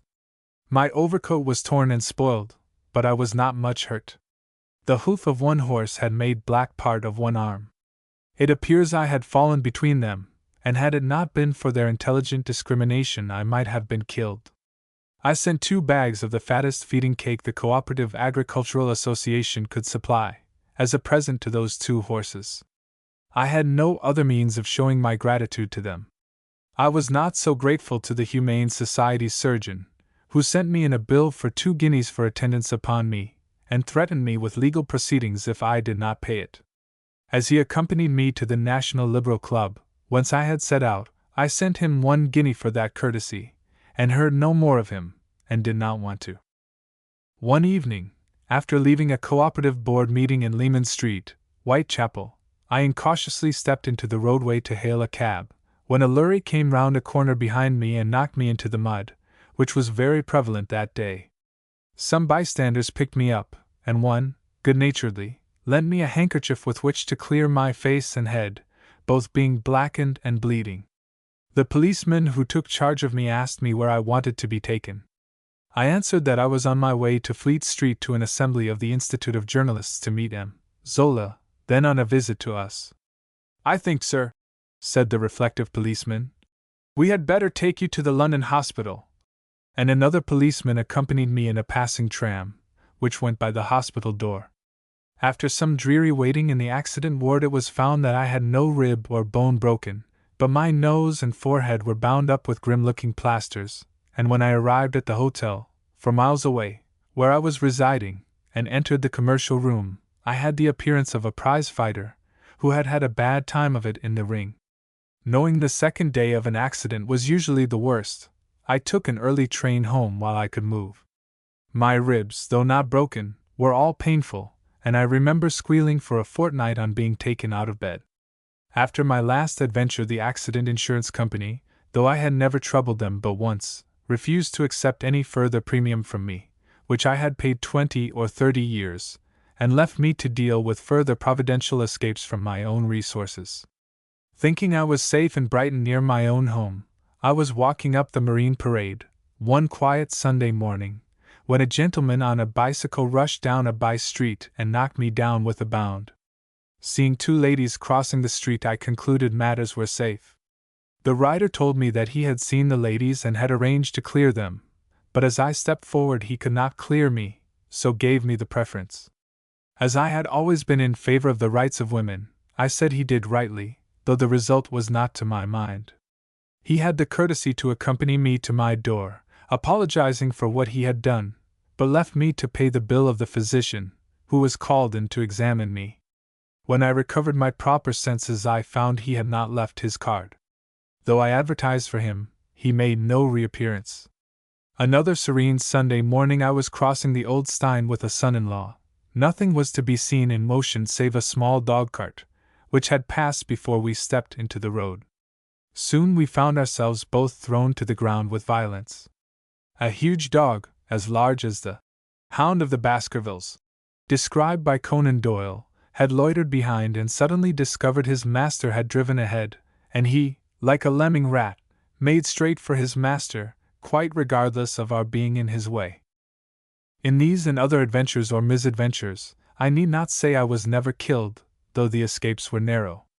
To say they were providential escapes would be to come under the rebuke of Archbishop Whately, who, when a curate reported himself as providentially saved from the terrible wreck of the Amazon, asked, "I to understand that all less fortunate passengers were providentially drowned?" The belief that the deity is capricious or partial in his mercies is a form of holy egotism which better deserves indictment than many errors of speech which have been so visited. I have no theory of my many exemptions from fatal consequences. All I can say is that, had I been a saint, I could not have been more fortunate. Chapter 36. Limping Thrift.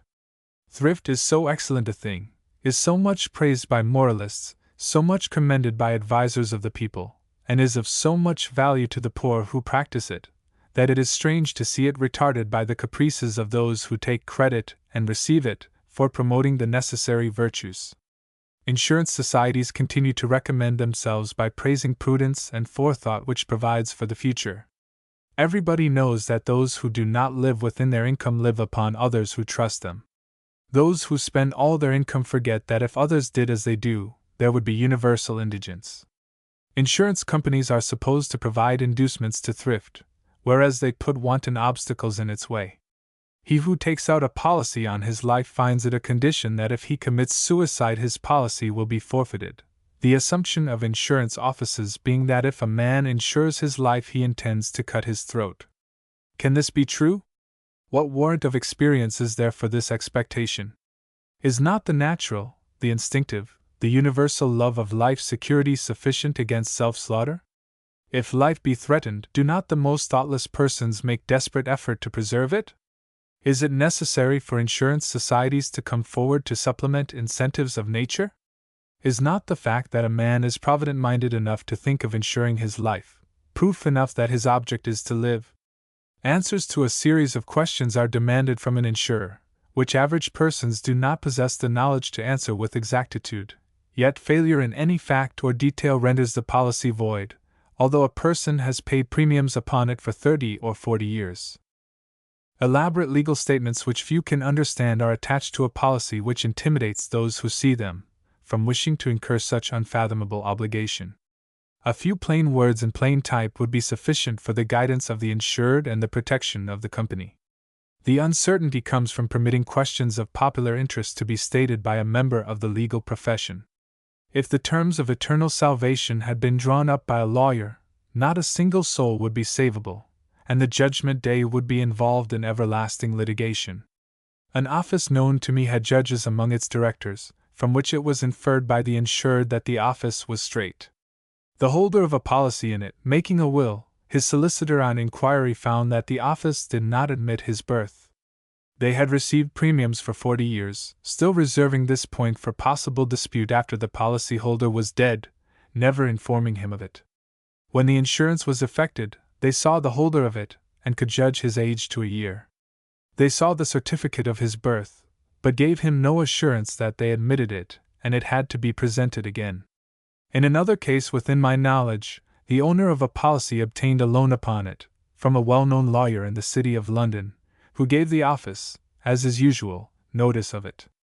When the loan was repaid, he again wrote to the office saying he had executed a deed of release of his claim on the policy. That the office was not satisfied with this assurance was never communicated to the policyholder, and when many years later, the lawyer who advanced the loan was dead, and his son who succeeded him was dead, it transpired that the office did not believe the assurances they had received. They admitted having received the letter by the loan maker, but required to see the deeds relating to the advance and release and repayment of the loan, and they gave the policyholder to understand that he had better keep those deeds, as his executors might be required to produce them at his death. It was a miracle they were not destroyed. As the office had been legally notified that the claim on the policy had ceased, it was never imagined that deeds which did not relate to the office could be required by it. Under this intimidation, the deeds have now been kept. They are 50 years old. This Scotland Yard practice of treating an insurer as a thief detracts from the fascination of thrift. Another instance was that of a policyholder who applied to the office for a loan, for which 1% more interest was demanded than his banker asked, and a rise of 1% in case of delay in paying the interest, and a charge was to be made for the office lawyer investigating the validity of their own policy, upon which the office had received premiums for 47 years. Directors, like the Doge of Venice, should have a lion's mouth open, of which they have the key, when they might hear of things done in their name, not conducive to the extension of thrift. No wonder thrift goes limping along, from walking in the jagged pathway which leads to some insurance office. There are, as I know, offices straightforward and courteous, who foster thrift by making it pleasant. Yet, as one who has often advocated thrift, I think it useful to record my astonishment at the official impediments to its popularity, which I have encountered. This is one reason why thrift, the most self-respecting of all the goddesses that should be swift-footed, goes limping along. Chapter 37. Mistrust of moderation. Temperance is restraint in use. Abstinence is entire avoidance, which is the wise policy of those who lack the strength of temperance. How necessary entire abstinence is to many, I well know. When the drink passion sets in, it leads to an open grave. The drinker sees it, and knows it, and with open eyes walks into it. He who realizes the danger would, as Charles Lamb said, for such there is no salvation save entire abstinence. Thousands might have been saved but for the fanaticism of abstinence advocates who opposed in Parliament every legal mitigation of the evil, thinking the spectacle of it would force the legislature into prohibition. In discussions, lectures, articles, I advocated the policy of mitigation and supported measures in Parliament calculated to that end, encountering thereby the strong dissent of temperance writers who, not intending it, connived at drunkenness as a temperance policy. Is it true that moderation is dead? Have teetotalers extinguished it as a rule of daily life? Bishop Hall, in his fine way, said, "Moderation was the silken string running through the pearl chain of all our virtues." Was this a mistake of the illustrious prelate? Is not temperance a wider virtue than total abstinence? Is there no possibility of establishing temperance in betting? Can no limitation be imposed on betting? The public no denunciatory preaching does not arrest it. Innumerable articles are written against it. Letters about it are not lacking in the editor's post-bag. Yet not a mitigation nor remedy is suggested, save that of prohibition, which is as yet impossible. Betting is a kind of instinct, difficult to eradicate, but possible to regulate. Games of hazard, as card-playing or dice, are naturally seductive in their way. They are useful as diversions and recreation. They exercise the qualities of judgment, calculation, and presence of mind, as well as furnish entertainment. It is only when serious stakes are played for that mischief and ruin begin. But the seduction of card gambling, once widely irresistible, is now largely limited by the growing custom of playing only for small stakes. Family playing or club playing, professedly for money, is held to be disreputable. Formerly, drinking which proceeded to the verge of intoxication, or went beyond it, was thought manly. Now, where the effects are seen in the face, or in business, it is counted ruinous to social or professional reputation. Drinking is far more difficult of mitigation than betting, because the temptations to it occur much oftener. The capricious habit of going in search of luck can be restrained by common sense. Temperance in betting would be easier to effect were it not for the intemperate doctrine of total abstainers. By defaming moderation, they rob the holy name of temperance of its charm, its strength, and its trust. By teaching that moderation is an inclined plane, polished as marble, and slippery as glass, on which whoever sets his foot slips down into perdition, they destroy moderation by making it a terror. It brings it into contempt and distrust, and undermines self-confidence and self-respect. Yet it is by moderation that we live. Moderation in eating is an absolute condition of health, as the Indian proverb puts it. Disease enters by the mouth. A man who disregards moderation in work, or in pleasure, or diet, seldom lives out half his days. He who has no moderation in judgment, in belief, in opinion, in politics, or piety, is futile in counsel, and dangerous in his example. If the disparagement of self-control has not destroyed the capacity and confidence of moderation in the public heart, temperance in betting is surely possible. Occasionally a minister of religion will ask me what I have to say about betting. I answer, it is difficult to extinguish it, but possible to mitigate it. I give an instance from my own experience. Years ago, when I was editing The Reasoner, Dr. Shorthouse contributed a series of instructive papers on the physiology of racing horses. Out of courtesy to him, I took a ticket in a sweepstake in which he was concerned, but in which I felt no interest. Months after, I saw that the owner of the prize was unknown. My brother, knowing I had a ticket, found it among my papers, and I received £50. I invested the amount, intending to use the interest in some future speculation, if I made any, which was not in my way. To that £50 there is added now more than £50 of accumulated interest, with which I might operate if so inclined. Were I in the crusade against betting, I should say, form societies for temperance in betting, of which the rules shall be 1. No member may make any bet unless he is able, having regard to his social obligations, to lose the sum he risks, and is willing to lose it, if he fails to win. 2. When he does win anything, he shall invest it, and bet with the interest, and every time he wins, shall add the amount to the original investment, which would give him a larger sum for future recreation in that way. There is a Church of England Temperance Society which has the courage to believe in moderation, and which makes it a rule of honor to keep clear of all excess. Thousands in every walk of life have been saved to society under this sensible encouragement, and where an occasional act of excess would have been counted venial, it is regarded as revolting as an act of indecency. I have known men in the betting ring who made up their mind that when they acquired a certain sum they would retire, nor step again in the treacherous paths of hazard, and they kept their resolution. But very few are able to do this, having no trained will. I am against extremes in social conduct, save where reason shows it to be a necessity. If betting limited was approved by the public, betting at hazard would become as socially infamous as petty larceny. In the dearth of suggestions for the mitigation of an evil as serious as that of drunkenness, I pray forgiveness for that I have made. Previous to 1868, I assisted in establishing the Scottish Advertiser conducted by Walter Parlane. It bore the following motto, which I wrote for it: whatever trade Parliament licenses, it recognizes, and so long as such trade is a source of public revenue, it is entitled to public protection. I still agree with the sentiment expressed. All I meant was a reasonable protection of the interest which the law had conceded to the trade. The predatory impudence of the monopoly privileges the trade has since extorted against the public interests was in no man's mind then. No one intended that the concession of just protection should be construed into extortion. As respects compensation, the temperate party refused it.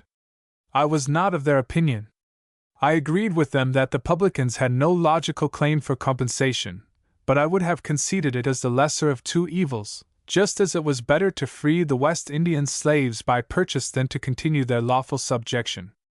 If to maintain in full force the legalized machinery of drunkenness be only half as dreadful in its consequences as temperance advocates truly represent, it would be cheaper as well as more humane to limit it by graduated compensation.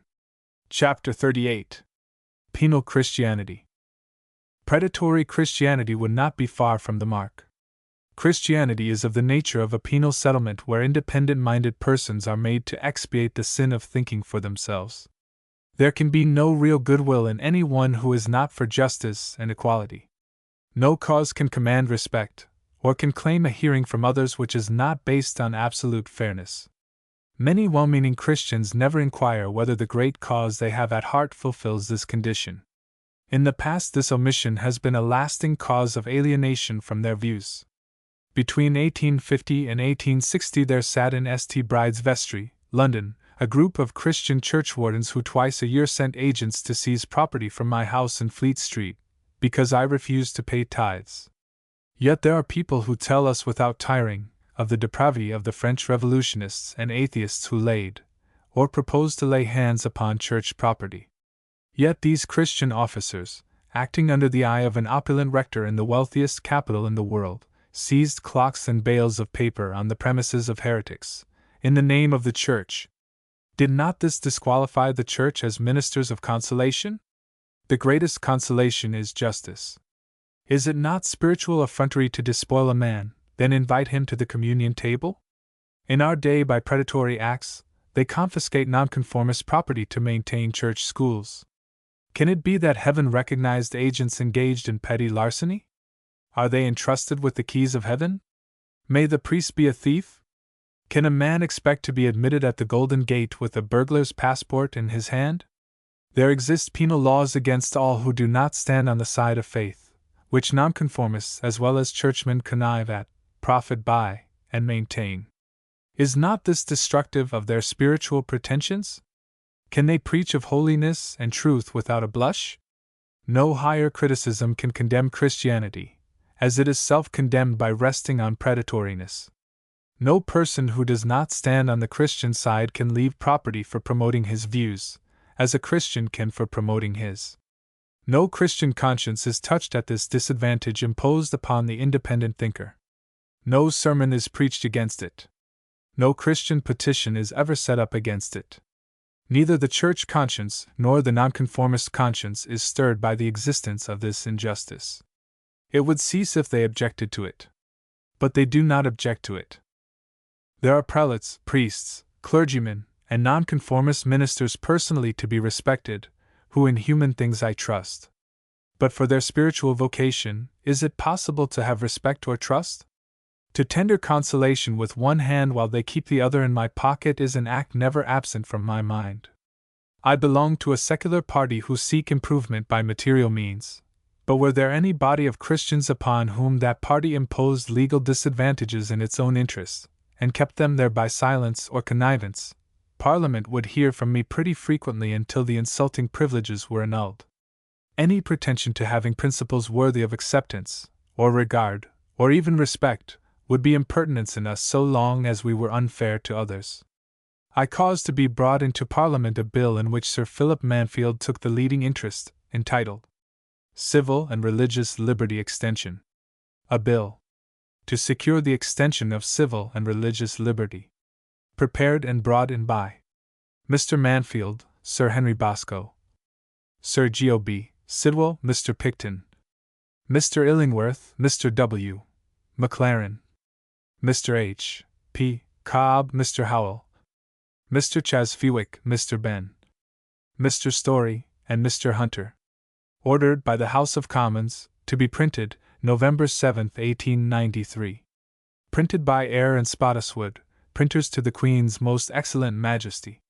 And to be purchased either directly or through any bookseller, from Eyre and Spottiswoode, East Harding Street, Fleet Street, B.C., and 32, Abingdon Street, Westminster, 8. W. or John Menzies and Company, 19, Hanover Street, Edinburgh, and 90, West Nile Street, Glasgow, or Hodges, 26 Company, Limited, 104, Grafton Street, Dublin. Price 1d. Bill 464. Memorandum. This bill comprises but a small extension of religious equality. Its object is to enable a man to do what he likes with his own, for admittedly lawful purposes. It is affirmed by legal decisions that any man may believe what he pleases, speak what he pleases, publish his honest conviction, provided he does it in a temperate and considerate manner, and he may, while living, give money to maintain his views. All this bill seeks is that he may, at his death, bequeath money for such purpose. This bill merely proposes to extend a right which Christians of every denomination enjoy, but which hitherto has been denied to those who may conscientiously object to prevailing opinions. Bill 2. Secure the extension of civil and religion's liberty. Whereas 1. It is expedient to remove the disabilities under which persons suffer desirous of endowing, creating, and maintaining charitable and other trusts for religious and ethical inquiry, so as to further extend civil and religious liberty. 2. Nothing contained in this Act shall affect or be deemed to repeal or contravene in any way such parts of the Act 9 George 2, Cap. 36, relating to more main as remain unrepealed, or any other act amending or altering such act, and the provisions of all such acts now in force shall apply to all trusts created under this Act. 3. After the passing of this Act, notwithstanding any act, rule of common law, rule of equity, or rule of practice of any court of justice now in force to the contrary, it shall be lawful for any person to create and endow, or create or endow, any trust for inquiry into the foundations and tendency of religious and ethical beliefs which from time to time prevail, or for the maintenance and propagation of the results of such inquiry. And the method of application of bequests made for the purposes aforesaid shall be, on the part of those responsible for their administration, subject to revision at intervals of 30 years. For such trust, whether created by deed or will, or by other instrument, shall be deemed a charitable trust, and shall be administered and given effect to in all respects in as full and complete a manner as in the case of religious and charitable trusts now recognized by law, and the doctrine of Cypress shall be applied to it when circumstances shall arise requiring the application of such doctrine. This bill was not proceeded with. It required a member like Samuel Morley, of known Christianity and a conscience, to carry it through the House. A theory has been started that by registering an association, under the Friendly Societies Act, it would legalize its proceedings and virtually repeal all the laws confiscating bequests. No case of this kind has come before the higher courts. To do the government justice, I know no case in which the Crown has interfered to confiscate a bequest on the ground of heresy in its use. Members of families, legally entitled to the property of a testator, may claim the money and get it. If the family enters no claim, the bequest takes effect. In the meantime, the state of the law prevents testators leaving property for the maintenance of their opinions, and Christians bring charges against philosophical thinkers for lack of generosity in building halls as Christians do chapels. The Christian reproaches the philosopher for not giving, when he has confiscated the bequest of the philosopher and the power of giving.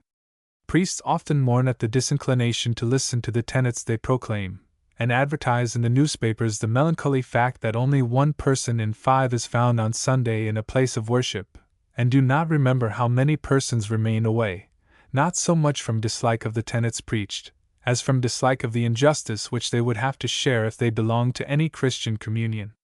Chapter 39. 2 Sundays. None of our Sunday societies or Sunday leagues seem ever to have thought of the advantages of advocating, as I have long done, 2 Sundays, a devotional Sunday and a secular Sunday.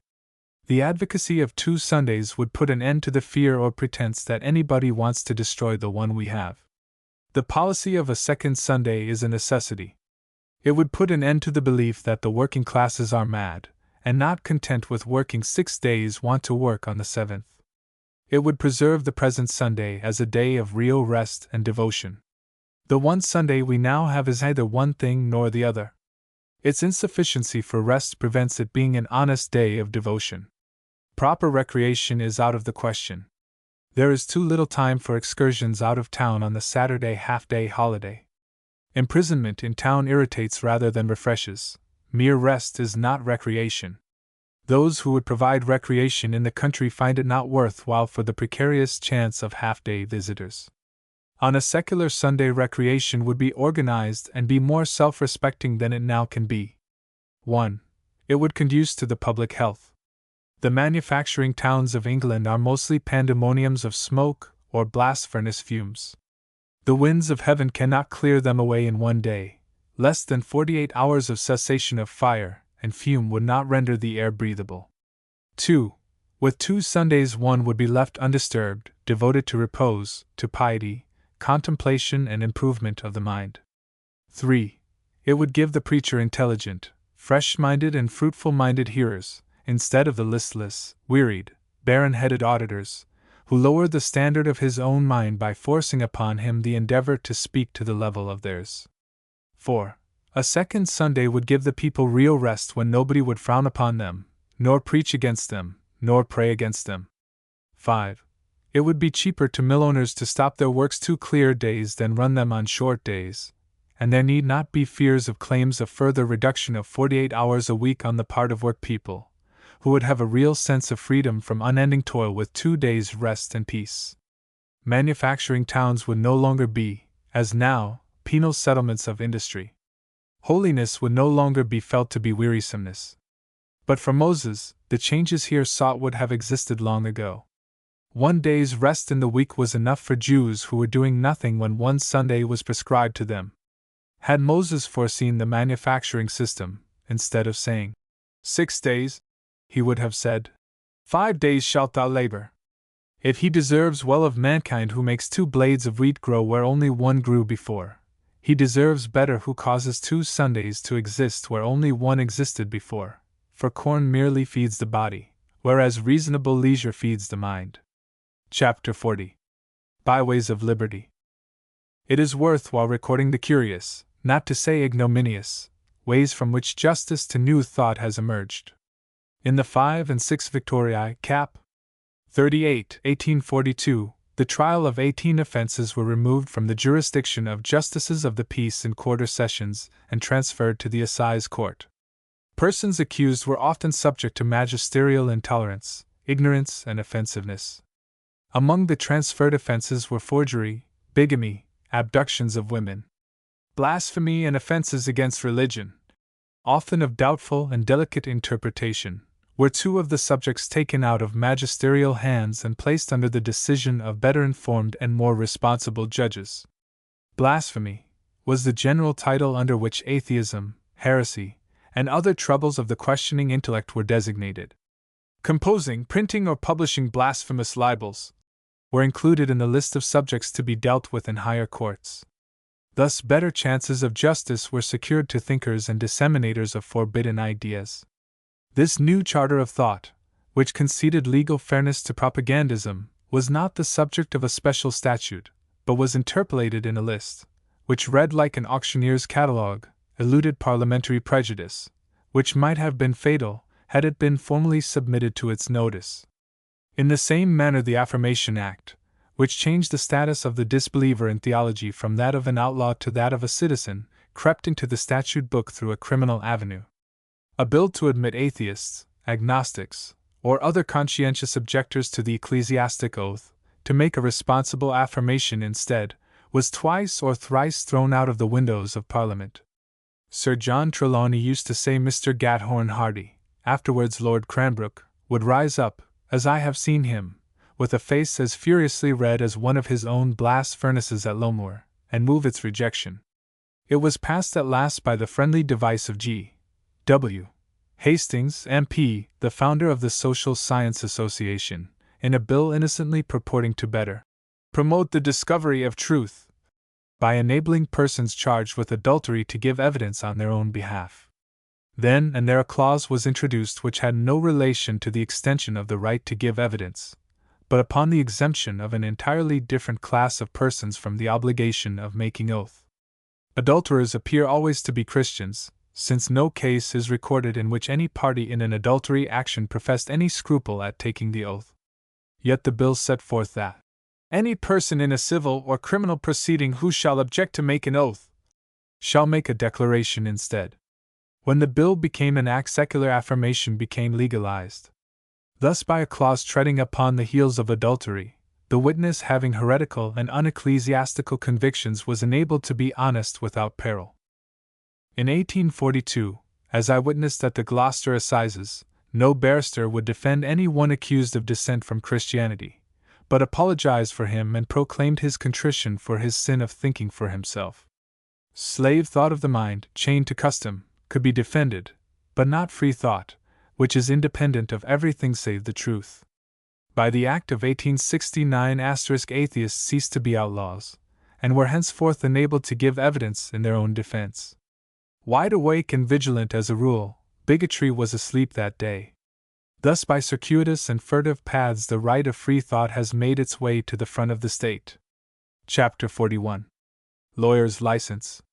The extraordinary legal license of disordered and offensive imputation has been limited since 1842. In those days, officers of the law, who always professed high regard for morality and truth, had no sense of either, when they were drawing up theological indictments. In the affair at Cheltenham, I delivered a lecture on home colonies, a proposal similar to the garden cities of today, to which nobody objects now.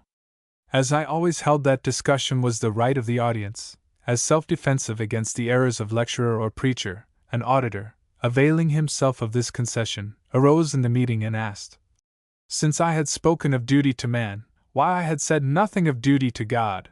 My proper answer was, that having announced one subject, the audience would have a right to complain that I had trepanned them into hearing another, which they would not hear willingly.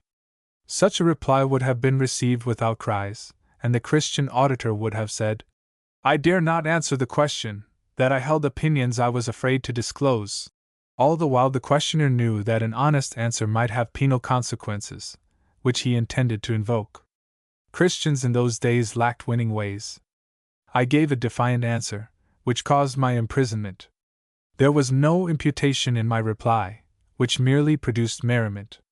Yet my indictment, said I, was a wicked, malicious, evil-disposed person, and that I wickedly did compose, speak and utter, pronounce and publish with a loud voice, of and concerning the Holy Scriptures, to the high displeasure of Almighty God, and against the peace of Our Lady the Queen. Every sentence was an outrage, and nearly every word untrue. I was not wicked, nor malicious, nor evil-disposed. I did not compose the speech, it was purely spontaneous. I never had a loud voice. I never referred to the Holy Scriptures, and I only disturbed the peace of Our Lady the Queen by a ripple of laughter. I carried no arms. I was known as belonging to the moral force party in politics, and was entirely unprepared to attack any person, let alone one omnipotent with force of arms. The imputations in the indictment were not only untrue, but contained more blasphemy than was in the mind of any one to utter. I called the judge's attention to the atrocity of the language of the indictment. He did not say there was anything objectionable in it, which showed that the morality of the bench was not higher at that time than the morality of the magistrates. In the Cheltenham Chronicle, known in the town as the Rev. Francis Close's, afterwards Dean of Chichester, paper, I was described as a miscreant, for the answer I had given to my auditor. Mr. Justice Erskine had no word of reproof for the infamous term applied to me. As I have elsewhere said, I spoke in my defense upwards of 9 hours. The length was owing to the declaration of one of the magistrates, Mr. Bransby Cooper, that the court would not hear me defend myself. Why I defended myself at all was from a very different reason. No barrister in those days would defend any one charged with dissenting from the Christian religion. The counsel always apologized to the jury for the opinions of his client, which admitted his guilt. This was done at that very assizes at which I was tried. A Mr. Thompson, a barrister in court, who we mistook for a son of General Baronet Thompson, also at the bar, was engaged to defend George Adams, charged with an act of heresy. The false Thompson expressed contrition for Adams, without knowing or inquiring whether it was true that he felt it. Neither counsel nor magistrate nor judge seemed to think it necessary that what they said should be true. Thus my justification of the seeming presumption of defending myself was the fact that no counsel would defend us without compromising us. I had no taste for martyrdom. I did not want martyrdom. I did not like martyrdom. Martyrdom is not a thing to be sought, but a thing to be submitted to when it comes. This narrative shows that, in one respect, legal taste and truth have improved in my time.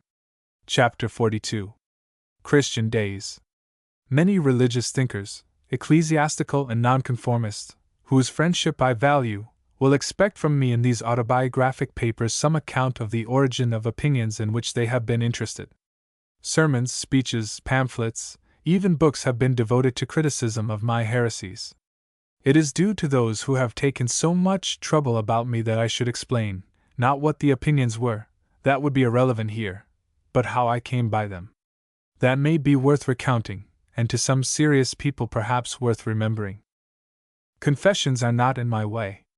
They imply that something it was prudent to conceal has to be owned up. Of that kind I have no story to tell. An apologia is still less to my taste. I make no apology for my opinions. I do not find that persons who dissent from me, ever so strenuously, think of apologizing to me for doing so. They do right in standing by their convictions without asking my leave. I hope they will take it in good part if I stand by mine without asking theirs. My mother did not go to the established church, to which her father belonged. She had natural piety of heart, and thought she found more personal religion among the nonconformists than in the church. She attended Carr's Lane Chapel, where the Rev. John Angel James preached, who had a great reputation in Birmingham for eloquence and for his evangelical writings. He was notorious in his day for denouncing players and ambitious preachers seeking to excel in the arts of this world, which caused the town people to say that he was dramatic against the drama and eloquent against eloquence. His name, Angel James, begot a belief that it was descriptive of himself, and that his doctrines were necessarily angelic. It seems absurd, but I shared this belief, and should not have been surprised to hear that he had some elementary development of wings out of sight at the same time. Mr. James gave me the impression of severity and piety, and my feeling towards him was one of awe, dreading a near approach. Some years after, I held a discussion of several nights with the Rev. W. J. Winks of Leicester, who wrote to Mr. James to make inquiries concerning me. In 1881, some 35 years after the discussion, Mr. Winks' son showed me a letter which Mr. James wrote in reply saying, "Holyoake was a boy in my Sunday school 5 years. He then went, through the persuasion of a companion, to Mr. Cheadle's for a short time, then to the Unitarian school, I believe entered a debating society, and became an unbeliever. He is a good son and kind to his mother, who is a member of one of our Baptist churches." The Rev. Mr. Cheadle, of whom Mr. James speaks, was a Baptist minister. It is true I went to his church. My sister Matilda became a member of it, but I never joined at the ceremony of baptism there was by immersion. It seemed poetical to me when I read the account of baptism in the Jordan, but I could not make up my mind to be baptized in a tank. The reason, however, that I gave at the time was the stronger and the true one, that I did not feel good enough to make a solemn public profession of faith. Mr. James was misinformed. I never belonged to a debating society. It was very good of him to write of me so, when he must have been very much pained at the opinions he believed me then to hold. A man may speak generously privately, but he means it when he says the same thing publicly, and Mr. James did this. He wrote to a similar effect in the British Banner at the time when the Rev. Bruin Grant was painting portraits of me in pandemonium colors. A small Sunday school magazine came into my hands when I was quite a youth. It was edited by the Rev. W. J. Winks. As communications were invited from readers, I sent some evangelical verses to him. The first time of my seeing my initials in print was in Mr. Winks' magazine. After a time, partly because the place of worship was nearer home, my mother joined a little church in Thorpe Street, and later one in Inga Street. They were melancholy little meeting houses, and, as I always accompanied my mother, I had time to acquire that impression of them. A love of art was in some measure natural to me, and I thought that the temple of God should be bright, beautiful, and costly. As I was taught to believe that he was always present there, It seemed to me that he should not be invited, and all our prayers did invite him, into a mean-looking place.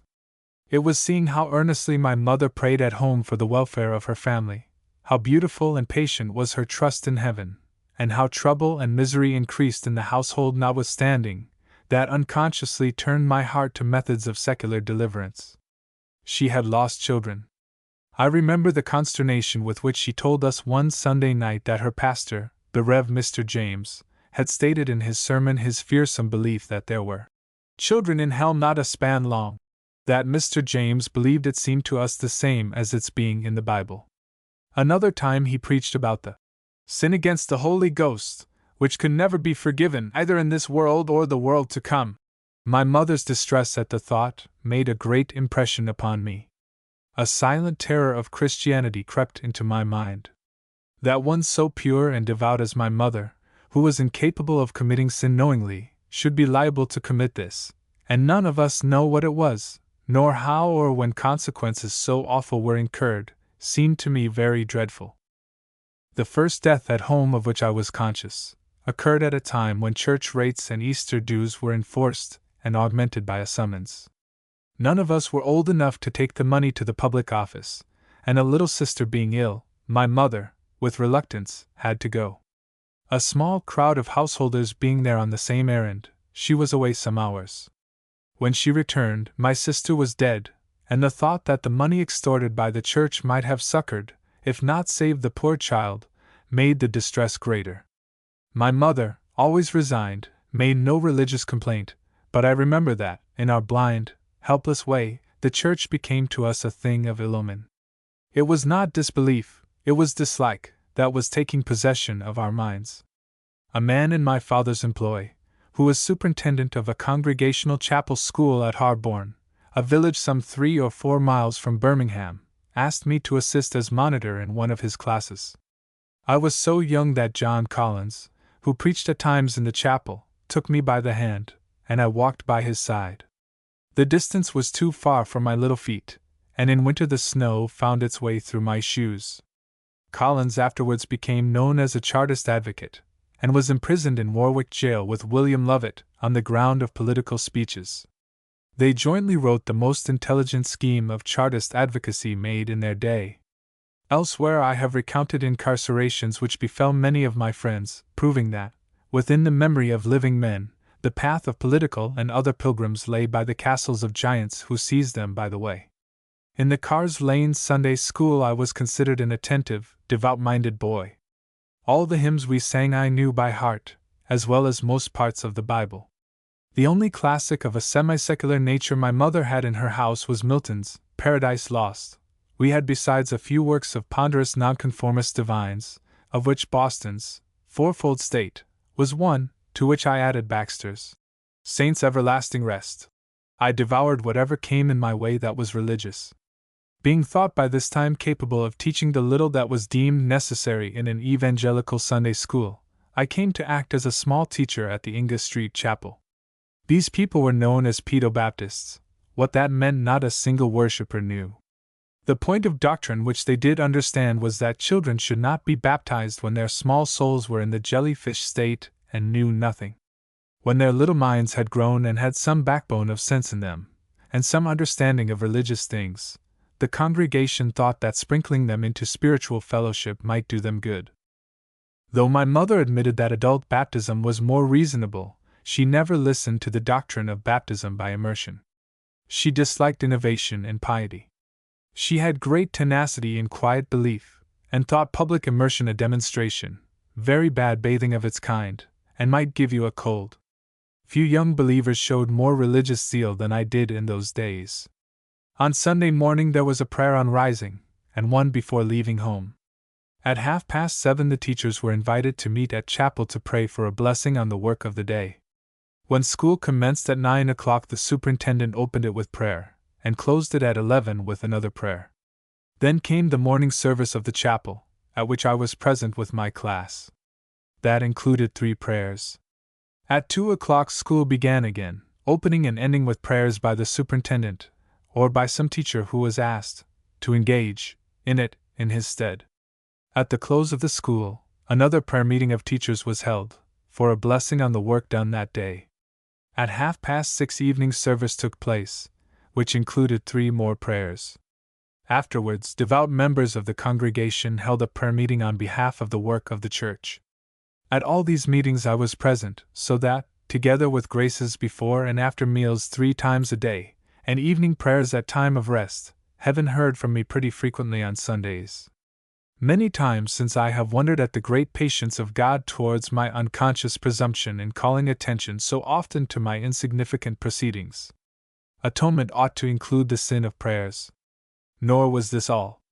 At chapels in Birmingham, 1834, when anniversary sermons had been preached on Sunday by some ministers of mark, there would commonly be a public meeting on Monday at which they would speak, and to which I would go.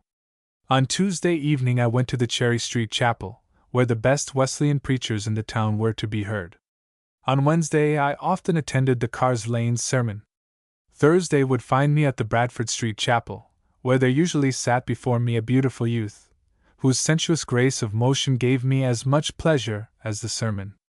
I remember it because it was there I first became conscious of the charm of human strength and proportion. I had the Greek love of beauty in boys, not in the Greek sense, of which I knew nothing. On Friday I generally went to the public prayer meeting in Cherry Street, because Wesleyans were bolder and more original in their prayers than other Christians. In frequenting Wesleyan chapels I could not help noticing that their great preachers were also men of great build, of good width in the lower part of the face. Afterwards I found that their societies elsewhere were mostly composed of persons of sensuous make. Their preachers having strong voices, and drawing inspiration mainly from feeling, they had boldness of speech, and those who had imagination had a picturesque expression. Independents and Baptists often tried to solve doubts, which showed that their convictions were tempered by thought to some extent, but the Wesleyan knew nothing of thought. He put doubt away. He did not recognize that the questioning spirit came from the angel of truth. To the Wesleyans, inquiry is but the fair-seeming disguise of the devil, and to entertain it is of the nature of sin.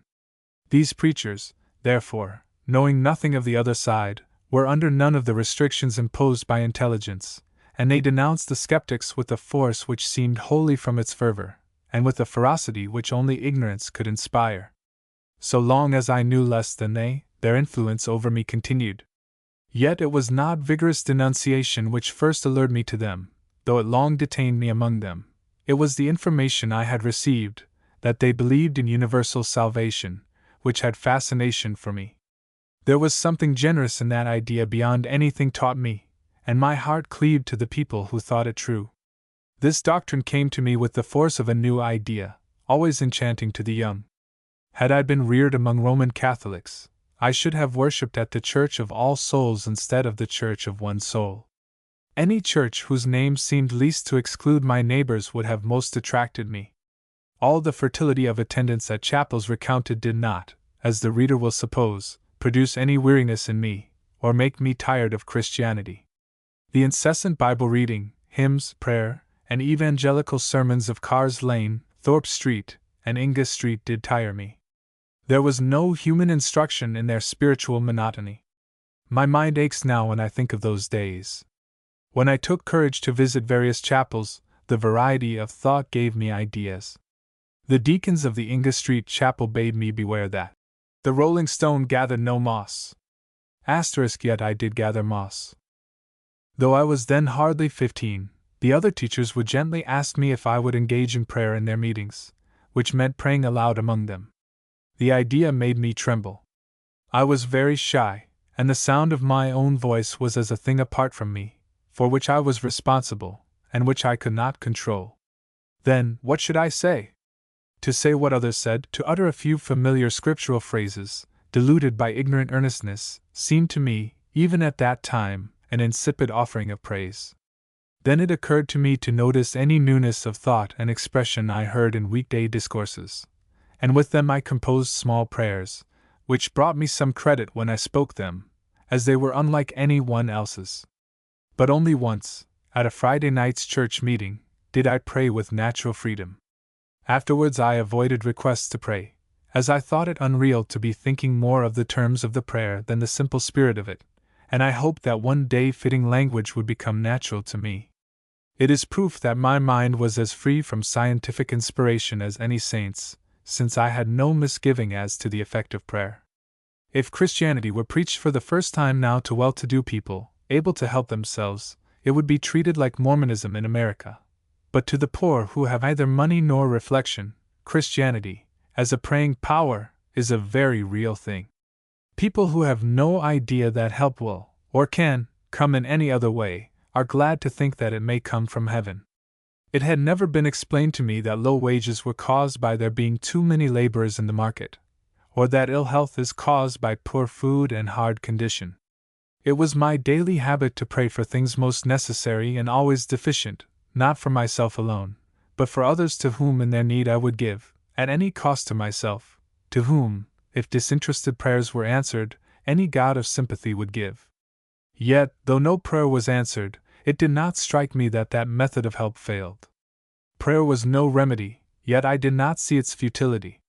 Had I spent a single hour only in dropping a bucket into an empty well, never drawing any water up, I should not have continued the operation without further inquiry. It never struck me that, if preachers could obtain material aid by prayer, or knew any form of supplication by which it could be obtained, they might grow rich in a day by selling copies of that priceless formula. No church would be needy, no believer would be poor. In those days Christianity was a very real thing to me. What was part of my conviction was also part of my life. So far as I had knowledge, I was like the parson of Chaucer, who, this I did with a zeal of spirit which neither knew nor sought any evasion of the letter. At this time there came to Birmingham one Rev. Tully Cribbis, a middle-aged man with copious dark hair, pale, thin face, and earnest, unceasing speech. The zealous members of many congregations went to hear him. He interested me greatly. He rebuked our churches, as is the way with new, wandering preachers, without appointments, for their want of faith in the promise of Christ, who had said that, "Whatsoever ye shall ask in my name, that will I do." I had the belief, I had asked in his name, but nothing came of it. With insufficient clothing I had gone out in inclement weather to worship, or to teach, trusting in that promise that I should be protected if no gifts of clothing came from heaven. No gifts did come, but illness from exposure often did. In a very anxious spirit I went to Mr. Cribbis' lodgings in Newhall Street, where he had said inquirers might call upon him. When he asked me what I wished to say, I at once, not without emotion, replied, "Do you really believe, sir, what you said? Is it true that what we ask in faith we shall receive? I have great need to know that." My seemingly abrupt and distrustful question was not a reflection upon his veracity of speech. Mr. Cribbis quite understood that from my tone of inquiry. It never struck me that his threadbare dress, his half-famished look, and necessity of taking up a collection, the previous night, to pay expenses, showed that faith was not a source of income to him.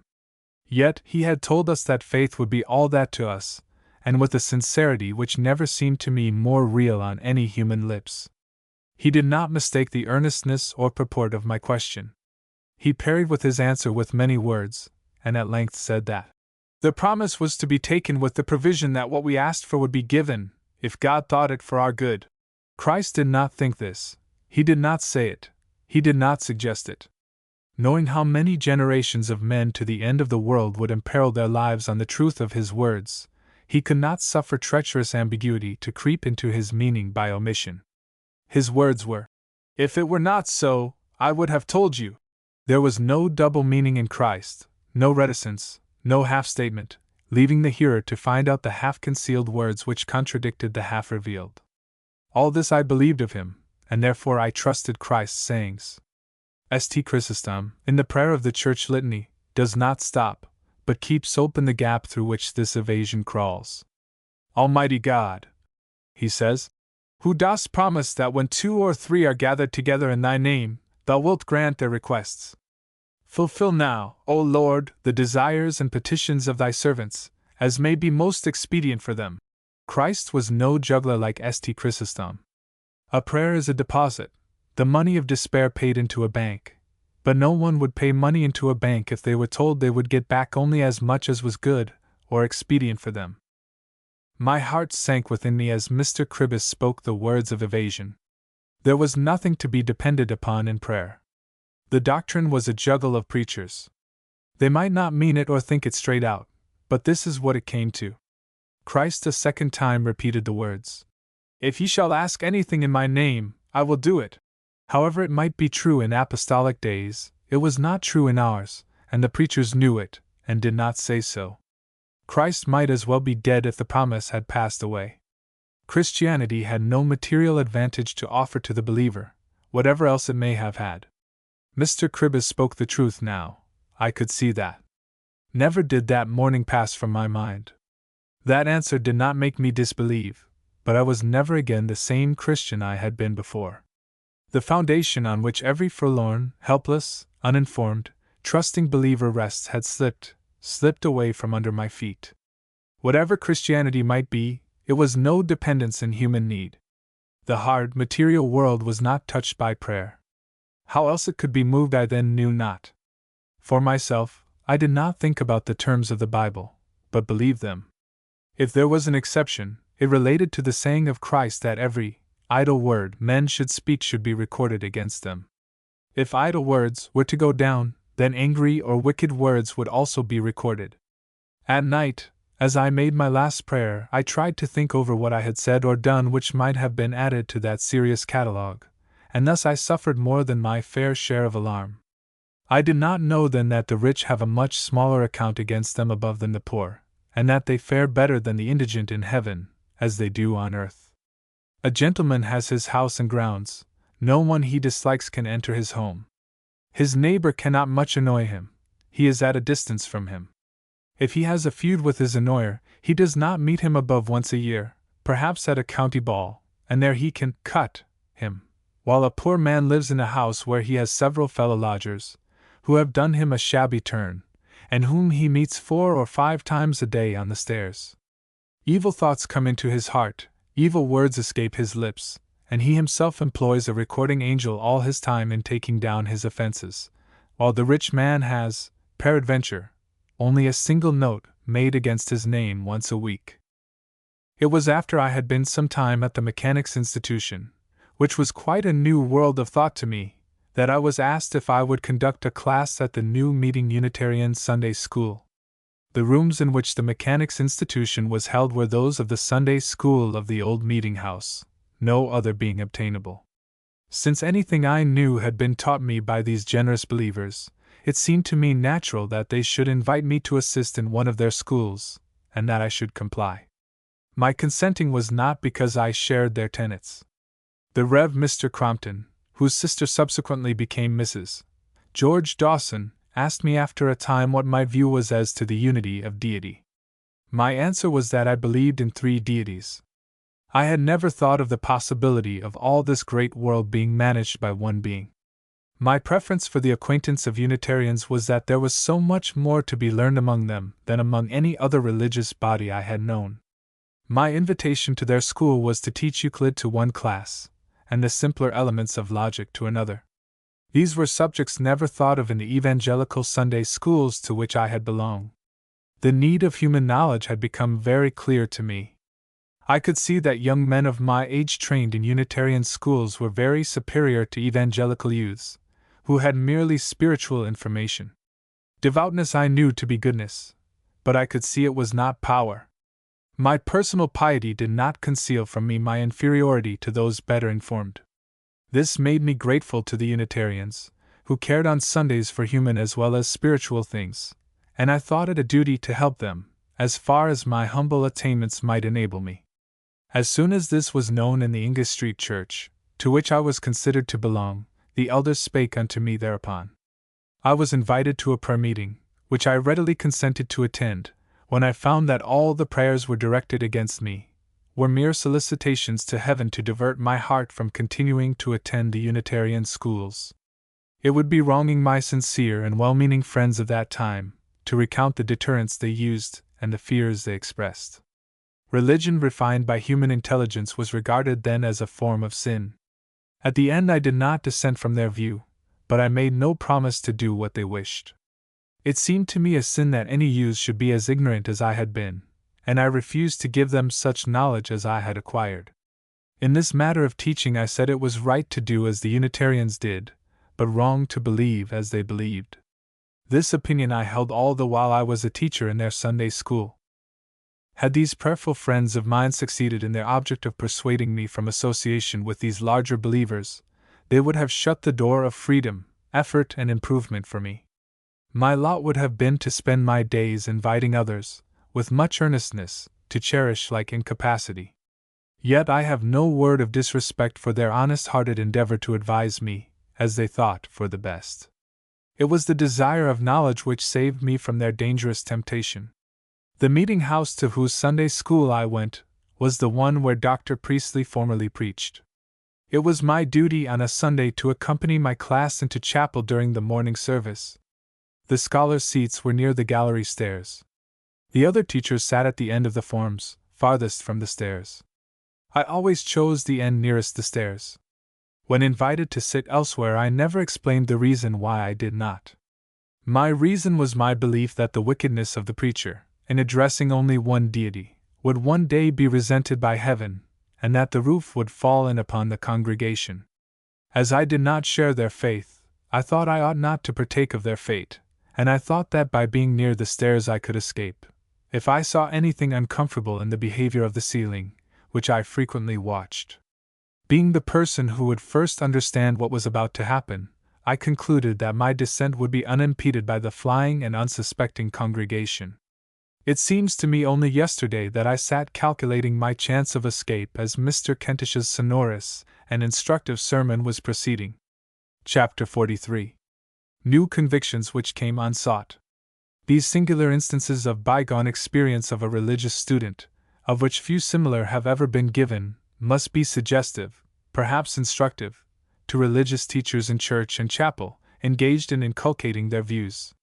How much happier had been my life had there then existed that tolerance of social effort, that regard of social needs, that consideration of individual aspiration, which happily now prevail. This chapter will conclude what Herbert Spencer would call the natural history of a mind, or, as Lord Westbury would say, what I am pleased to call my mind. One evening, at the Mechanics' Institution, Birmingham, I was told that Robert Owen, who had unexpectedly arrived in town, was likely to speak in Well Lane, Allison Street, and was asked, would I go? Mistaking the name for Robert Hall, I said I would. Of Robert Owen I had scarcely heard. Of the Rev. Robert Hall, who had denounced all deflectors from the Baptist standard with brilliant bitterness, I had heard, admired, and do still, and much desired to see. Great was my disappointment when I discovered the mistake. As Mr. Owen passed me on entering the room, I, a mere youth, looked at the aged philosopher, who had been working for human welfare long before I was born, with an impertinent pity. I felt also some real terror for his future, as I thought what a wicked old man he must be. I had been assured by Robert Hall that morality without faith was of no avail in the eye of God. Eventually it became known at the works where I was employed that I had been to hear Robert Owen, and remarks were made. In those days, 1837-8, advocates of social reform were called socialists. Some of the remarks made against them were unjust. Some socialists were fellow students at the Mechanics' Institution. These commentators made the usual mistake of concluding that the social thinkers in question must hold the opinions it was inferred that they held. At that time I did not understand this way of reasoning, though no doubt I used it myself, as those among whom I was reared knew no better. Everybody was sure that an opponent must mean what you inferred he meant, and charged against him the inference as a fact, never thinking of inquiring whether it was so. If I was not misled by those confident arguments, it was because I knew that the persons accused were leal and kind in daily life. Out of mere love of fairness I defended them to my working associates, as far as my knowledge went. Being told that I did not know what their principles were, caused me to read their pamphlets and to hear some lectures. For a year or more I used the knowledge thus gained against the uninformed impressions of their espousers around me. Well do I remember that one day, as I passed two workmen in the mill yard, one said to the other, "That is young Holyoake the skeptic." They did not know that skeptic merely meant a doubter in search of evidence. They used the word in the brutal sense of one who disbelieved the truth, knowing it to be the truth. The term startled me, as I neither believed nor assumed to believe what I had reported as the opinions of my friends. For myself, I had no thought of holding their opinions. The heresy supposed to be included in them was, indeed, my aversion. Then I made the resolution to examine their principles, with a view to show what arguments I could myself bring against them. Great was my dismay when, after months of thought, I found that the questioned tenets seemed, on the whole, to be true. These tenets were that wise material circumstances were likely to have a better influence on men than bad ones, and that, men having general qualities which they have inherited, the treatment of the worst should be tempered by compassion for their ill fortune. Then it concerned me no more what any one said of me. It was as though I had passed into a new country, leaving behind me the barren land of supplication for a land of self-effort and improvement, and entered into the fruitful kingdom of material endeavor, where help and hope dwelt. Heretofore doubt and perturbation as to whether I was of the elect had oft agitated me. Now I had no bonds in the death of my disproved opinions, no struggle, no misgivings. Without wish or effort of mine, I was delivered by reason alone from the prison house in which I had dwelt with its many terrors. Not all at once did the terrors go. They long hovered about the mind like evil spirits tempting me to distrust the truth written in the book of nature, of which I believed God to be the author. Some time before this change in my opinion occurred I had taken in, out of my slender savings, the beautiful diamond edition of the Rev. Mr. Stebbing's Bible in parts. The type was very fine, the outline illustrations seemed to me very beautiful. They affect me with admiration still. It was the first book with marks of art about it that I had possessed. I had it bound in morocco, with silver clasps. It was quite a wonder in the workshop when I took it there. To possess many things I never cared, but if I had only one, and it had some beauty and finish in it, it was to me as though I had a light in my room at night, and the thought of it made me glad in the dark. A fellow workman of sincere piety, whom I respected very much, coveted this Bible, and induced me to sell it to him, which I did, as I had it in my mind to get another bound in a yet daintier way. Simple and natural as was this transaction, it was misconstrued. It was said I had sold my Bible, as though it was my act instead of being the act of another. Next it was reported that I had burnt it. Thus I became a founder of myths without knowing it. Nevertheless, it gave me pain, for nothing was more alien to my mind, my taste and reverence, than the act imputed to me. But what made a greater impression upon me, it being inconceivable and unforeseen, was that he who induced me to part with my valued volume never came forward to say so. The inspiration of Christianism I had taken to be personal truth which could be trusted. In the noblest minds it is so still. But for the first time I found a Christian could be mean. It was about this period that a poor woman I knew drew near to death from consumption. At times I visited and read the scriptures to her. One night I asked her if she would like someone to pray with her. As she wished it, I induced one with whom I had been a Sunday school teacher to come with me one evening and pray by her side. The consolation was very precious to her, and that is why I sought it for her. At no time did it seem to me that everybody should be of one opinion, since honesty of life consists in living and dying in that opinion of the truth of which you are convinced. This man whom I took with me was a workman, poor, mean, and utterly uninformed. In religious sympathy he inclined to the ranters, who are not at all melodious Christians. Yet heaven might respect his prayer as much as a bishop's, for he had given up his night, after a hard day's labor, to afford what humble consolation he could to this poor woman. One sentiment that had always possessed me was a pleasure in vengeance. I had quite a distinct passion of hatred where I was wronged, and had no means of resistance or redress. A man in my father's employ did something very unfair to me when I was quite a youth, and during 9 years that I worked by his side I did not forget it or forgive it. The Lord's Prayer taught me that I should forgive those who trespassed against me, and at times I thought I had forgiven him, but I never had. Christian as I was, the revengeful lines of Byron long influenced me. No sermon, no prayer, no belief, no divine command, rendered me neutral towards those I disliked. Neither authority nor precept had force which gave no reason for amity. But when I came to understand Coleridge's saying that human affairs are a process, I could see that patience and wise adaptation of condition was the true method of improvement, since the tendency to nobleness or baseness was alike an inheritance nurtured by environment. If tempest of the human kind came, precaution and not anger, which means ignorance taken by surprise, was the remedy. Pity takes the place of resentment. Clearly, vengeance did but add to the misfortune of destiny. I oft pondered Hooker's saying, that anger is the sinew of the soul, and he that lacketh it hath a maimed mind. Nevertheless, I am content to be without that sinew. Anger is rather the epilepsy of the understanding than the dictate of reason. I had come to see that there are no bad weeds in nature, but much bad gardening. The reasons of amity had become clear to me, and that Helvetius was right. We should go on loving men, but not expecting too much from them. Even Hooker could not win me back to the profitless pursuits of anger and retaliation. These bygone days left their instruction with me evermore. In them I learned consideration for others. Whatever my convictions, I was always the same to my mother. The wish to change her views never entered my mind. She had chosen her own. I respected her choice, and she respected mine. In after years, when I visited Birmingham, I would read the Bible to her. She liked to hear my voice again as she had heard it in earlier days.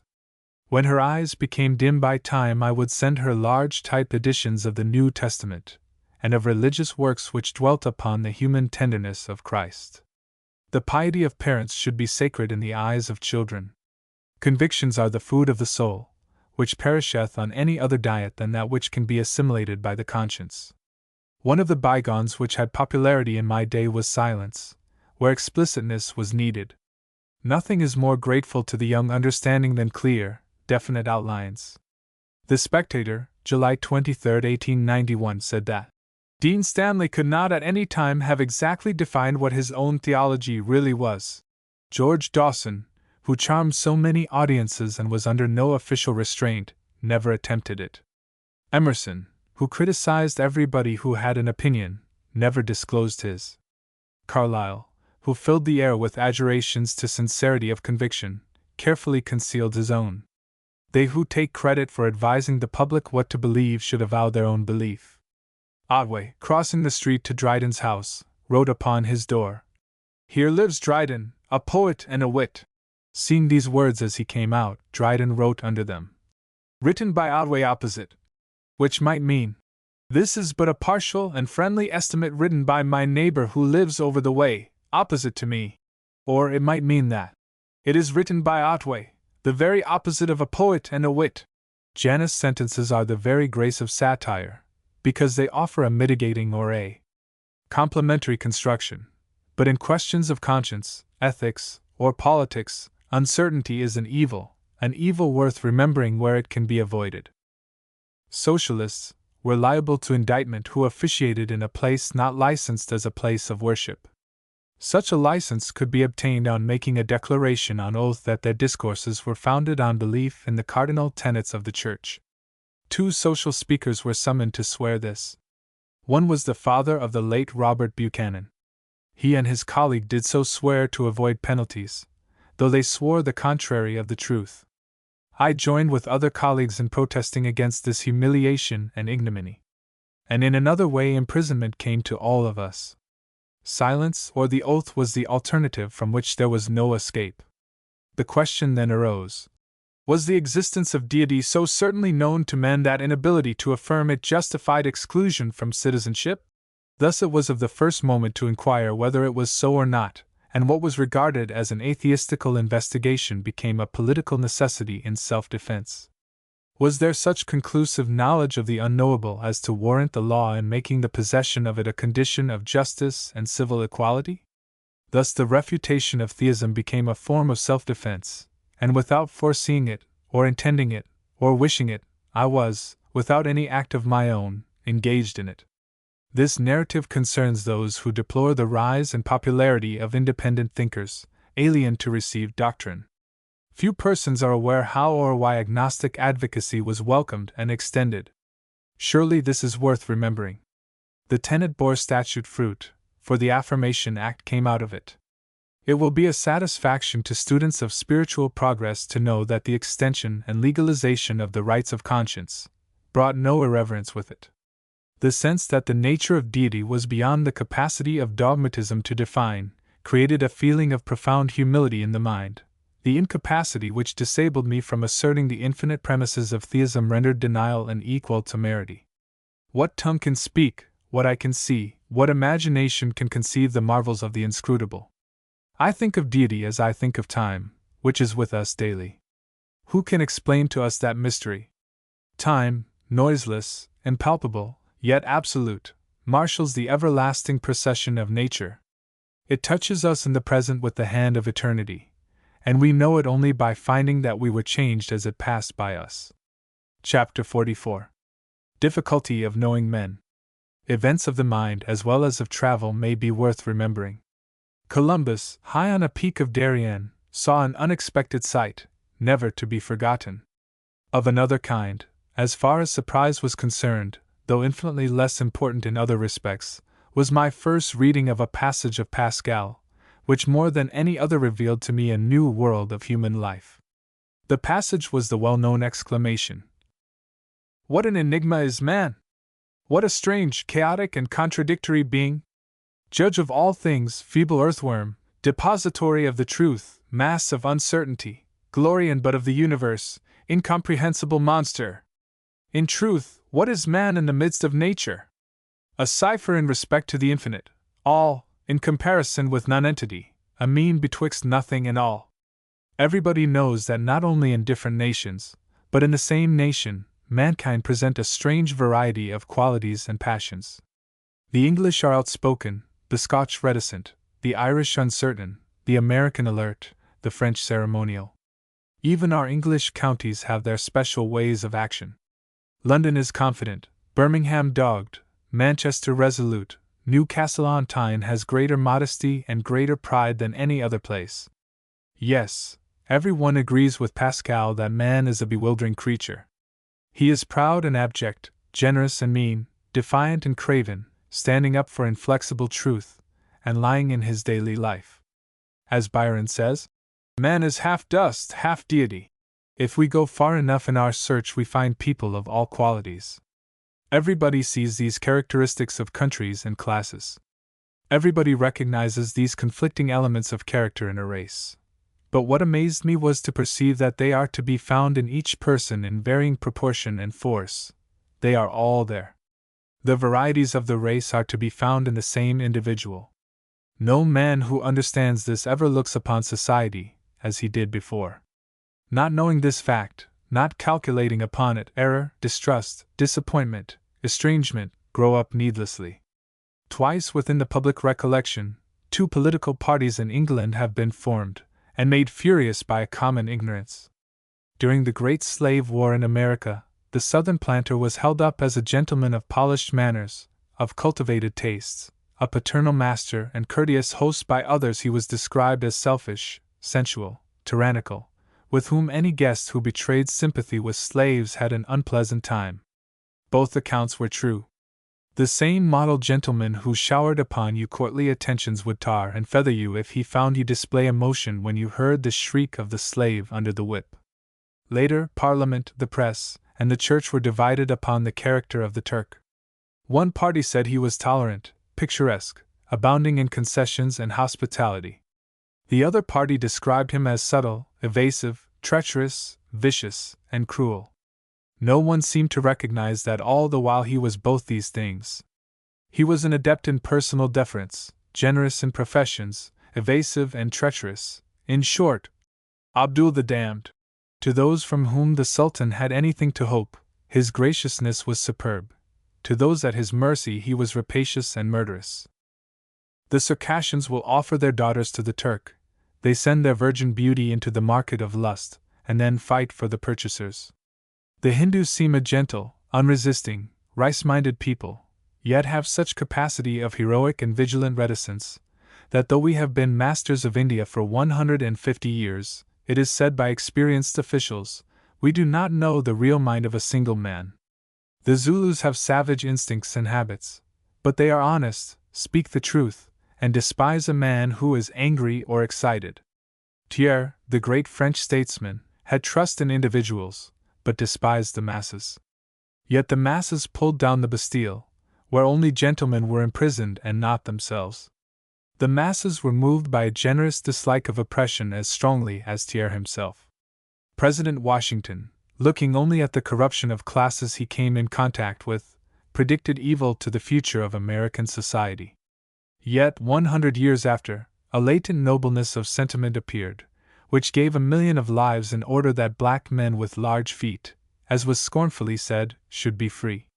Because oppression had made, for years, assassination frequent in Italy, many thought every man carried a stiletto, and did not know that Italians are more patient and cooler-headed on great occasions than Englishmen or Frenchmen. The Irish do not conceal that they are our enemies, and ruin every English movement in which they mingle, yet who have such brightness, drollery of imagination as they? Or who will stand by a friend of their country at the peril of their lives without hesitation as they do?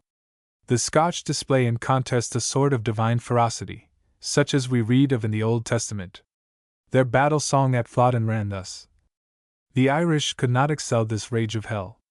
Yet the same race gave us Burns and Sir Walter Scott, which no seer would have predicted or any would believe. The Scotch have deliberate generosity.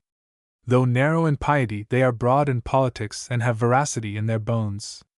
It concerns us to notice that in every individual there is the same variety of qualities which exist in the race. Not to understand this is to misunderstand everybody with whom we come in contact. Take the case of a man in whom personal ambition predominates. That implies the existence of other qualities which may be even estimable, though subordinated to ends of power. William, the Norman conqueror, had a gracious manner to any who lent themselves to further his ends, but, as Tennyson tells us, he was stark as death to those who crossed him. The first Napoleon gave thrones to generals who would occupy them in his interest, or as his instruments. The third Napoleon was very courteous even to workmen, so long as he believed they would be on his side in the streets. But their throats were not safe in the corridor outside his audience chamber, if he distrusted them. This unexpected blandishment confused the strong brain of John Arthur Roebuck, who, under the influence of Bonapartean courtesy, forgot that he had become emperor by perjury and murder. A man caring above all things for power will give anything to acquire it or hold it. If any one will help him even to plunder others, he will share the plunder with a liberal hand among his confederates, who proclaim him as a most amiable, generous, and disinterested gentleman. To them he is so. The political world and private life also abounds in men who, like Byron's captain, was the best-mannered gentleman who ever scuttled a ship or cut a throat. There are very few who say as Byron elsewhere wrote. The point of importance is that in judging a man we should accustom ourselves to see all about him, and while we hate the evil, not shut our eyes to what there may be of good in the same person.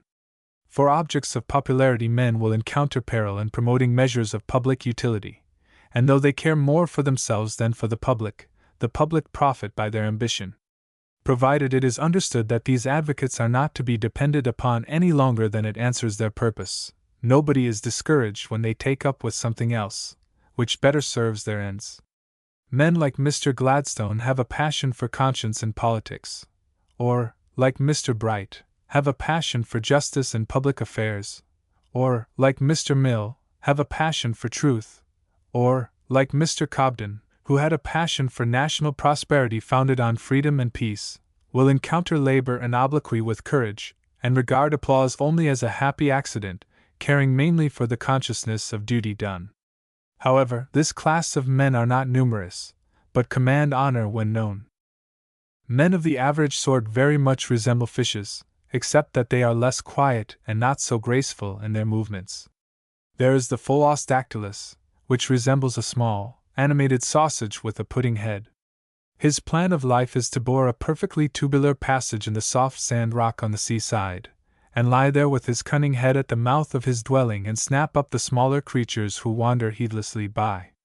Sometimes a near relative has made a dwelling place at right angles to the direction in which he has elected to make his residence. He does not consult the rights or convenience of anyone, but bores straight through his father or his mother-in-law. There are many persons who do the same thing. There is the subtle and picturesque devilfish, who hides himself in the sedge and opens his mouth like a railway tunnel. With the fishing rod which nature attaches to his nose, the end of which is contrived like a bait, he switches the bright water until fish run forward, when he draws it cleverly up, and the foolish, impetuous, and unobservant creatures rush down his cavernous and treacherous throat. He offers a bait, not to feed them, but to feed himself. If people had only eyes to see, there are devilfish about in the sedges of daily life, political, clerical, and social. There is the octopus, with its long, aimless arms, as silent and lifeless as seaweed. It lies about as idle, as soft, as flexible, and as easy as error or intemperance or dishonesty. But let any edible thing approach it, and every limb starts into energy, every fiber is alive, every muscle contracts, and the thing seized dies in its inextricable and iron arms. People abound of the octopus species, and it is prudent to avoid them. However, the bad are not so many as are supposed. Yet, when we consider that, upon a moderate calculation, a fool a day is born, and doubtless a knave a day to keep him company, there must be some dubious people about.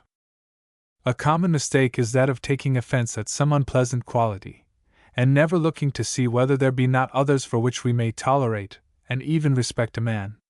A person is often judged by a single quality, and sometimes by a single word. Persons who have lived long years in amity take offense at one expression. It may be uttered in passion, it may be spoken in mere lightness of heart, with no intention and no idea of offending, yet it enters into the foolish blood of those who hear it, and poisons the mind evermore. Nevertheless, every man who reflects knows that those are fortunate, and even miraculously skillful people, who can always say exactly what they intend to say, and no more. What resource of language, what insight of the minds of others, what mastery of phrases, what subtlety of discrimination, what perspicuity of statement must he possess who can express his every idea with such unerring accuracy that no word shall be redundant, or deficient, or ambiguous, and that another shall understand the speaker precisely as he understands himself. Yet by a chance phrase what friendships have been severed, what enmity has arisen, what estrangements, even in households, have occurred from these small and incidental causes. All memory of the tenderness, the kindness, the patient and generous service of years is often obliterated by a single word. The error people make is, that everything said is intended. Yet out of the many qualities every man has, and by which any man may be moved, a single passion may go mad in a mind unwatchful. Not only hatred or anger, but love will go mad and commit murder, which is often but the insanity of a minute. Yet nobody remembers that all are liable to insanity of speech. What a wonderful thing is perfection! It must be very rare. Yet some people are always looking for it in others who never offer any example of it in themselves. It is not, however, to be had anywhere. All we are entitled to look for is that the good in any individual shall in some general way predominate over the bad. We have need to be thankful if we find this. The late George Peabody was not a mean man, though he would stand in the rain at Charing Cross, waiting for a cheap omnibus to the city. There was a threepenny one waiting, but one with a twopenny fare would come up soon. Mr. Peabody would wait for it. Making money was the habit of his mind, and he made it in the street as well as the office, and having made it, gave it away with a more than royal hand. One Sunday I rode in a miles-platting tram car, amid decorous, well-dressed chapel-going people, several of them young and active. A child fell out of the tram, whose mother was too feeble to follow it. No one moved, save a woman of repulsive expression, with whom any one might suppose her neighbors had a bad time. She seemed the least desirable person to know of all the passengers, yet this woman, on seeing the child lying in the road, at once leapt out of the tram, brought the child back and put it tenderly into its mother's arms. Intrepid humanity may dwell in a very rough exterior. There goes a man with a hard, forbidding face, and a headachy evangelical complexion. Like the man mentioned in the last paper, he is not an alluring person to know, those at his fireside have a dreary time of it. His children have joyless Sundays. He is a street preacher. His voice is harsh and painful. He howls, glad tidings, at the street corner. He is wanting in the first elements of reverence, those of modesty and taste. Yet this same man has kindness and generosity in his heart. After his hard day's work is done, he will give the evening, which others spend in pleasure, to try and save some casual soul in the street. Though we continually forget it, we know that men are full of mixed qualities and unequal passions. Ignorance of this renders one of the noblest passages of Shakespeare dangerous if misapplied. But what is a man's own self? It all lies there. Tell the liar, the thief, the forger, or the ruffian to be true to himself, and any one knows what will follow. Polonius knew the heart of Laertes, and to him he could say, "To thine own self be true." We must be sure of the nature of him whom we advise to follow himself. Asterisk. What is or what can be the object of education but to strengthen by precept, habit, and environment the better qualities of human nature, and to divert, repress, or subordinate where we cannot extinguish hereditary, unethical tendencies? Though we deny, or do not steadily see, that nations as well as individuals have capacities for good as well as evil, we admit it when we attempt to create international influences, which shall promote civilization. If any would avoid the disappointment of ignorance, and the alarms of the foolish, let him learn to look with unamazed expectancy at what will appear on the ocean of society. Do not look in men for the qualities you want to find, or for qualities you imagine they ought to have, but look with unexpectant eyes for what you can find. Do not expect perfection, but a few good points only, and be glad if you find them, and be tolerant of what is absent. Of him of this way of thinking it may be said, as was said of Charles Lamb, he did not merely love his friends in spite of their errors, he loved them errors and all. Whoever remains under the delusion that nations and men possess only special qualities, and not all qualities in different stages of development, will hate them foolishly, praise them without reason, and will never know men. But whoever understands the trend of things in this ever-changing, uncontrollable world, will utter the prayer of Sati, the Persian poet, "O God! Have pity on the wicked, for thou hast done everything for the good in having made them good." A prayer worth remembering. Chapter 45. Ideas for the young. There are people who live many years and never grow old. We call them young patriarchs. Limit not the golden dreams of youth, which, however, would be none the worse for a touch of the patriarch in them. There is sense in youth, and it will assimilate the experience of age if displayed before rather than thrust upon it. Youth should be incited to think for itself, and to select from the wisdom it finds in the world. Then the question comes, what is safe to take? That is the time for words of suggestion. Every one has read of the fox, who, seeing a crow with a piece of cheese in her bill, told her she had a splendid voice, and did herself an injustice by not singing. The credulous crow began a note, dropped the piece of cheese, with which the fox ran away. This trick is always being played. Among young persons there are a great number of crows. A youth is given a situation where advancement goes with assiduity. A fox-headed comrade or clerk below him tells him his work is beneath his talents, and he ought to get something better. Discontent breeds negligence. He loses his place, when the treacherous prompter, whom he took to be his friend, slips into his situation, and finds it quite satisfactory. In public affairs, in which youth seldom takes part, many are confused by pretenses which they understand when too late. A person puts forward an excellent project, and finds it assailed and disparaged by someone he thought would support it. Discouraged by opposition, he comes to doubt the validity of the enterprise he had in hand. When he has abandoned it, he finds it taken up by the very person who denounced it, and who claims credit for what he has opposed. All the while he has thought highly of the scheme, but wanted to have the credit of it himself, and therefore defamed it until he could get it into his own hands. This sort of thing is done in Parliament, as well as in business. It is only by listening to the experience of others that youth can acquire wariness and guard against serious mistakes. The young on entering life are often dismayed by dolorous speeches by persons who have never comprehended the nature of the world in which they find themselves. People are told, A great crisis in public affairs is at hand. There never was a time in the history of the world when a crisis was not at hand. Nature works by crises. Progress is made up of crises through which mankind has passed. Again there breaks forth upon the ears of inexperienced youth the alarming information that society is in a transition state. Every critic, every preacher, every politician is always saying this. Yet there never was a time when society was not in a transition state.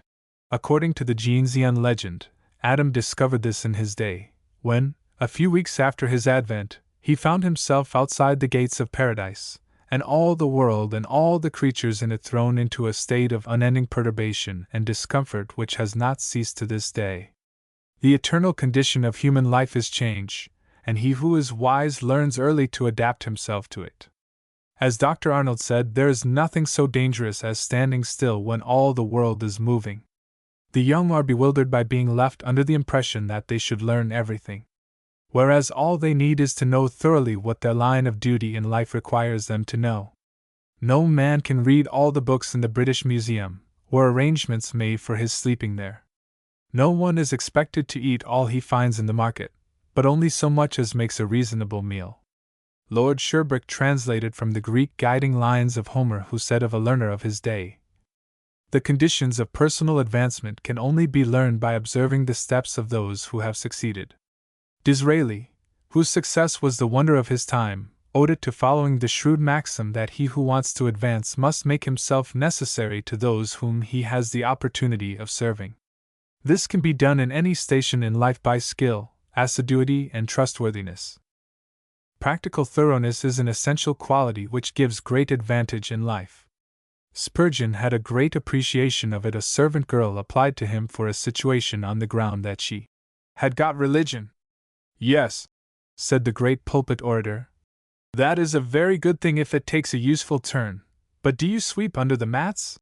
he asked, cleanliness being a sign of godliness in the eyes of the sensible preacher. Cleanliness is possible to the very poorest. Walls which have no paper might have whitewash. Children should never see dirt anywhere. They should never come upon it lying out of sight. Fever and death lurk in neglected corners.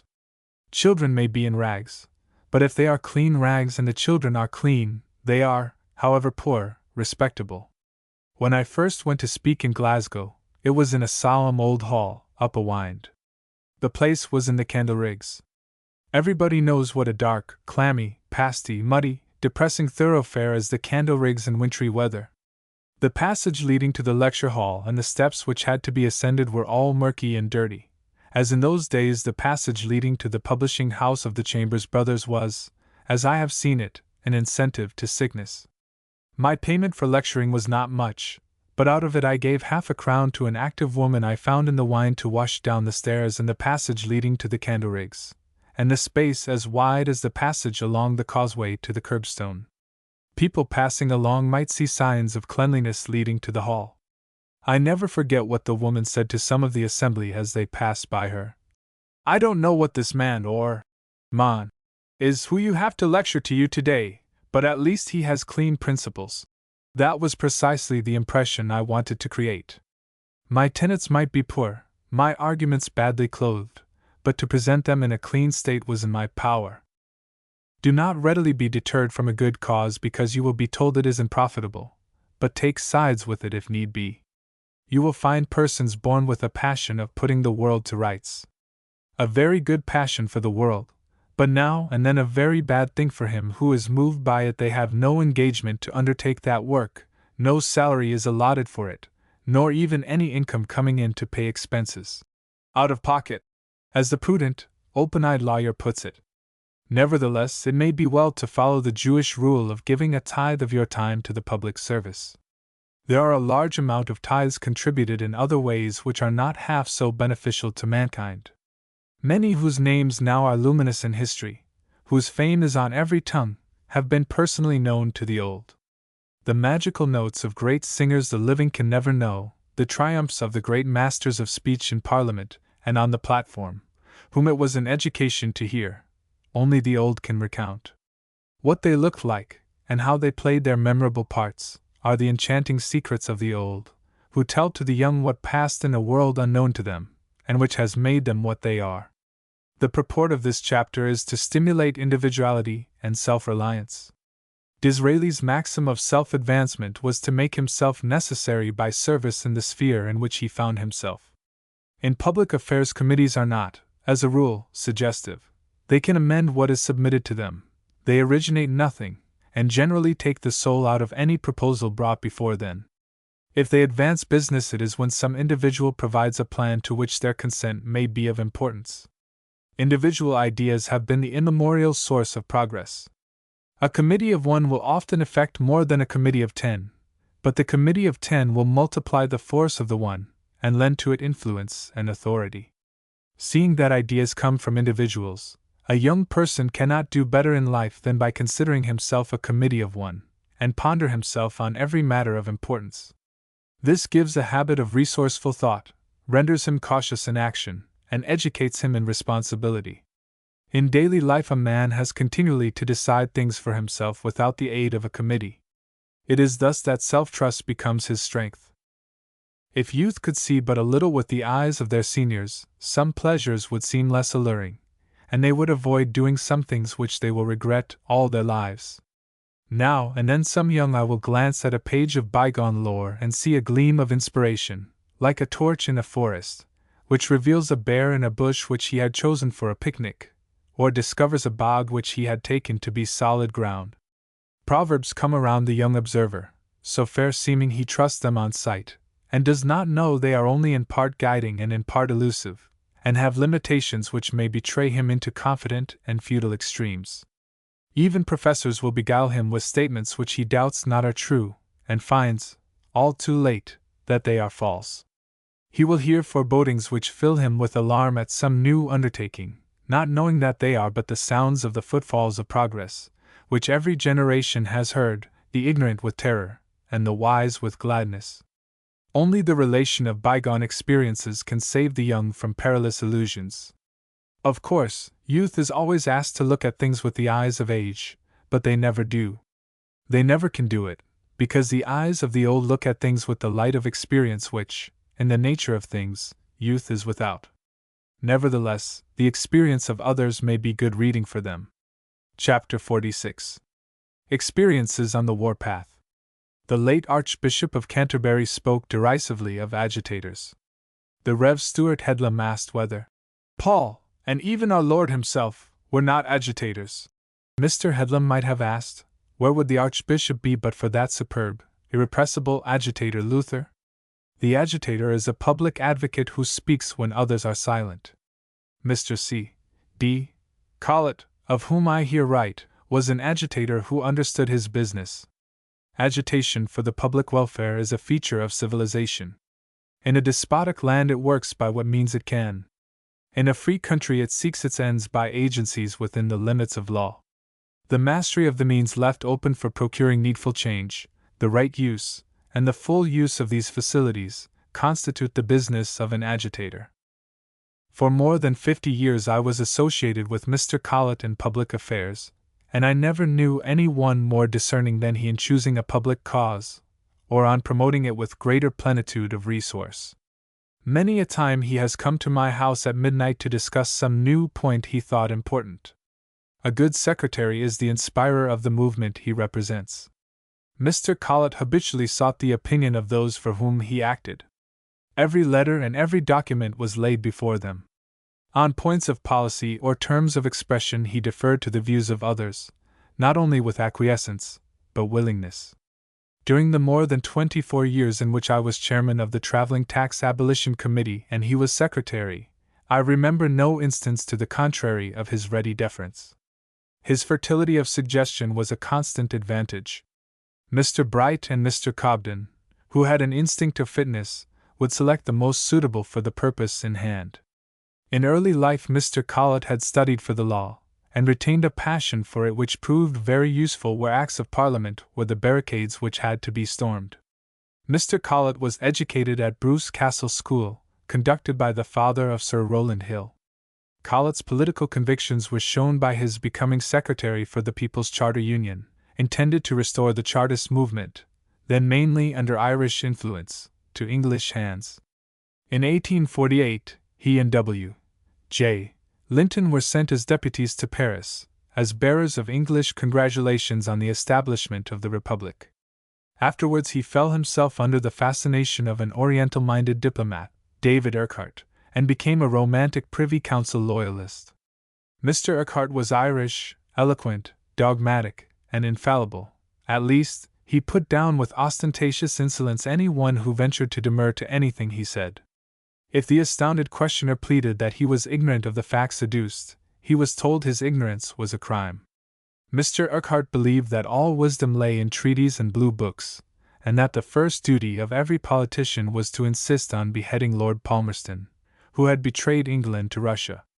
How Mr. Colet, a lover of freedom and inquiry, could be subjugated by doctrines which, if not conceived in madness, were commanded by arts akin to madness, is the greatest mystery of conversion I have known.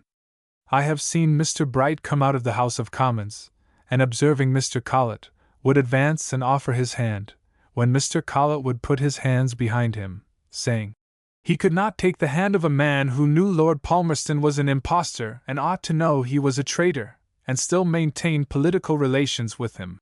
Yet Mr. Colet had great and well-founded regard for Mr. Bright. It was an intrepid undertaking to attempt a repeal of taxes which for 143 years had fettered, as they were designed to do, knowledge from reaching the people. The history of this achievement was given in the Weekly Times and Echo. While these taxes were in force, neither cheap newspapers nor cheap books could exist. Since their repeal, great newspapers and great publishing houses have arisen. While these acts were in force, every newspaper proprietor was treated as a blasphemer and a writer of sedition, and compelled to give securities of £300 against the exercise of his infamous tendencies. Every papermaker was regarded as a thief, and the officers of the excise dogged every step of his business with hampering, exacting, and humiliating suspicion. Every reader found with an unstamped paper in his possession was liable to a fine of £20. The policy of our agitation was to observe scrupulous fairness to every government with which we came in contact, and to heads of departments with whom unceasing war was waged. Their personal honor was never confused with the mischievous acts they were compelled to enforce. Our rule was steadfastness and fairness and courtesy. The cardinal principle of agitation Colet maintained was that the most effectual way to obtain the repeal of a bad law was to insist upon it being carried out, when its effect would soon be resented by those who maintain its application to others. Charles Dickens' Household Narrative of Current Events, published weekly, was a violation of the act which required news to be a month old when published on unstamped paper. Dickens was not selected from malice, for he was friendly to the freedom of the press, but from policy, as an act carried out which would ruin a popular favorite like Dickens would excite indignation against it. A clamor was raised by friends in Parliament against the supineness of the Inland Revenue Board for tolerating a wealthy metropolitan offender, while it prosecuted and relentlessly ruined small men in the provinces for doing the same thing. Bright called attention in the House to the Electric Telegraph Company, who were advertising every night in the lobbies news, not an hour old, on unstamped paper, in violation of the law. It took 30 years of supplication to get art galleries open on Sunday, when the application of the law to the privilege of the rich would have opened them in 10 years. The rich are allowed to violate the law against working on Sundays, for which the poor man is fined and imprisoned. An intelligent committee on the Balfour-Chamberlain principle of retaliation would soon put an end to the laws which hampered the progress. Professor Alexander Bain, remarkable for his fruitfulness in philosophic device, asked my opinion on a project of constructing a barometer of personal character, which varies by time and event. Everybody is aware of somebody who has changed, but few notice that every one is changing daily, for better or for worse. What Bain wanted was to contrive some instrument by which these variations could be denoted. No doubt men must be judged on the balance of their ascertained merits. Bishop Buller's maxim that probability is the guide of life implies proportion, and is the rule whereby character is to be judged. For years I conceived a strong dislike of Sir Robert Peel, because, as Secretary of State, he refused the petition of Mrs. Carlyle to be allowed to leave the prison, where she ought never to have been sent, before the time of her accouchement Peel's refusal was unfeeling and brutal. Yet in after life it was seen that Sir Robert possessed great qualities, and made great sacrifices in promoting the public good, and I learned to hold in honor one whom I had hated for half a century. For many years I entertained an indifferent estimate of Sir William Harcourt. It began when my friend Mr. J. H. Crawford MP challenged him to a duel, which he declined, justifiably it might be, as he was a larger man than his antagonist, and offered a wider surface for bullets. Declining was meritorious in my eyes, as duels had then a political prestige, and there was courage in refusing. The cause of the challenge I thought well founded. In the earlier years of Sir William's parliamentary life I had many opportunities of observing him, and thought he appeared as more contented with himself than any man is entitled to be on this side of the millennium. When member for Oxford as a Liberal, he declared against payment of members of Parliament on the ground of expense. The expense would have been 1 halfpenny a year to each elector. This seemed to me so insincere that I ceased to count him as a Liberal who could be trusted. Yet all the while he had great qualities as a combatant of the highest order, in the battles of liberalism, who sacrificed himself, lost all prospect of higher distinction, and incurred the undying rage of the rich, who have cannings, ignorant impatience, of taxation, by instituting death duties, services which entitled him to honor and regard. I heard Lord Salisbury's acrid, sneering, insulting, contemptuous speeches in the House of Commons against working men seeking the franchise. What gave this man the right to speak with bitterness and scorn of the people whose industry kept him in the opulence he so little deserved? Some friends of mine, who had personal intercourse with him, described him as a fair-spoken gentleman. All the while, and to the end of his days, he had the cantankerous tongue and diplomacy which brought contempt and distrust upon Englishmen abroad, while his jests at Irish members of Parliament, whom his government had subjected to humiliation in prison, denoted, thought many, the innate savagery of his order, when secure from public retribution, which people should remember who continue its impunity. Difference of opinion is to be respected, but it is difficult even for philosophy to condone scorn. If recklessness in language be the mark of inferiority in workmen, what is it in those of high position who compromise a nation by their ungoverned tongues? Among things bygone are certain ideas of popular influence which have had their day, some too long a day, judging from their effects. The general misconceptions in them still linger in some minds, and it may be useful to recall a prominent one. The madness of thoroughness are 2 words I have never seen brought together, yet they are allied oftener than most persons suppose. Thoroughness, in things which concern others, has limits. Justness is greater than thoroughness. There is great fascination in being thorough. A man should be thorough as far as he can. This implies that he must have regard to the rights and reasonable convenience of others, which is the natural limit of all the virtues. Sometimes a politician will adopt the word thorough as his motto, forgetful that it was the motto of Strafford, who was a despot on principle, and who perished through the terror which his success inspired. Cromwell was thorough in merciless massacres, which have made his name hateful in Irish memory for 3 centuries, perpetuating the distrust of English rule. Vigor is a notable attribute, but unless it stops short of rigor, it jeopardizes itself. Thorough means the entire carrying out of a principle to its end. This can rarely be done in human affairs. When a person finds he cannot do all he would, he commonly does nothing, whereas his duty is to do what he can, to continue to assert and maintain the principle he thinks right, and persist in its application to the extent of his power. To suspend endeavor at the point where persistence would imperil the just right of others, is the true compromise in which there is no shame, as Mr. John Morley, in his wise book on Compromise, has shown. Temperance, a word of infinite wholesomeness in every department of life, because it means use and restraint, has been retarded and rendered repellent to thousands by the thorough partisans who have put prohibition into it. Can absolute prohibition be enforced universally where conviction is opposed, without omnipresent tyranny, which makes it hateful instead of welcome? Even truth itself, the golden element of trust and progress, has to be limited by relevance, timeliness, and utility. He who would speak everything he knows or believes to be true, to all persons, at all times, in every place, would soon become the most intolerable person in every society, and make lying itself a relief.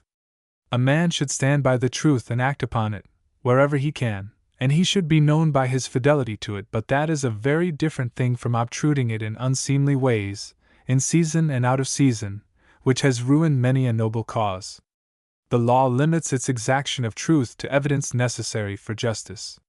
There are cases, such as occurred during the Civil War of Emancipation in America, where slave hunters would demand of the man, who had seen a fugitive slave pass by, which way he had run. The humane bystander questioned would point in the opposite direction. Had he pointed truly, it would have cost the slave his life. This was lying for humanity, and it would be lying to call it by any other name, for it was lying. Thoroughness would have murdered the fugitive. The thoroughness of the Puritans brought upon the English nation the calamities of the Restoration. Richelieu, in France, was thorough in his policy of centralization. He was a butcher on principle, and his name became a symbol of murder. He circumvented everything, and pursued every one with implacable ferocity, who was likely to withstand him. He put to death persons high and low, he destroyed municipalism in France, and changed the character of political society for the worse. The French revolutionists did but tread in the footsteps of the political priest. They were all thorough, and as a consequence they died by each other's hands, and ruined liberty in France and in Europe. The gospel of thoroughness was preached by Carlyle and demoralized continental liberals. In the Revolution of 1848 they spared lives all round.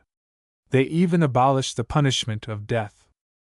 But when Louis Napoleon applied the doctrine of thorough to the greatest citizens of Paris, and shot, imprisoned, or exiled statesmen, philosophers and poets, Madame Polsky said to me, "The Republicans thought their leniency a mistake, and if they had power again they would cut everybody's throat who stood in the way of liberty."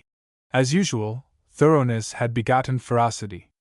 Carlyle's eminent disciples of thoroughness justified the massacre and torture of the blacks in Jamaica, for which Tennyson, Kingsley, and others defended Governor Eyre. Lord Cardwell, in the House of Commons, admitted in my hearing that there had been unnecessary executions. Unnecessary executions are murders, but in thoroughness unnecessary executions are not counted. Wherever we have heard of pitilessness in military policy, or in speeches in our Parliament, we see exemplifications of the gospel of thoroughness, which is madness if not limited by justice and forbearance. Conventional thoroughness dwells in extremes. If political economy was thoroughly carried out, there might be great wealth, but no happiness. Enjoyment is waste, since it involves expenditure. The Inquisition, which made religion a name of terror, was but thoroughness in piety. Pope, himself a Catholic, warned us that fanatics forget, they would not be fanatics if they remembered that in public affairs, true thoroughness is limited by the rights of others. There is no permanent progress without this consideration. The best of eggs will harden if boiled too much. The mariner who takes no account of the rocks wrecks his ship, which it is not profitable to forget. It is natural that those who crave practical knowledge of the unseen world should look about the universe for some chink, through which they can see what goes on there, and believe they have met with truants who have made disclosures to them. I have no commerce of that kind to relate. It is hard to think that when Jupiter is silent, when the head of the gods speaketh not, that he allows angels with traitor tongues to betray to men the mysteries of the world he has himself concealed.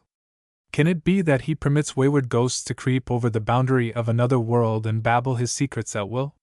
This would imply great lack of discipline at the outposts of paradise. There is great fascination in clandestine communication with the kingdom of the dead. I own that noises of the night, not heard in the day, seem supernatural.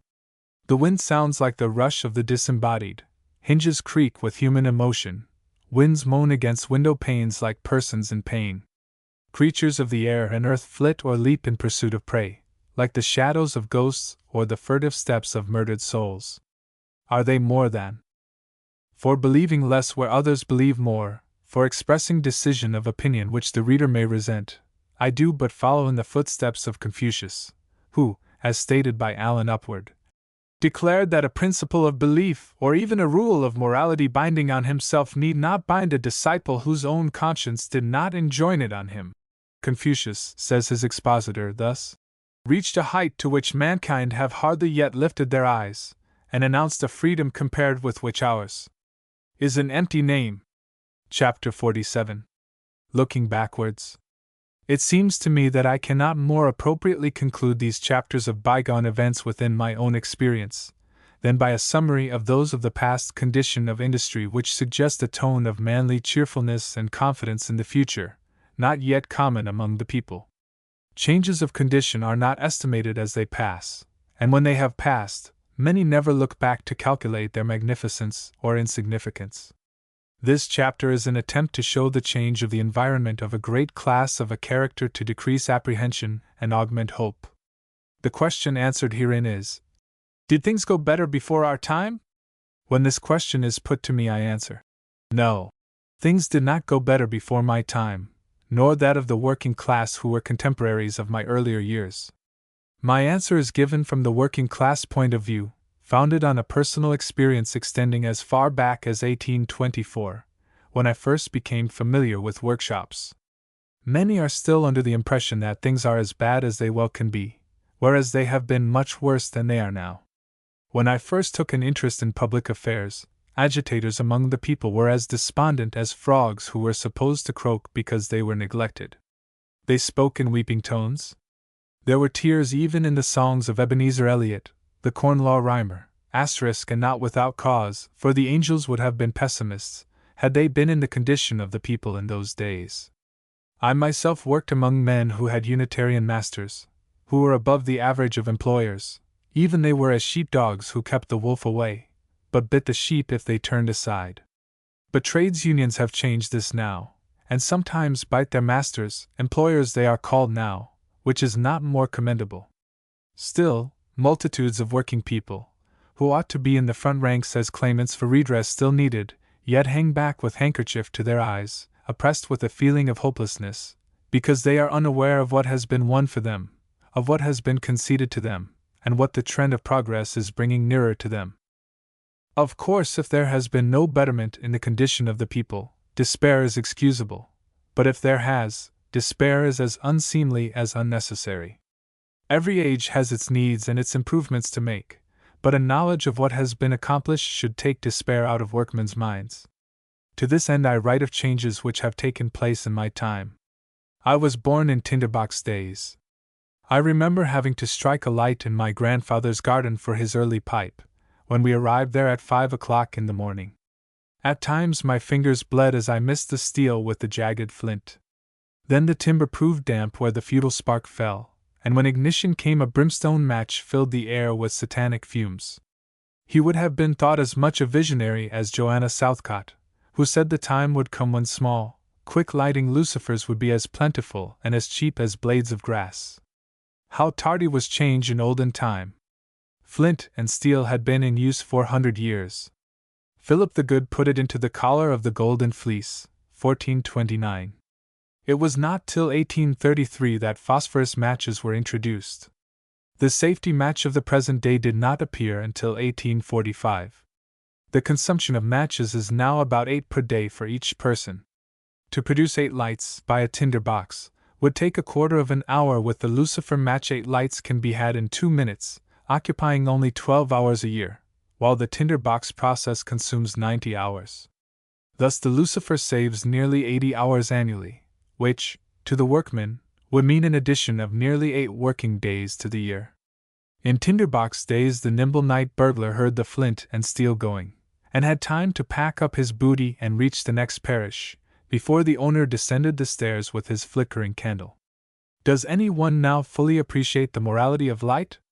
Extinguish the gas in the streets of London, and 1,000 extra policemen would do less to prevent outrage and robbery than the ever-burning, order-keeping street light. Light is a police force, neither ghosts nor burglars like it. Thieves flee before it as errors flee the mind when the light of truth bursts on the understanding of the ignorant. 70 years ago the evenings were wasted in 1,000,000 houses of the poor. After sundown the household lived in gloom. Children who could read, as I did, by the flickering light of the fire, which often limited for life the power of seeing. Now the pauper reads by a better light than the squire did in days when squires were county gods. Now old men see years after the period when their forefathers were blind. Then a social tyranny prevailed, unpleasant to the rich and costly to the poor, which regarded the beard as an outrage. I remember when only 4 men in Birmingham had courage to wear beards. They were followers of Joanna Southcott. They did it in imitation of the apostles, and were jeered at in the streets by ignorant Christians. George Frederick Muntz, one of the 2 first members elected in Birmingham, was the first member who ventured to wear a beard in the House of Commons, and he would have been insulted had not he been a powerful man and carried a heavy Malacca cane, which he was known to apply to any one who offered him a personal affront. Only military officers were allowed to wear a mustache. Among them, no one, not even Wellington, was hero enough to wear a beard. The Rev. Edmund R. Larkin, of Burton Rectory, near Lincoln, was the first clergyman, that was as late as 1852, who appeared in the pulpit with a beard, but he shaved the upper lip as an apology for the audacity of his chin. George Dawson was the first nonconformist preacher who delivered a sermon in a full-blown mustache and beard, which was taken in both cases as an unmistakable sign of latitudinarianism in doctrine. In the bank clerk or the workman it was worse. It was flat insubordination not to shave. The penalty was prompt dismissal. As though there were not fetters about hard to bear, people made fetters for themselves. Such was the daintiness of ignorance that a man could not eat, dress, nor even think as he pleased. He was even compelled to shave by public opinion. When Mr. Joseph Cowen was first a candidate for Parliament, he wore, as was his custom, a felt hat then called a wide awake. He was believed to be an Italian conspirator, and suspected of holding opinions lacking in orthodox requirements. Yet all his reputed heresies of acts and tenets put together did not cost him so many votes as the form and texture of his hat. He was elected, but his headgear would have ruined utterly a less brilliant candidate than he. This social intolerance now shows its silly and shameless head no more. A wise tolerance is the angel, which stands at the portal of progress, and opens the door of the temple. Dr. Church, of Birmingham, was the first person who, in my youth, contrived a bicycle, and rode upon it in the town, which excited more consternation than a Southcottian with his beard. He was an able physician, but his harmless innovation cost him his practice. Patients refused to be cured by a doctor who rode a horse which had no head, and ate no oats. Now a parson may ride to church on a bicycle and people think none the worse of his sermon. And scandal of scandals, women are permitted to cycle, although it involves a new convenience of dress formerly sharply resented. In these days of public washhouses, public laundries, and water supply, few know the discomfort of a washing day in a workman's home, or of the feuds of a party pump. One pump in a yard had to serve several families. Quarrels arose as to who should first have the use of it. Sir Edwin Chadwick told me that more dissensions arose over party pumps in a day than a dozen preachers could reconcile in a week. Now the poorest house has a water tap, which might be called moral, seeing the ill-feeling it prevents. So long as washing had to be done at home, it took place in the kitchen, which was also the dining room of a poor family. When the husband came home to his meals, damp clothes were hanging on lines over his head, and dripping onto his plate. The children were in the way, and sometimes the wrong child had its ears boxed because, in the steam, the mother could not see which was which. This would give rise to further expressions which kept the recording angel, of whom Sterne tells us, very busy, whom the public wash-houses set free for other, though scarcely less repugnant duty. In that day sleeping rooms led to deplorable additions to the register of idle words. The introduction of iron bedsteads began a new era of midnight morality. As a wandering speaker I dreaded the wooden bedstead of cottage, lodging-house or inn. Fleas I did not much care for, and had no ill will towards them. They were too little to be responsible for what they did, while the malodorous bug is big enough to know better. Once in Windsor I selected an inn with a white portico, having an air of pastoral cleanliness. The four-poster in my room, with its white curtains, was a further assurance of repose. The Boers were not more skillful in attack and retreat than the enemies I found in the field. Lighted candles did not drive them from the kopje pillow where they fought. In Sheffield, in 1840, I asked the landlady for an uninhabited room. A cleaner-looking, whitewashed chamber never greeted my eyes. But I soon found that a whole battalion of red-coated cannibals were stationed there, on active service. Wooden bedsteads in the houses of the poor were the fortresses of the enemy, which then possessed the land. Iron bedsteads have ended this, and given to the workmen 2 hours more sleep at night than was possible before that merciful invention. A gain of 2 hours for 7 nights amounted to a day's holiday a week.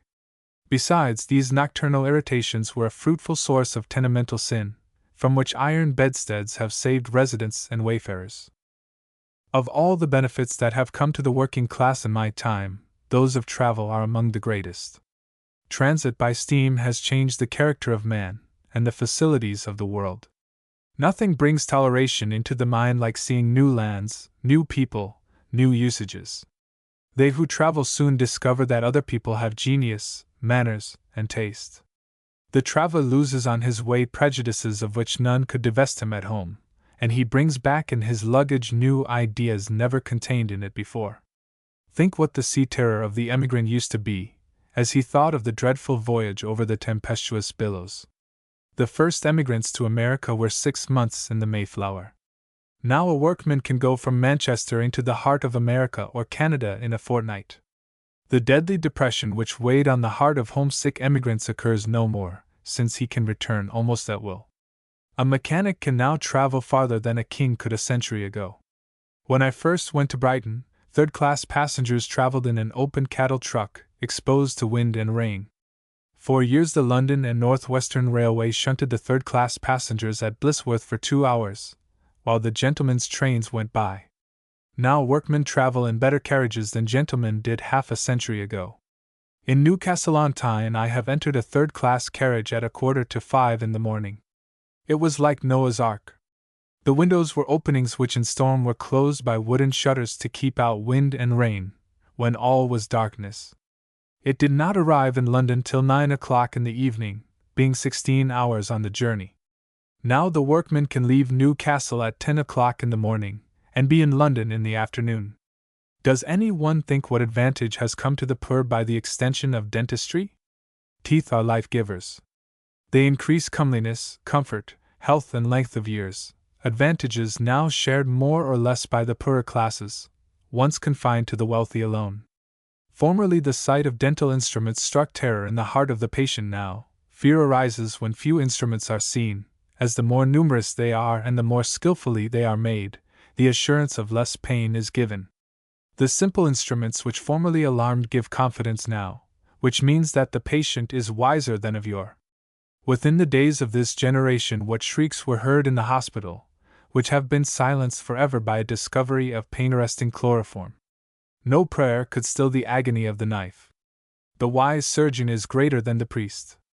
If anyone would know what pain was in our time, let him read Dr. John Brown's Rab and His Friends, which sent a pang of dangerous horror into the heart of every woman who read it. Now the meanest hospital gives the poorest patient who enters it a better chance of life than the wealthy could once command. It was said formerly. Now the poor man can deal with death, and by life on very reasonable terms, if he has common sense enough to observe half the precepts given him by generous physicians on temperance and prudence. Not long since no man was tolerated who sought to cure an ailment, or prolong human life in any new way.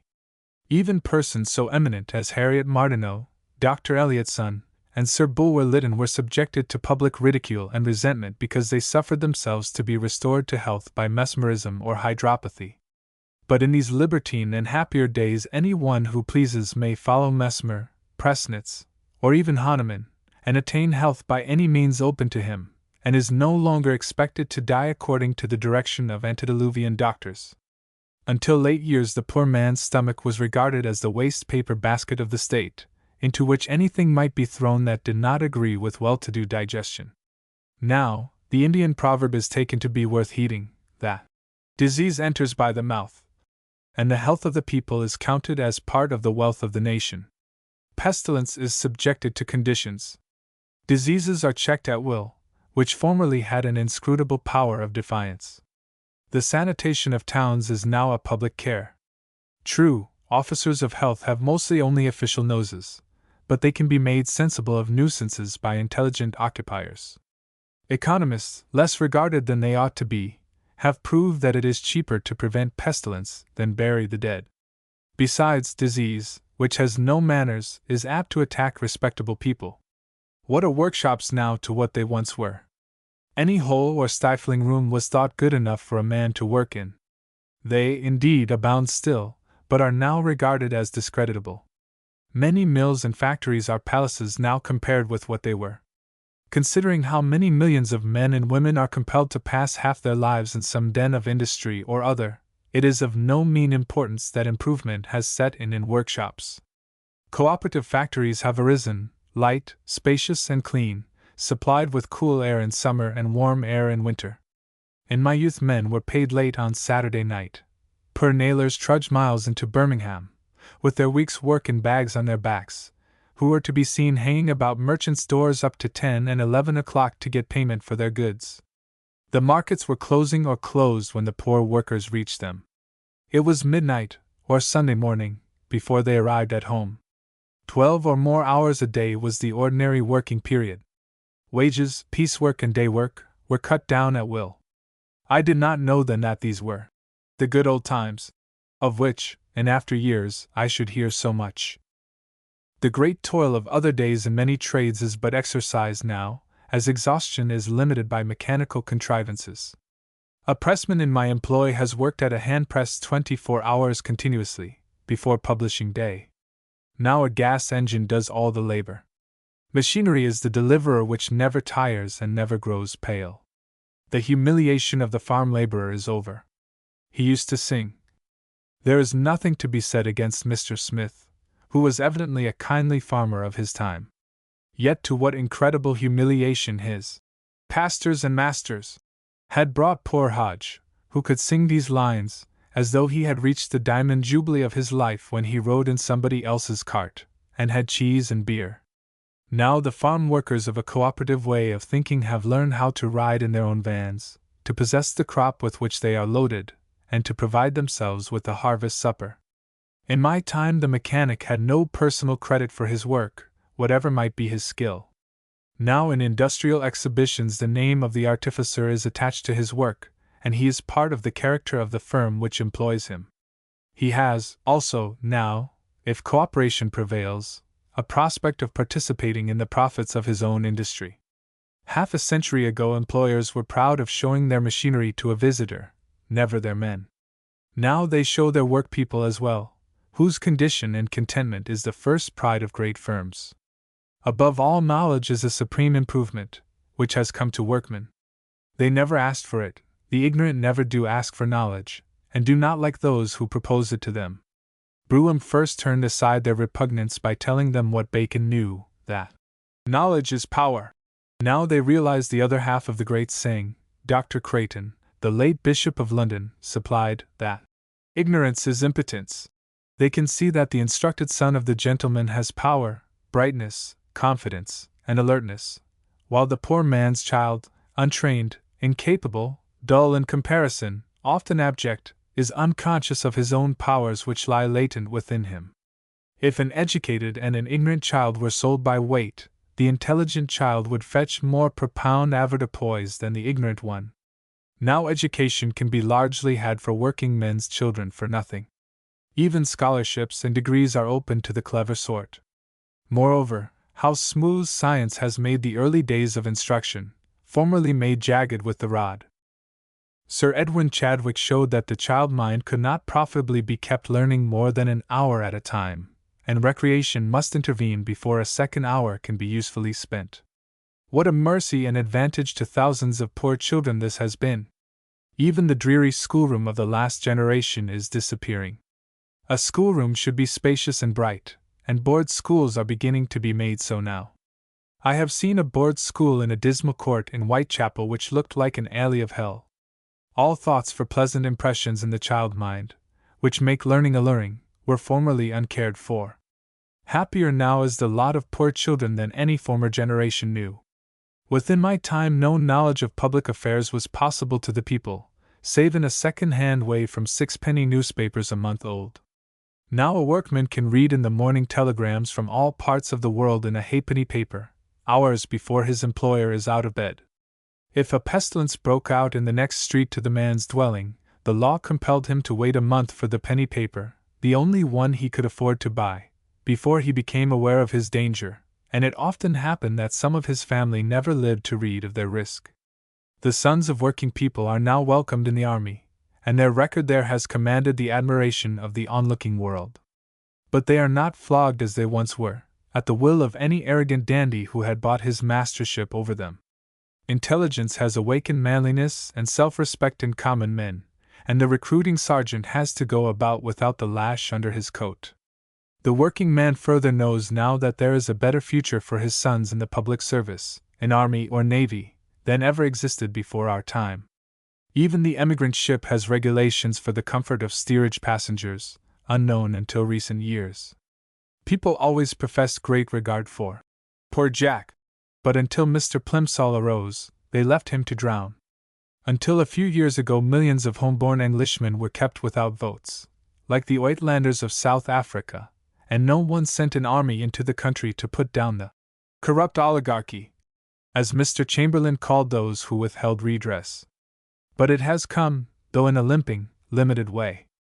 Carlylean depredators of Parliament decried the value of workmen possessing 100,000th part in the national palavers, but we no longer hear workmen at election times referred to as the swinish multitude, who can now send representatives of their own order into the House of Commons.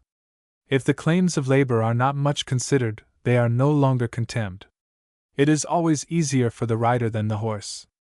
The people are always being ridden, but it is much easier for the horse now than it ever was before. Sir Michael Foster, in a recent presidential address to the British Association, said that the appliances of science have, as it were, covered with a soft cushion the rough places of life, and that not for the rich only but also for the poor.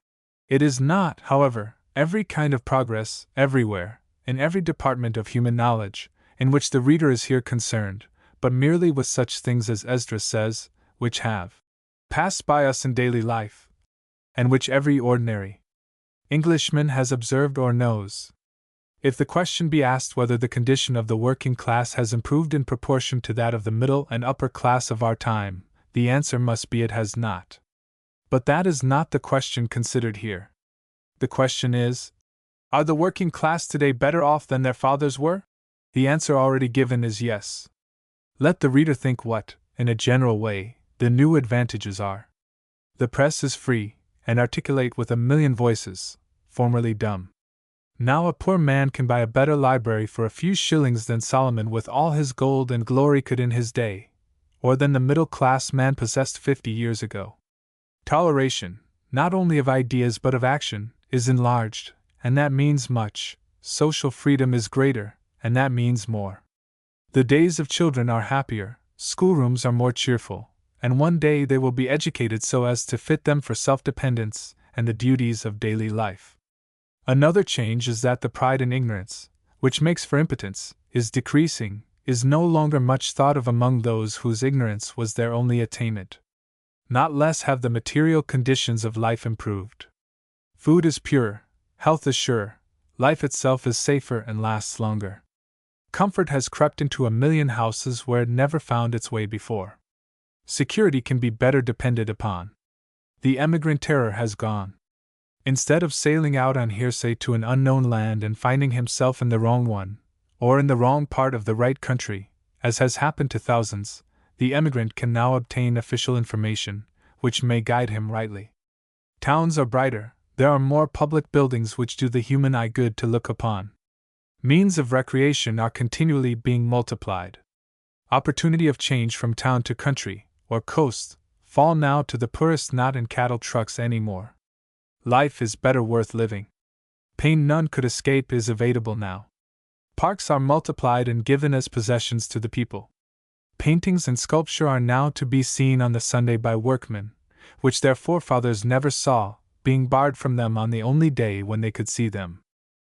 By a device within the memory of most, house owning has become possible to those whose fathers never thought it possible. Temperance, once a melancholy word, is now a popular resource of health and economy. The fortune of industry is higher in many ways. Into how many firesides does it bring gladness to know that in barrack, or camp, or ship, the son is better treated than heretofore? Can any of the middle-aged doubt that some things are better now than before their time? Now 200 workshops exist on the labor co-partnership principle. 40 years ago those commenced failed through lack of intelligence on the part of workers. The quality of workmen to be found everywhere in our day did not exist then. 16 years ago there were found more than a dozen workshops owned and conducted by working men. There are more than 100 now, and hundreds in which the workers receive an addition to their wages, undreamt of in the last generation. In this, and in other respects, things go better than they did. Though there is still need of enlargement, the means of self-defense are not altogether wanting. Cooperation has arisen, a new force for the self-extrication of the lowest. Without charity, or patronage, or asking anything from the state, it puts into each man's hand the means to cancel his captivity. The rich man may vote 20 times where the poor man can vote only once.